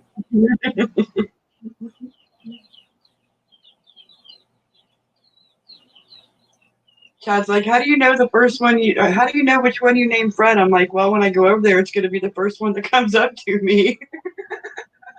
I'll be like, there you are, Fred. I have no idea. They probably don't look the same as they did when I was there. All right, Kicking at Homestead. Thanks for coming in and hanging out with us. You have a blessed day as well. Bye. And there was 6 of them.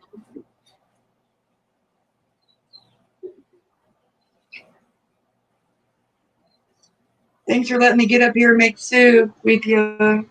You're welcome. Thank you for coming up here so I don't have to be on the panel all day.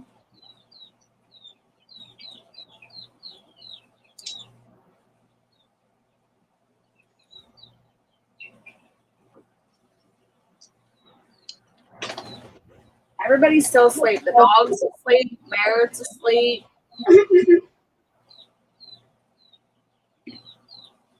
The only one that's up is me and the chicks.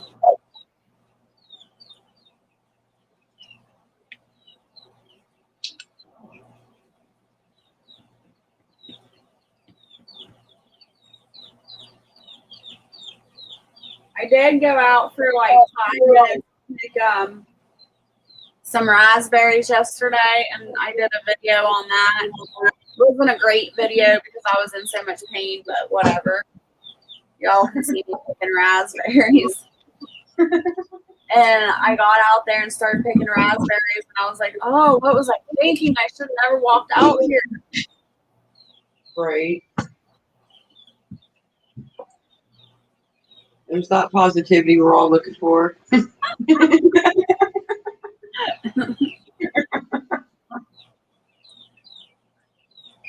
Okay, y'all. Hope you have a great, fun day.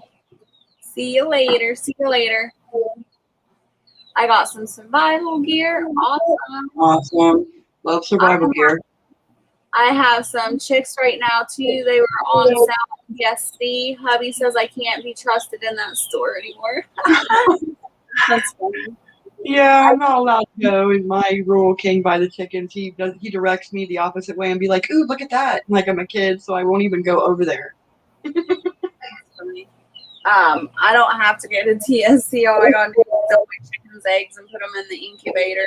And I have to be really careful. I put, how many eggs did I put in there? Hold on, let me add it up. So I put 66 eggs in the incubator this year. That's a lot. Yeah, so I can't be trusted with the incubator.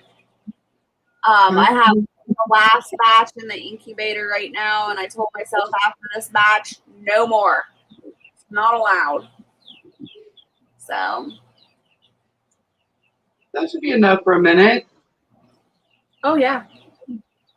There'll be plenty. And what you don't know is that you got to take Fred home with you. Okay. I'll be like, Chad, I have to be a foster parent, and Fred has to go. Oh my God, he's so no. Oh my gosh. I'm lucky I had the fish in the fish tank before the puppy came. Oh, yeah, I would love that. You can take Fred. It can just be a girl Fred. Yeah. You're like, you really need to be friends with that Jess girl? You'll have to rename Fred Fredra. Fredra. Frederica.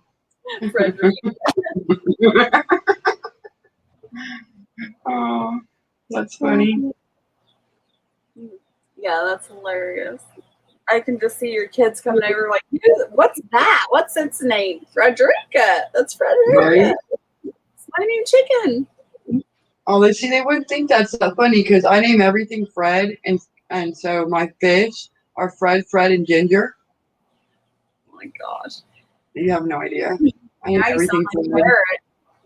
Merritt names everything George, and anybody he meets, they'll say, hey, my name's so-and-so, and he'll be like, hey, George, nice to meet you. I'm calling him George next time I see him. Do it. It's funny. Every time I bring a new animal on the property, he's like, where will you name it? I know, we're going to name it George. And I say, you can't name every animal George. Mm-hmm. That's so funny. He does it to kids all the time. He'll be one of my friends' kids, and he's like, hey, George, how's it going? And the kid's like, that's not my name.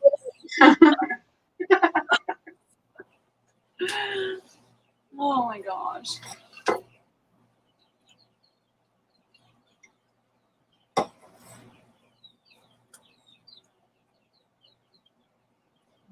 So funny. I think the bath is done from all this ice now.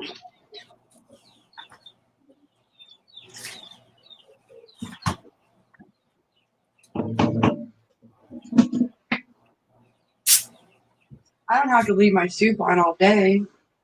It's already done. Oh, take it off. Put it in a bowl and then reheat it. Or just put a lid on it. Yeah, it's not hot in here or anything, so.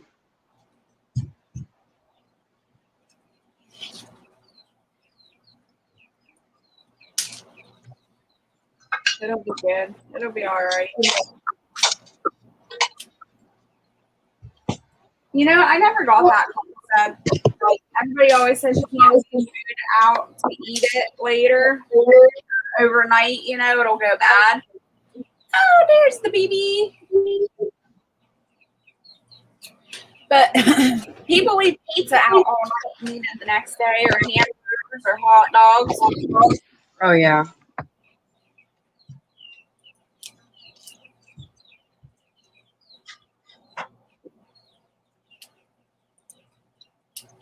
I don't know.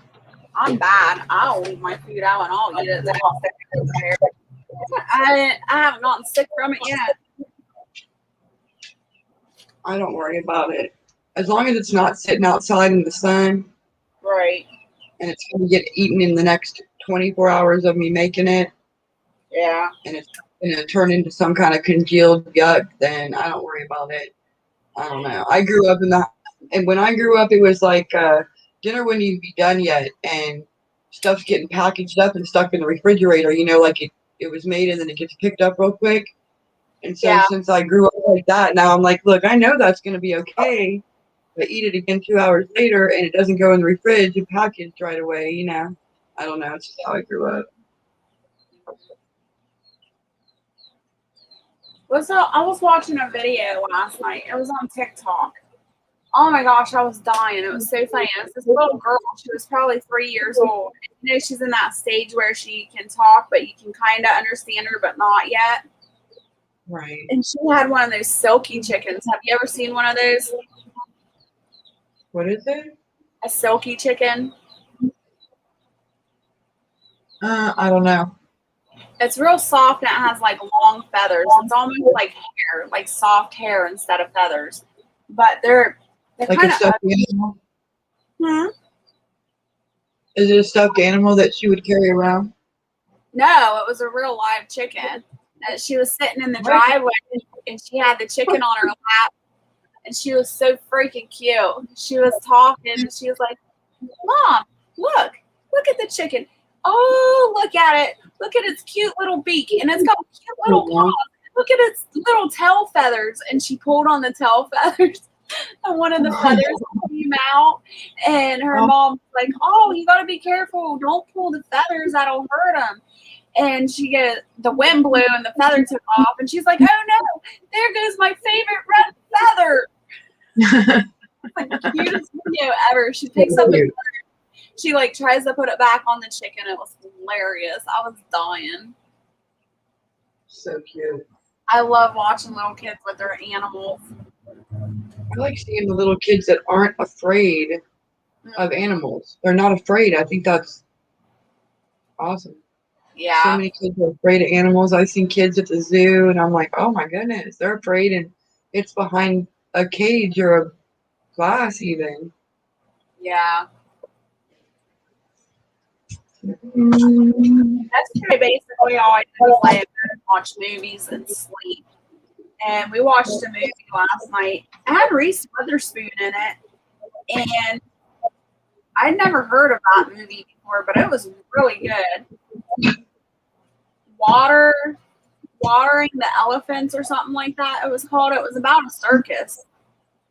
Have you ever Was it a seen? documentary? No,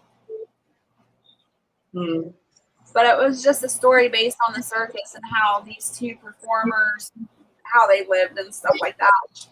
But it was really good. That movie made me cry. That was a good movie.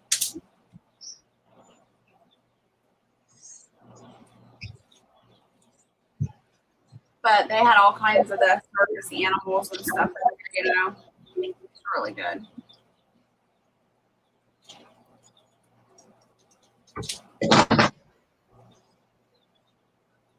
And who was the main actor? Reese Witherspoon and that guy that played in I'm gonna butcher this because I don't watch stuff like that. But he was a vampire. And Which one? they fought The wolves? the wolves, yeah, So Twilight. Huh?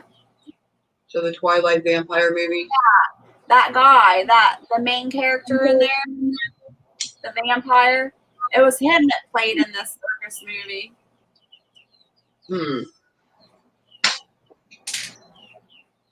It's pretty cloudy here. Where are you at, conservative prepper or a patriot? What state are you in? It's raining. He's in the middle of the country. I don't know where, unless he's down. It's not raining here, but it's overcast here. No. But I know there's like big storms in the middle of the country.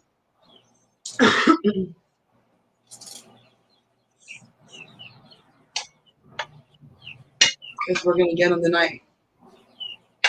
No, I don't want anymore. Yeah. It should be, well, it said sunny and whatever, but we don't have sun, but it's definitely warm out here. I don't know if you got sun there, but. You know, another thing is somebody sent me last night a video of the solar flares or the sun flares or whatever they're called. Right. And I was watching the video, but I was reading through the chat how it was affecting all these people with headaches and muscle aches and back problems and stuff. And I'm like, maybe that's why it hurts so bad. What the heck? But also said in there it can affect you for 14 days afterwards. I'm like, right after it happens. Oh, I better not be going through this for 14 days. That's a long time. There are just too many people. It doesn't matter if it's your age or my age or younger than you. Like, I'm around young people all the time, 19, 20, 21, and it doesn't matter. Everybody's complaining about the same thing. It's like, I don't know, my body hurts and I have headaches, and I'm like, you're 19 years old. It just seems weird that a lot of people are complaining about the same symptoms. Yeah. It's been cloudy, rainy, and unusually cool here the past 2 weeks here in Texas. Wow. In Texas, I always watch Texas on the radar. They always get so much rain and tornado. Oh my goodness! I think I pray for Texas and Florida more than I do any other state in the country.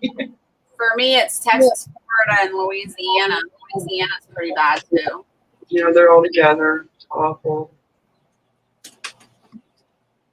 In California, that's just a constant prayer that never goes away because it's just something's always on fire or drowning or I don't. Yeah. So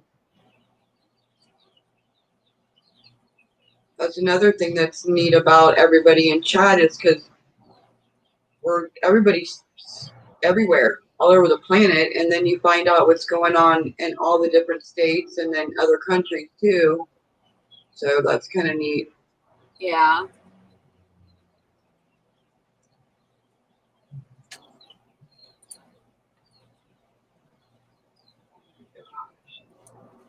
I don't think my air conditioner would quit working if it was 135 degrees outside.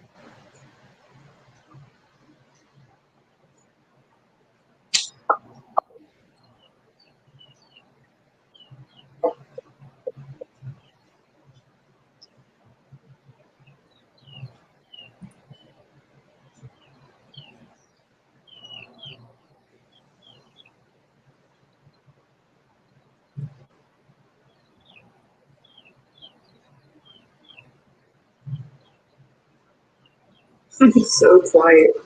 You can't hear anything here. Nothing. I go outside, you hear nothing. It's like. I was looking to see if anybody else went live lately, but they haven't. The record high for the planet Earth in Death Valley, I think, was 135. Oh my goodness. Can you imagine? It is crazy weather. Yeah, I can't imagine. I can't imagine. I lived in Las Vegas for some time, and when I first moved there, I've always been this way. I hate shoes. I've never worn shoes. And the minute I get a chance to kick off shoes, I will. And so I was living in Vegas, and they were telling me, my family that lives there were telling me you can't go outside barefoot. And I'm like, yeah, whatever, you know. And I listened to them and everything, but one day I just completely forgot about it, and I went to go get the mail, and I walked out on that pavement, and I got like 2-degree burns on my feet. It was so bad. I'm like, what the heck? So I couldn't imagine Death Valley at 135. I don't even know how hot it was in Vegas when I was there, but it was hot. I didn't forget shoes after that. That's awful. Have you ever done the take an egg outside and break it on the sidewalk or the hood of the car? Or have you ever done that?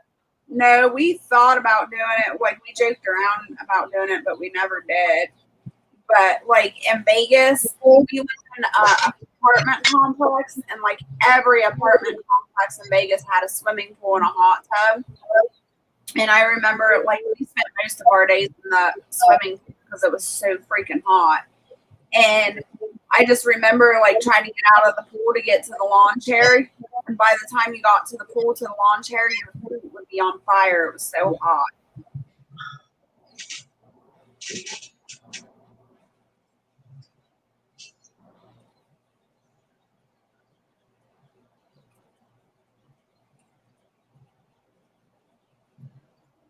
Hey, do you have you ever heard of Fetch Rewards Star? Heard of what? Fetch Rewards. What's that reward?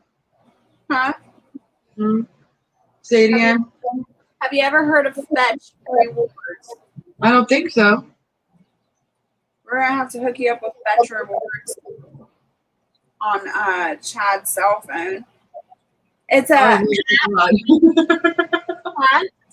I said he'll love that.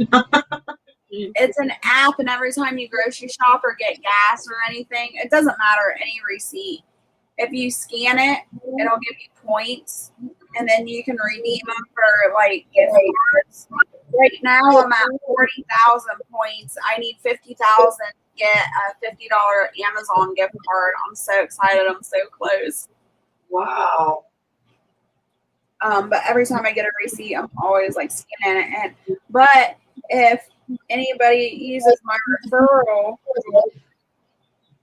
then I can't remember how many points. You get points for joining, and I get points for Right. spreading the word or whatever. Right. I can't remember how many points, but like if you get certain things too from the store, like 1 week they will like showcase like Bear aspirin or something like that. And for that, if you purchase that one Bear aspirin, you get 500 points. But like if you get Alka-Seltzer this week, it's 2,000 points. Huh. You might actually do that. It says get 2,000 points for every friend you refer. Your friend will also get 2,000 points.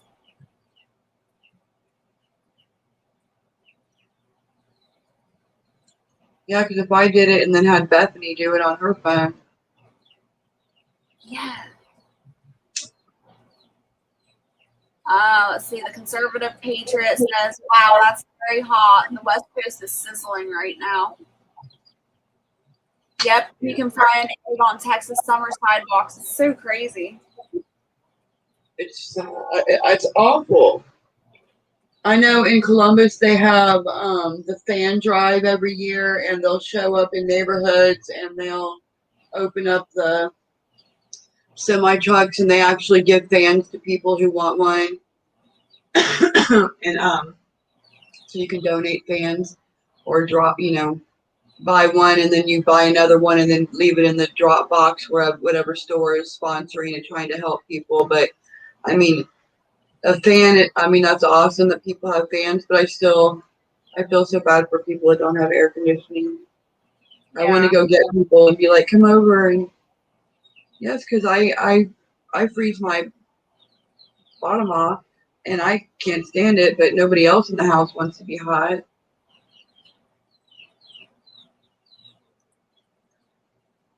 I'm getting the referral code right now, Moon Sprouts. Give me just a second.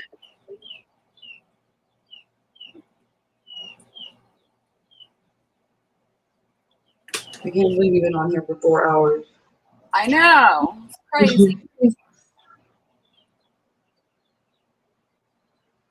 Come on.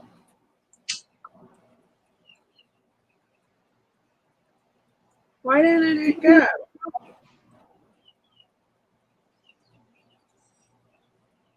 Yeah, you don't have any mods in here. I don't even know how to be a mod or what. I don't know how to do any of that. I'm sure it's not hard, but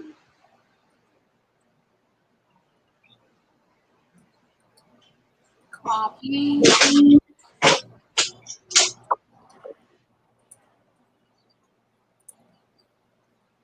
Oh, it says my. Let's see.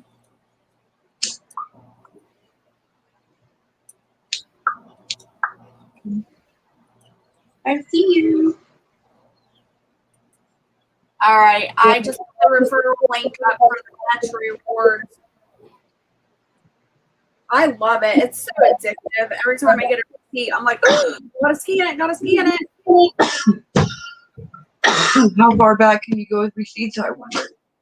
I've been doing it almost 2 years. So, Well, you have a bunch of receipts in the drawer. Can I use them even though it's not from today? no, the receipts only go back 14 days. So if your receipts are past, if you got that receipt 14 days ago, you can scan it, but any further back, it won't let you. Right. But one of my girlfriends, I got her to sign up for it, and there's like different options. Let me get back to my app. My rewards. So if you get, where did it go?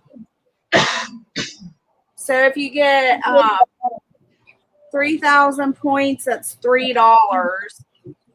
Of course, the 50,000 points are $50, and it goes up. But every time she gets 5,000, or no, it's 10,000. Whenever she gets $10, she cashes it out so she can go to Chipotle. So she doesn't save her points up like I do. And she's like, just cash them up and eat with it. And I'm like, heck no, I'm waiting for my $50 for Amazon. Mm-hmm. I would just keep stacking them. Mm-hmm. But last year was, I found it last year, and I wasn't very dedicated last year. So this year I gained a lot more points because I've stayed on it. But last year I didn't really go out or do anything because of my back. But this year I've been like, every time I go to the grocery store, I'm scanning them receipts every time.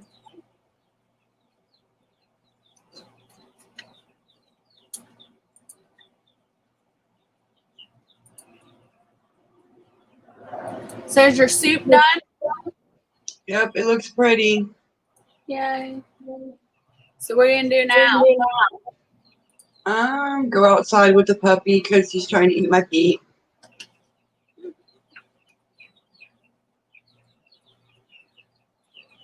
Are you going to go lay down or are you going to go outside?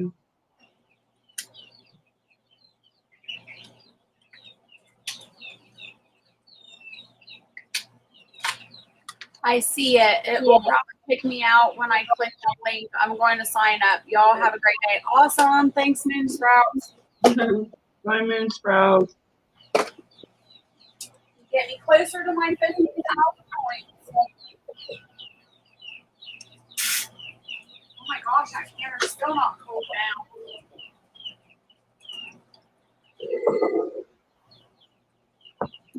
Did you eat some or ashtray? I thought it was.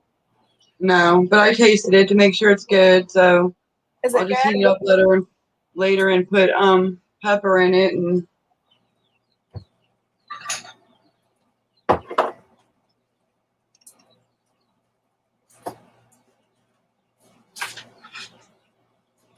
I take it's good then. I think it tastes good. That was a great idea first thing this morning. I was so happy the other day. I got a message from one of my subscribers. She had found a bread maker at a at an estate sale, Ooh. and she made my keto bread recipe. And Aww. she did and said that she had it in the bread maker now, and she's gonna be trying my recipe. And I said, please get back to me and let me know what you think of my recipe. And as soon as the bread was done and her and her husband was eating it, she messaged me back. And she said the keto bread recipe I had out, and she said it was so good. And her husband was on his second piece, and I was like, awesome. That's awesome. I know. I love when people do my recipes and they come back and tell me. I want to do it, but I want to be able to do it out on that fire pit. Oh yeah. I think that would be a fun way to make it. Mhm. Yeah, it would.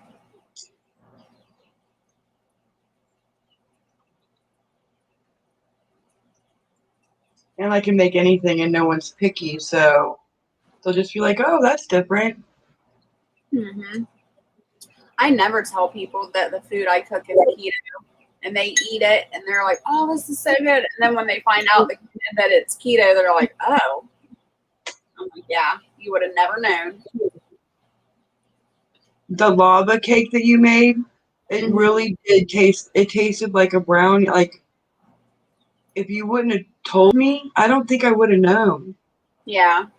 No, it was really good, other than I couldn't really eat that day, but yeah.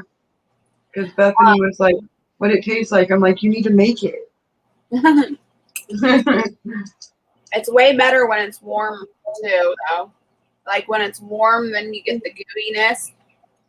But because I make the eggs and the bacon later, oh, I should have started the eggs and the bacon sooner. But it was still good. It just didn't have the gooiness in the middle. It was good. You were just frazzled because I was there. I was. I was fangirling it.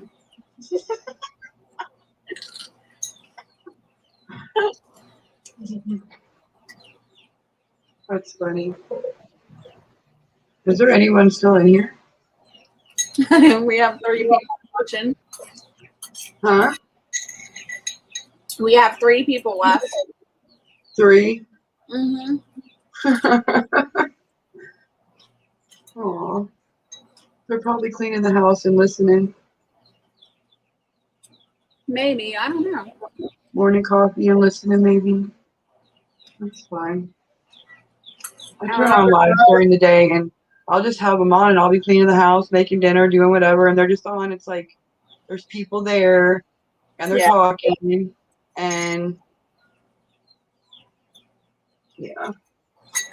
I don't know, but these cucumbers taste really good today. Oh, yum. I have to make a fancy, look. I have to make a fancy cookout side. Okay, so it's a cookout, and I have to make a side, but I'm like an overachiever, and I always make like something really good when they do stuff. But this time it's a cookout, so I'm like trying to think of something super fancy to take to a cookout that's not. Because I'm sure all the macaroni, potato, pasta, salads, all that stuff will be there. So I have to like completely think out of the box and take something, and it's got to feed 20 people. Do coleslaw. No, Chad don't even like coleslaw. I bet he's not going to eat. I bet he'd like my coleslaw recipe. I don't know. That's a good idea, though. I can make it even look fancy and make it pretty with the purple cabbage. I don't know. I got to make something fancy that I think a lot of people will eat. When is that cookout? The last weekend of the month. Like 2 weekends from now, I think. Wow, you are going to be busy this summer.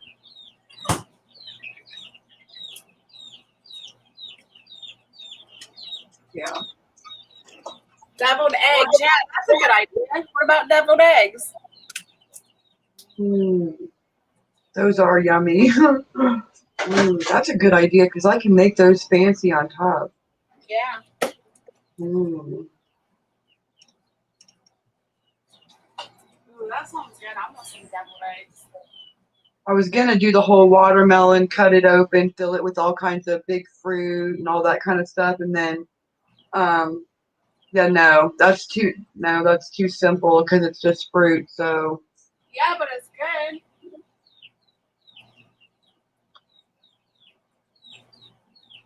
I took it as they wanted me to make something else. Oh my god.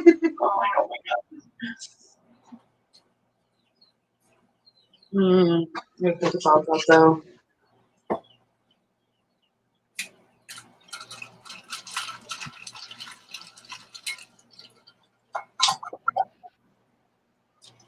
Deviled egg sounds good though, because I can make those all kinds of ways. I can have like 3 kinds of deviled eggs in a big pretty tray. If I do deviled eggs, I'll let you know, Brian. That's a good idea. Make extra. I'll come over and eat flavors. No. Did you say no? No, I don't know what you're talking about. Yeah, I want to make ribs. I'm trying to figure it out. I want you guys to come over this weekend. I'm trying to figure it out. Well, make some ribs so we can come eat. Well, I know.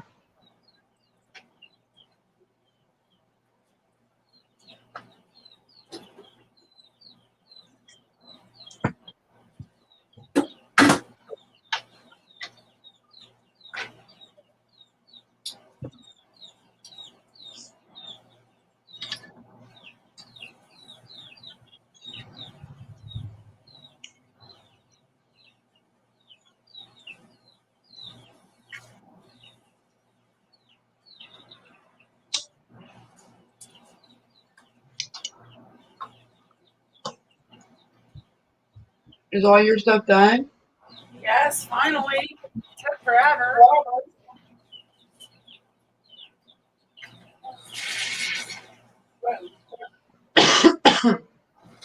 I've had them with shrimp. Oh, shrimp. Oh, that would be good. That would be fancy. See? Very nice.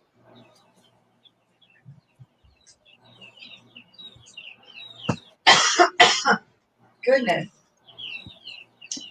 Ooh, I can't wait to do that. Yeah, I even got one of those things that you were just using. Jar lifter. Yeah.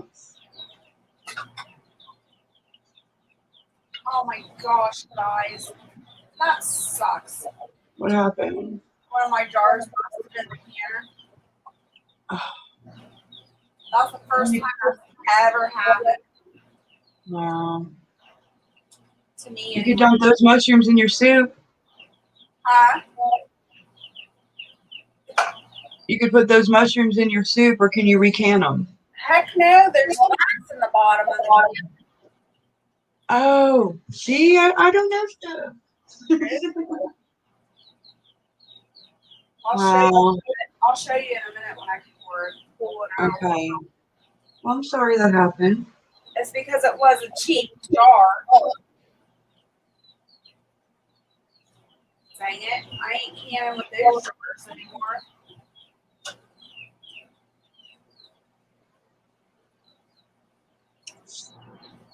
I'm glad I canned with it though, so I can test it. Right.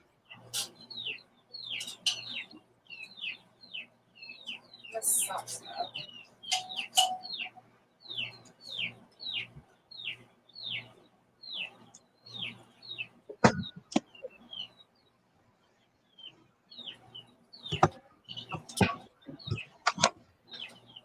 Okay.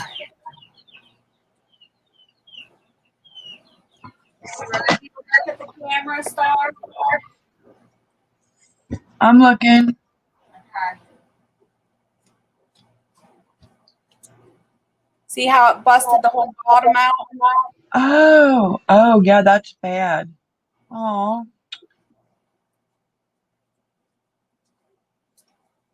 So yeah, that. okay. So that's something that could potentially happen. Yep. So it's all right. It's not a catastrophe. It just sucks because I just wasted a jar of mushrooms. Right. So now I'll just have to clean out the canner, get that glass out of there. Sucks. Oh wow. But now I know not to use those jars. And I have quite a few of those jars. So I'll just use those jars for like herbs or something instead of canning. Right. Put your dry herbs in there.